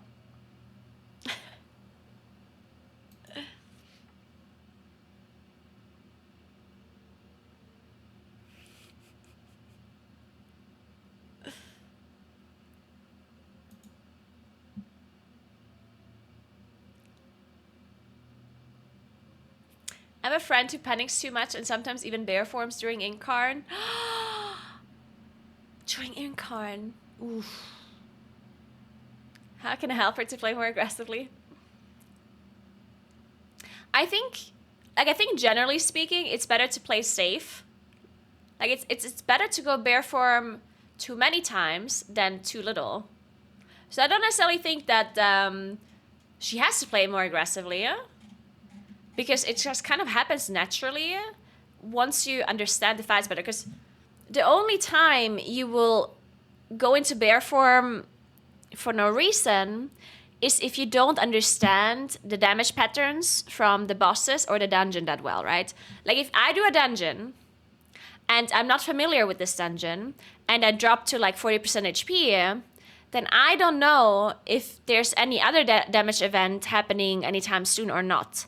So I'd rather go bear form just in case there's something else happening rather than not doing it and dying, right?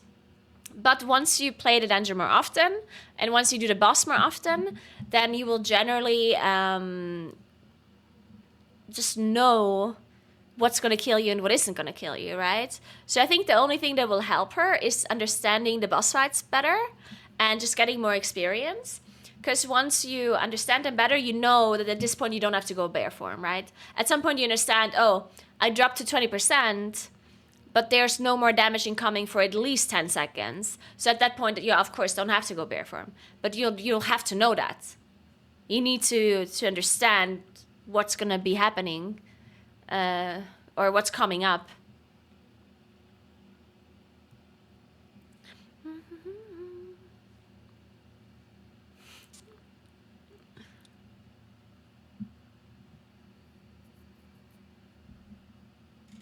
So yeah, I don't necessarily think that there's much she should really change, except learning the boss fights more.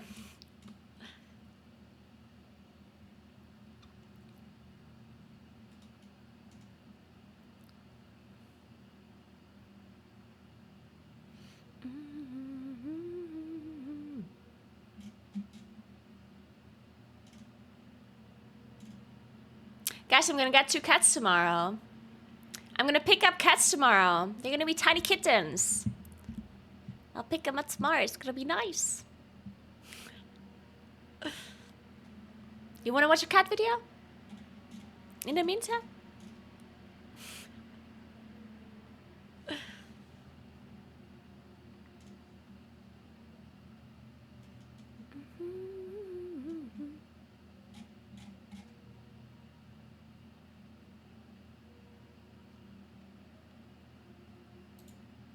This is not... You wanna watch Girl with the Dogs? She's great, I love her.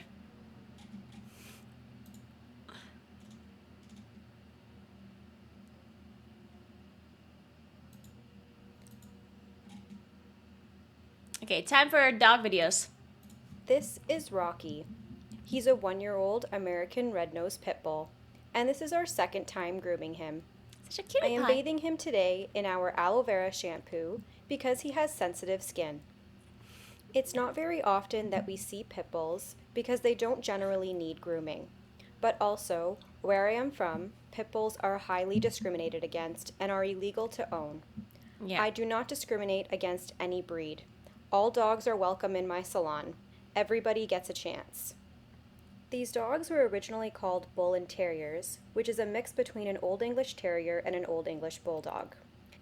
They were originally used in blood sports, such as bull baiting and bear baiting, but when Britain introduced animal welfare laws in 1835, blood sport turned into fighting their dogs against each other, because it was cheaper to organize and easier to conceal from the law. I can't imagine how anyone could hurt such a sweet face. After his bath, we fully towel dry him. Oh my god, I need to show you something. Okay, let's watch this in And the then it's meantime. time to move to the high-velocity dryer. Rocky is very well behaved, even though he doesn't necessarily enjoy the process.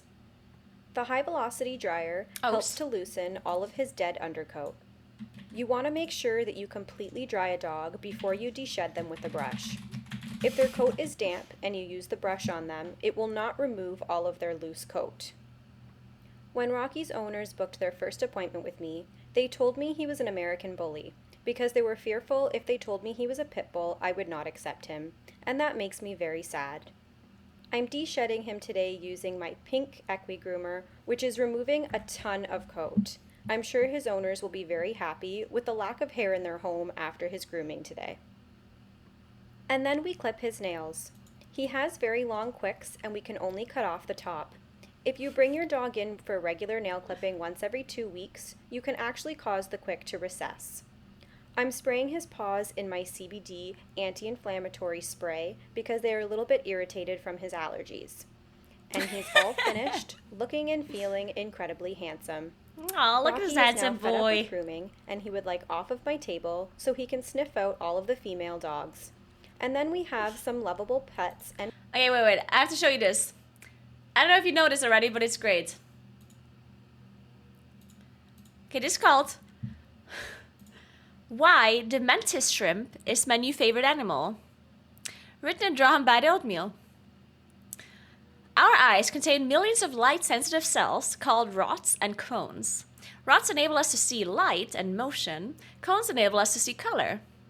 Dogs have 2 types of color-receptive cones, green and blue. This enables dogs to see blue, green, and a little bit of yellow. Humans have 3 types of color-receptive cones, green, blue, and red.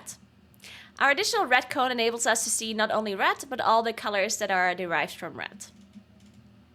Butterflies have 5 types of color-receptive cones. So in addition to seeing 2 colors we don't have names for, butterflies can see a massive spectrum of color our brains aren't even capable of processing. When it comes to color vision, butterflies are almost at the top of the food chain. There's one other animal that has better vision than the butterfly, the mantis shrimp. The mantis shrimp lives in warm, shallow water and typically grows to be between 6 and 12 inches in freedom units and 15 to 30 centimeters in real units in length.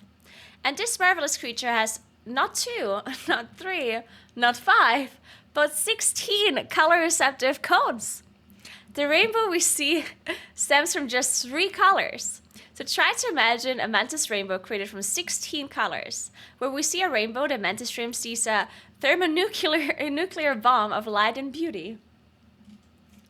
Perhaps this is why they're so glorious to look at. Look how pretty they are. Being a creature who perceives and presents such beauty, one would expect the mantis shrimp to be some kind of undersea holy man, gracefully floating along the seafloor, high-fiving lobsters and blessing babies. This, however, couldn't be further from the truth.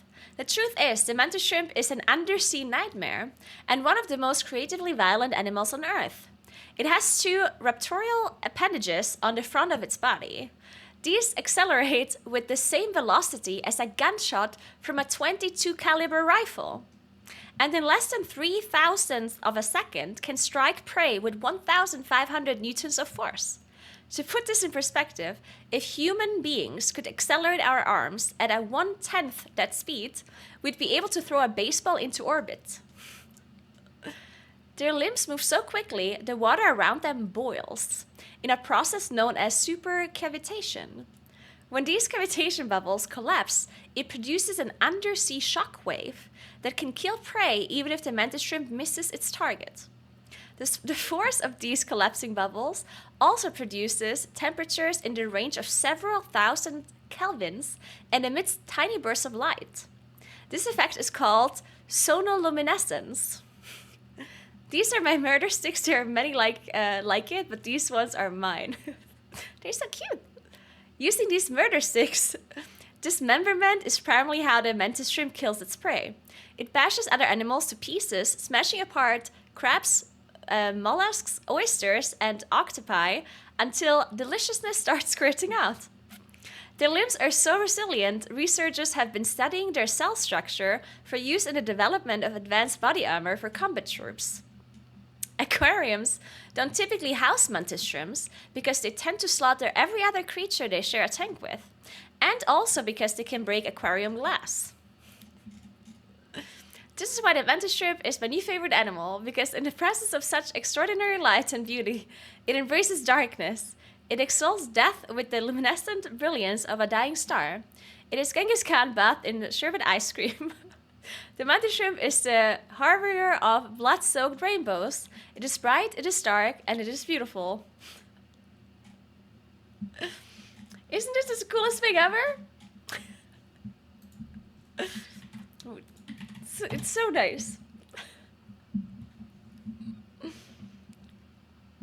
What a great creature.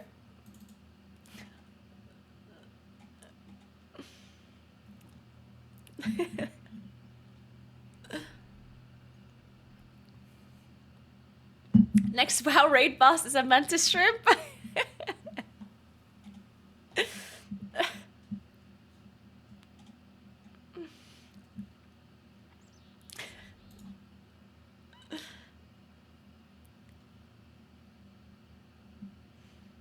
Did you know, by the way, we're just talking about random stuff now because we're bored and we're looking at a server thing. Did you know that every planet in the solar system would fit between the Earth and the Moon? Yeah. In a line. Did you know that? It's crazy, right? Thanks for the Prime. Jake, thank you so much. Yeah. Only when the moon is at the furthest point from the Earth, though. Not when it's at the closest point. If the moon is at the closest point, it wouldn't fit. But when the moon is at the furthest point from Earth, then all planets would fit between Earth and moon.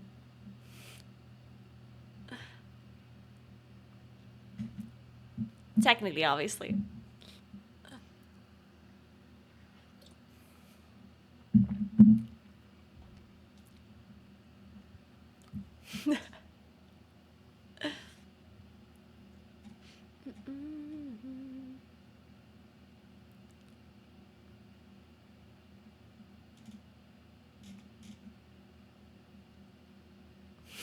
Yes, Gosu.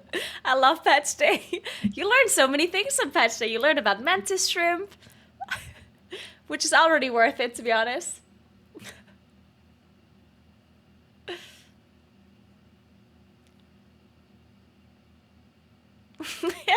Savle.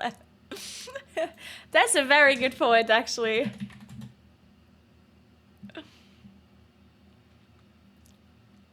There's some more really cool fun facts I read yesterday, but I forgot half of them already.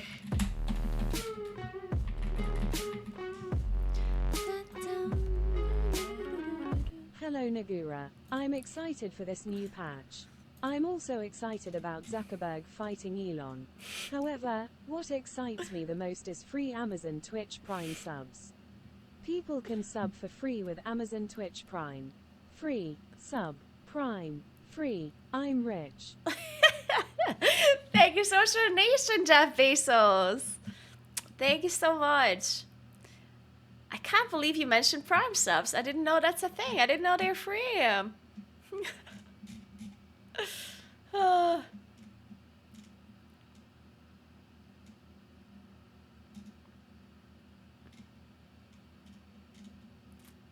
I will check the Russian servers for you, but I'm gonna take a wild guess and say all of the servers are down.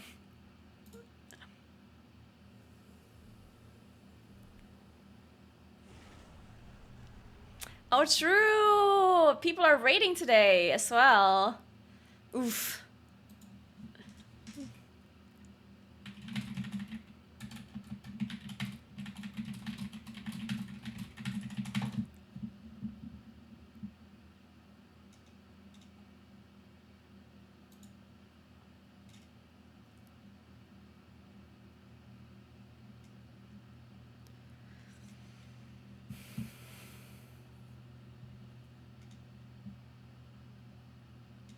Oh yeah, the thing about the dinosaurs was all super interesting.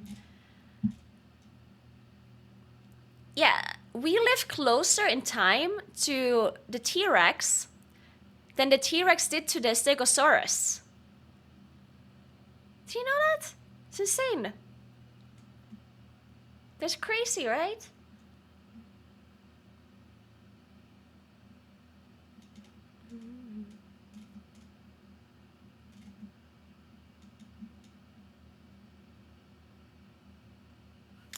Who would win a fight, T-Rex or a mantis shrimp? That is a very, very good question. I think, unfortunately, the mantis shrimp is a little bit small. So even though mantis shrimp is very strong, I have a feeling that the T-Rex would win. Unless the mantis shrimp has... unless the mantis shrimp is going unnoticed by the T-Rex.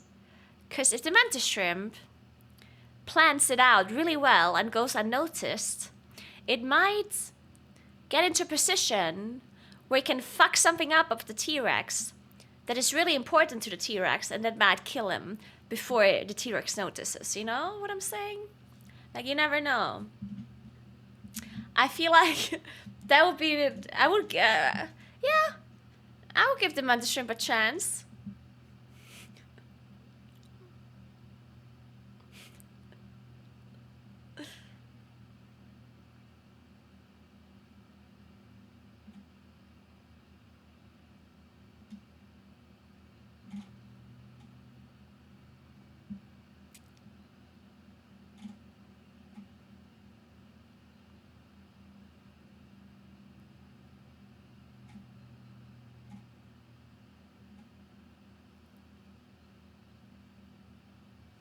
I did not, Slinky.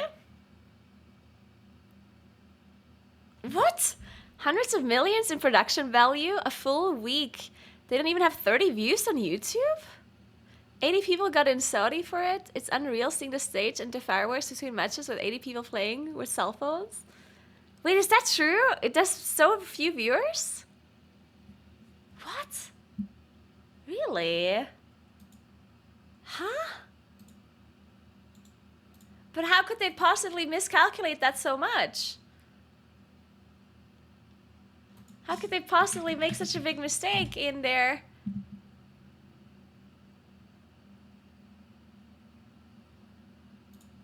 calculations?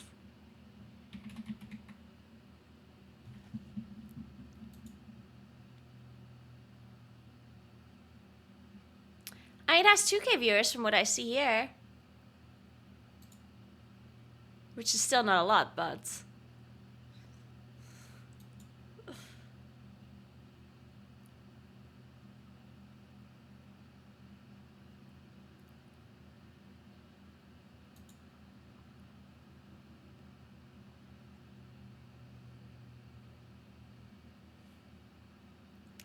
Yeah, I mean, it's not a lot of viewers, but I mean...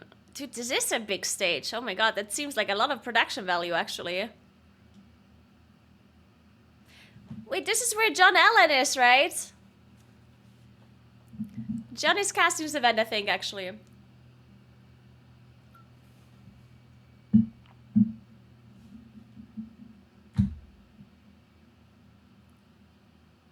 Can we hear more about alien life forms?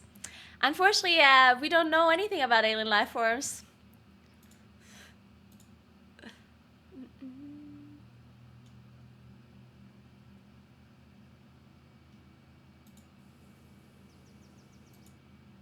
They might or might not exist.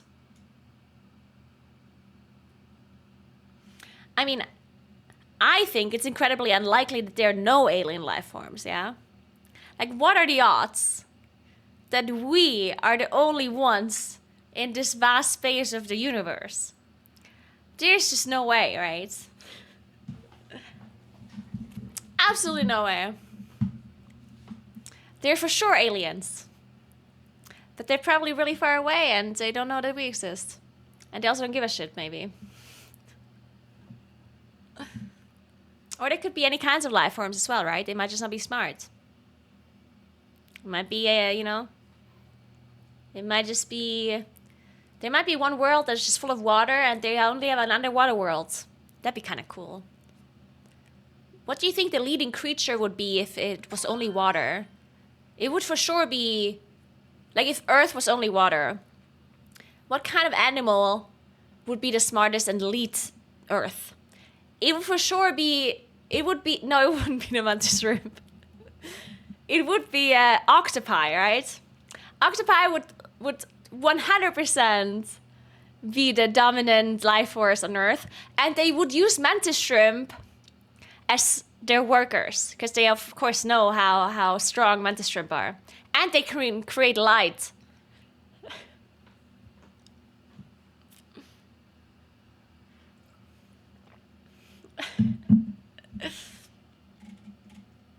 And thanks for 6 months, Atash. Thank you so much. Appreciate that.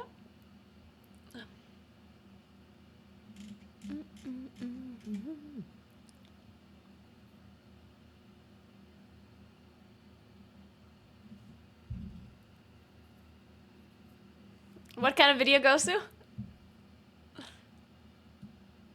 Mantis shrimp would be used as a tech docs, yeah.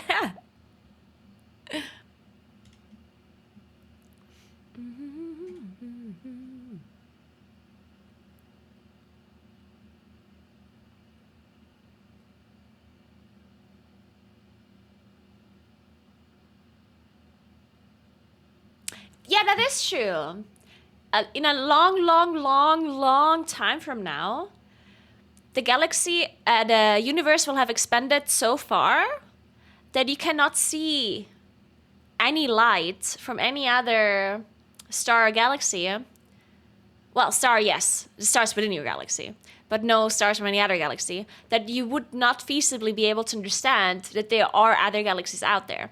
You can deduce it though, right? Like if there is a smart life form, they would understand possibly that there would have to be something that was there before, but you would have to be extremely smart to figure out how the universe is built without any light reaching you. That would be, well, without any outside light reaching you. That would be incredibly, like, humans would not figure that out. I think you would have to be smarter than humans.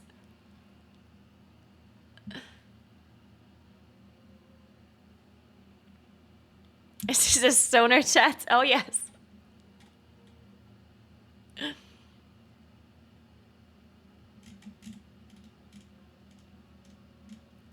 So the question is, as I was reading this, right? I was reading this thing where they're basically saying, right, that the universe expands so fast eventually that you can only feasibly, like, only light from your own galaxy cluster would reach you, and any other light wouldn't reach you, right? So what that means, the only logical conclusion you can draw from that one is that our universe, our whole universe, was once part of a bigger universe. We just drifted apart so much that we don't see the light from any other universe. So clearly, there are other universes out there. We just don't see them. And this is going to repeat forever.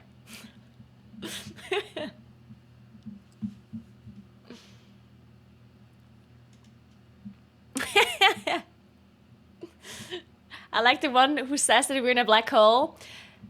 If we are indeed in a black hole, then they're much closer than I thought they would be. It's pretty nice here.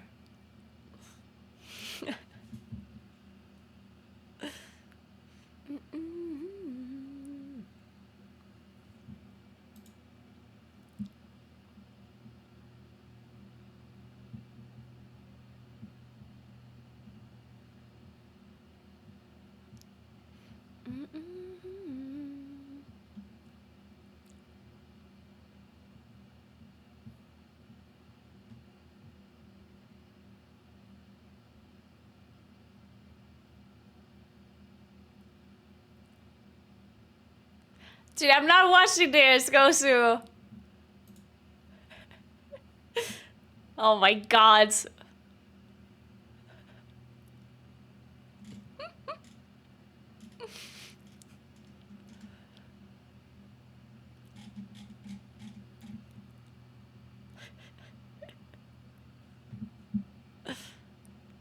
Okay, fine, we're watching it.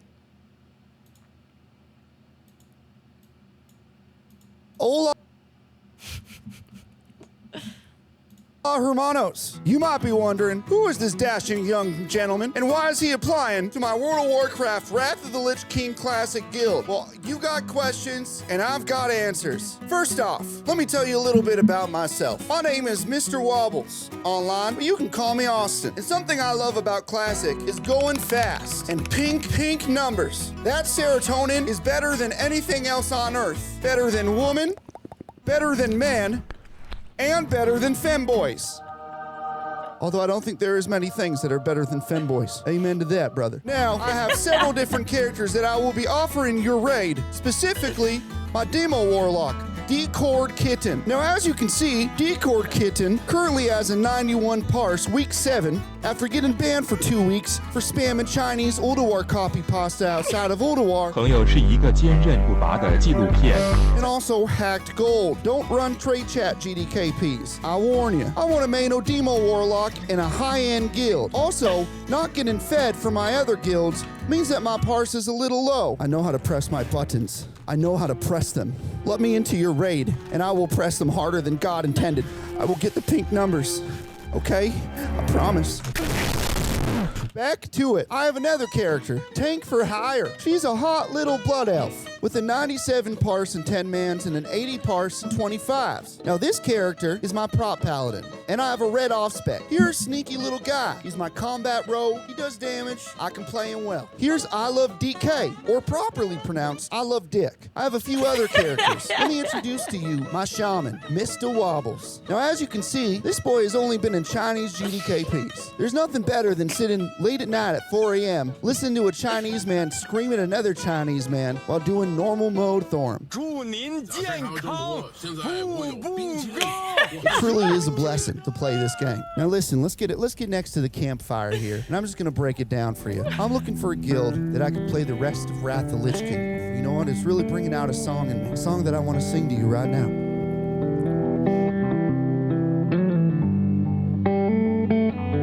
I just wanna pump all night and day and hold the water.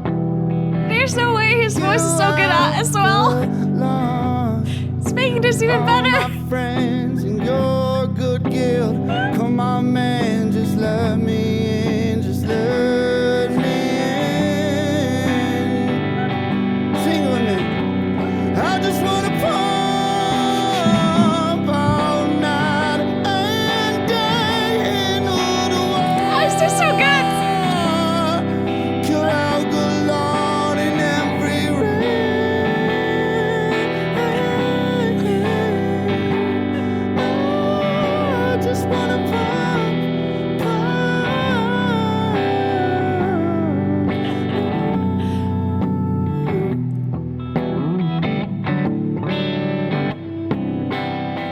Variability is whenever you need me. I do YouTube and Twitch for a living, so I don't have much going on, and it's negative 20 degrees out where I live for the past 3 months. This is all I got going for me. Let me know if you're interested. Thank you very much.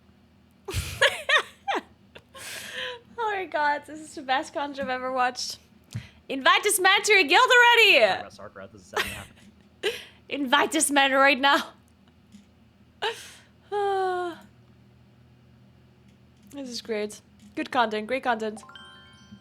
Thanks for 4 months, Don Sapsai. Thank you so much. And yeah, I heard about the rumor that apparently Blizzard deleted Kalimdor. I heard about this. Apparently, people are saying that they accidentally deleted Kalimdor. This is apparently what the map looked like. And even though that would be incredibly funny, I don't think that that is actually possible. And even if it was true, even if Kalimdor actually would have been deleted, it wouldn't have been deleted on the map because the map is just a picture that you open when you press M. So if the actual continent would have been deleted, it wouldn't have been deleted from this picture. So, unfortunately, this rumor is not correct.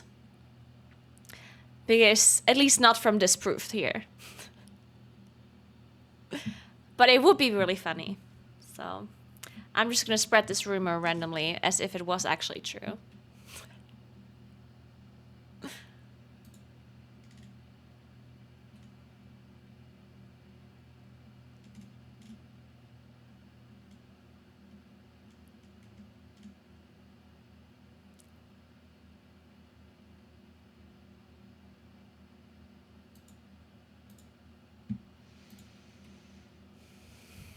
Yeah, Sundalar is still there.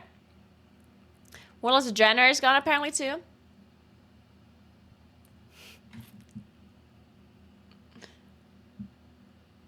Poor intern deleted the calendar.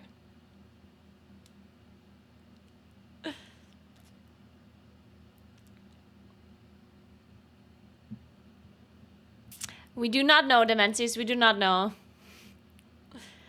Hello, everyone. At the moment, we don't have any updates to provide. Our teams are still investigating the server issues and we'll try to keep you posted regarding any news.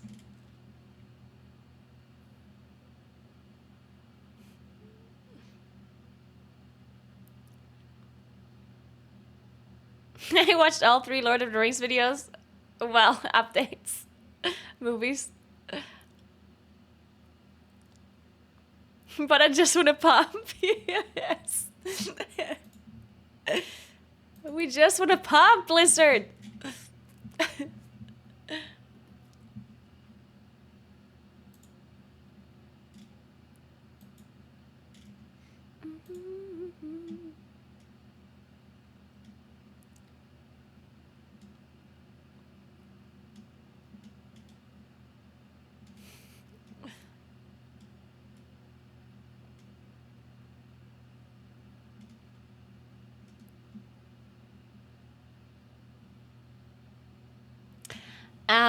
The service will come online in 47 minutes and a bit. Thank you so much for 5-star gifts, Anonymous. Thank you so much. Welcome to Lucas, Metal, Black Coffee, Kiara, and Hello.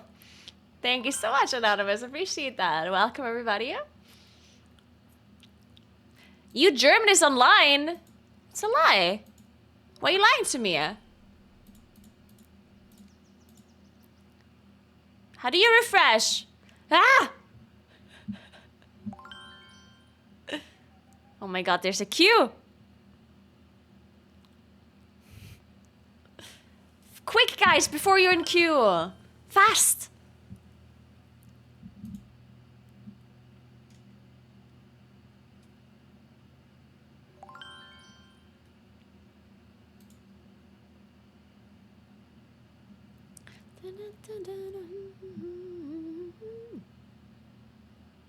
Hey Pete, thanks for 9 months. What's up?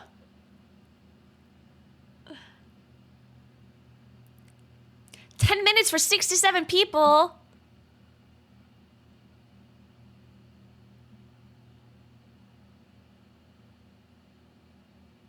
So the people that managed to log in, can you check if calendar is still there?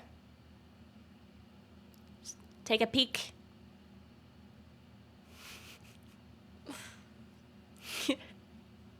It's gone. Ah, oh well.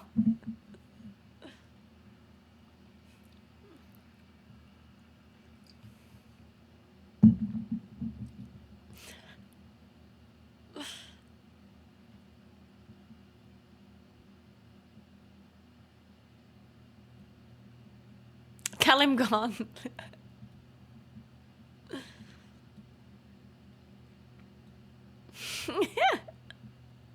Yeah, Deathwing returned.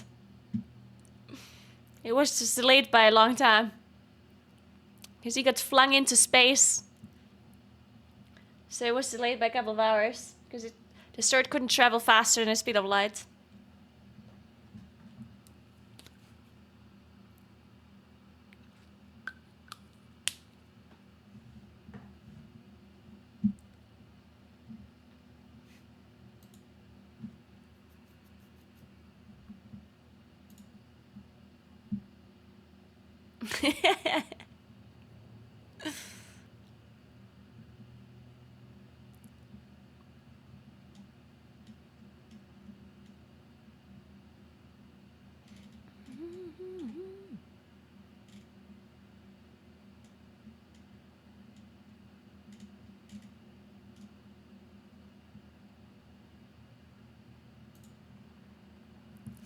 Okay, this queue does not seem to be very accurate. How long is your queue, guys? 1 hour.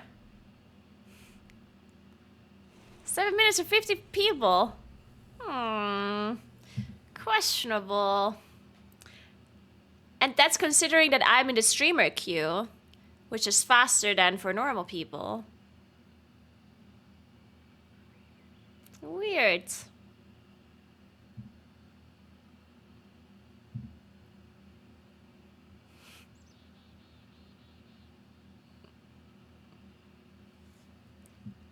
I feel like the positioning queue goes up and not down.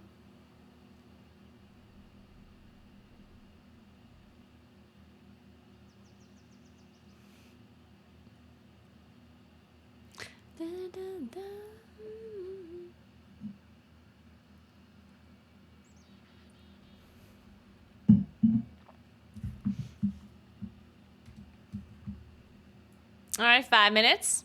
I believe you.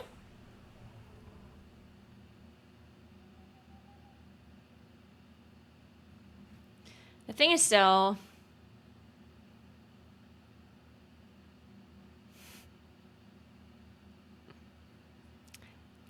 I'm leaving. Thanks for Prime Exomify. Thank you so much. Okay. I wanted to leave anyway in like 10 minutes. So at this point, I might as well host you to somebody that is gonna play the game. Unfortunately, I didn't manage to finish the mega dungeon. I'll do that tomorrow. Maybe. Actually, like tomorrow I have to pick up the cats, which means that I will not be home until like 5 p.m. And then I probably won't stream anymore. So I think I'm not streaming tomorrow, unfortunately. I'll stream on Friday instead. But yeah, tomorrow I just don't have time. I have to pick up the kittens. If you want to follow my stream, make sure you do that. I would appreciate that a lot. And check out my YouTube channel.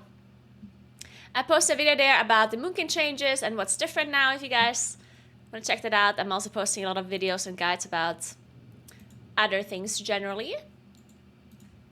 I might post a freehold guide soon. If Frank still wants to post that, we'll see. And I'll see you guys tomorrow. The day after tomorrow, sorry. Friday. See you on Friday.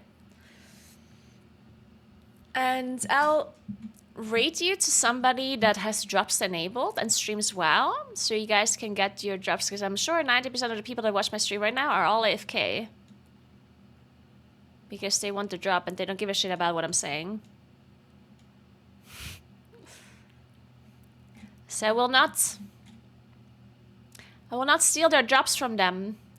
I will of course send them to somebody that also has drops enabled. Because I'm nice like that.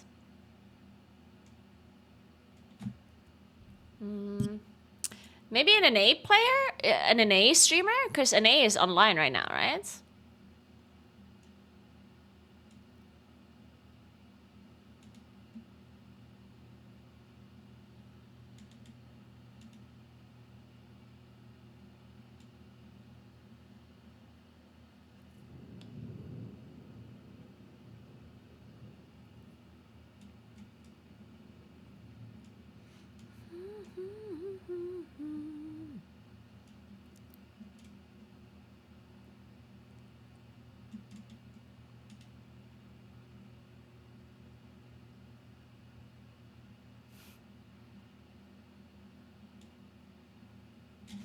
Whatever. I'm hosting Mike. I'm sure he's got some great content for you guys. He's in a 1 hour queue.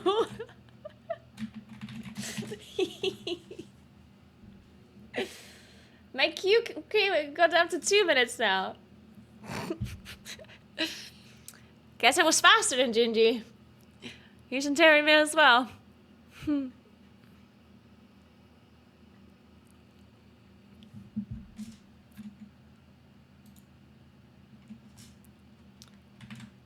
I'm gonna leave the queue for you guys. So you can actually play the game.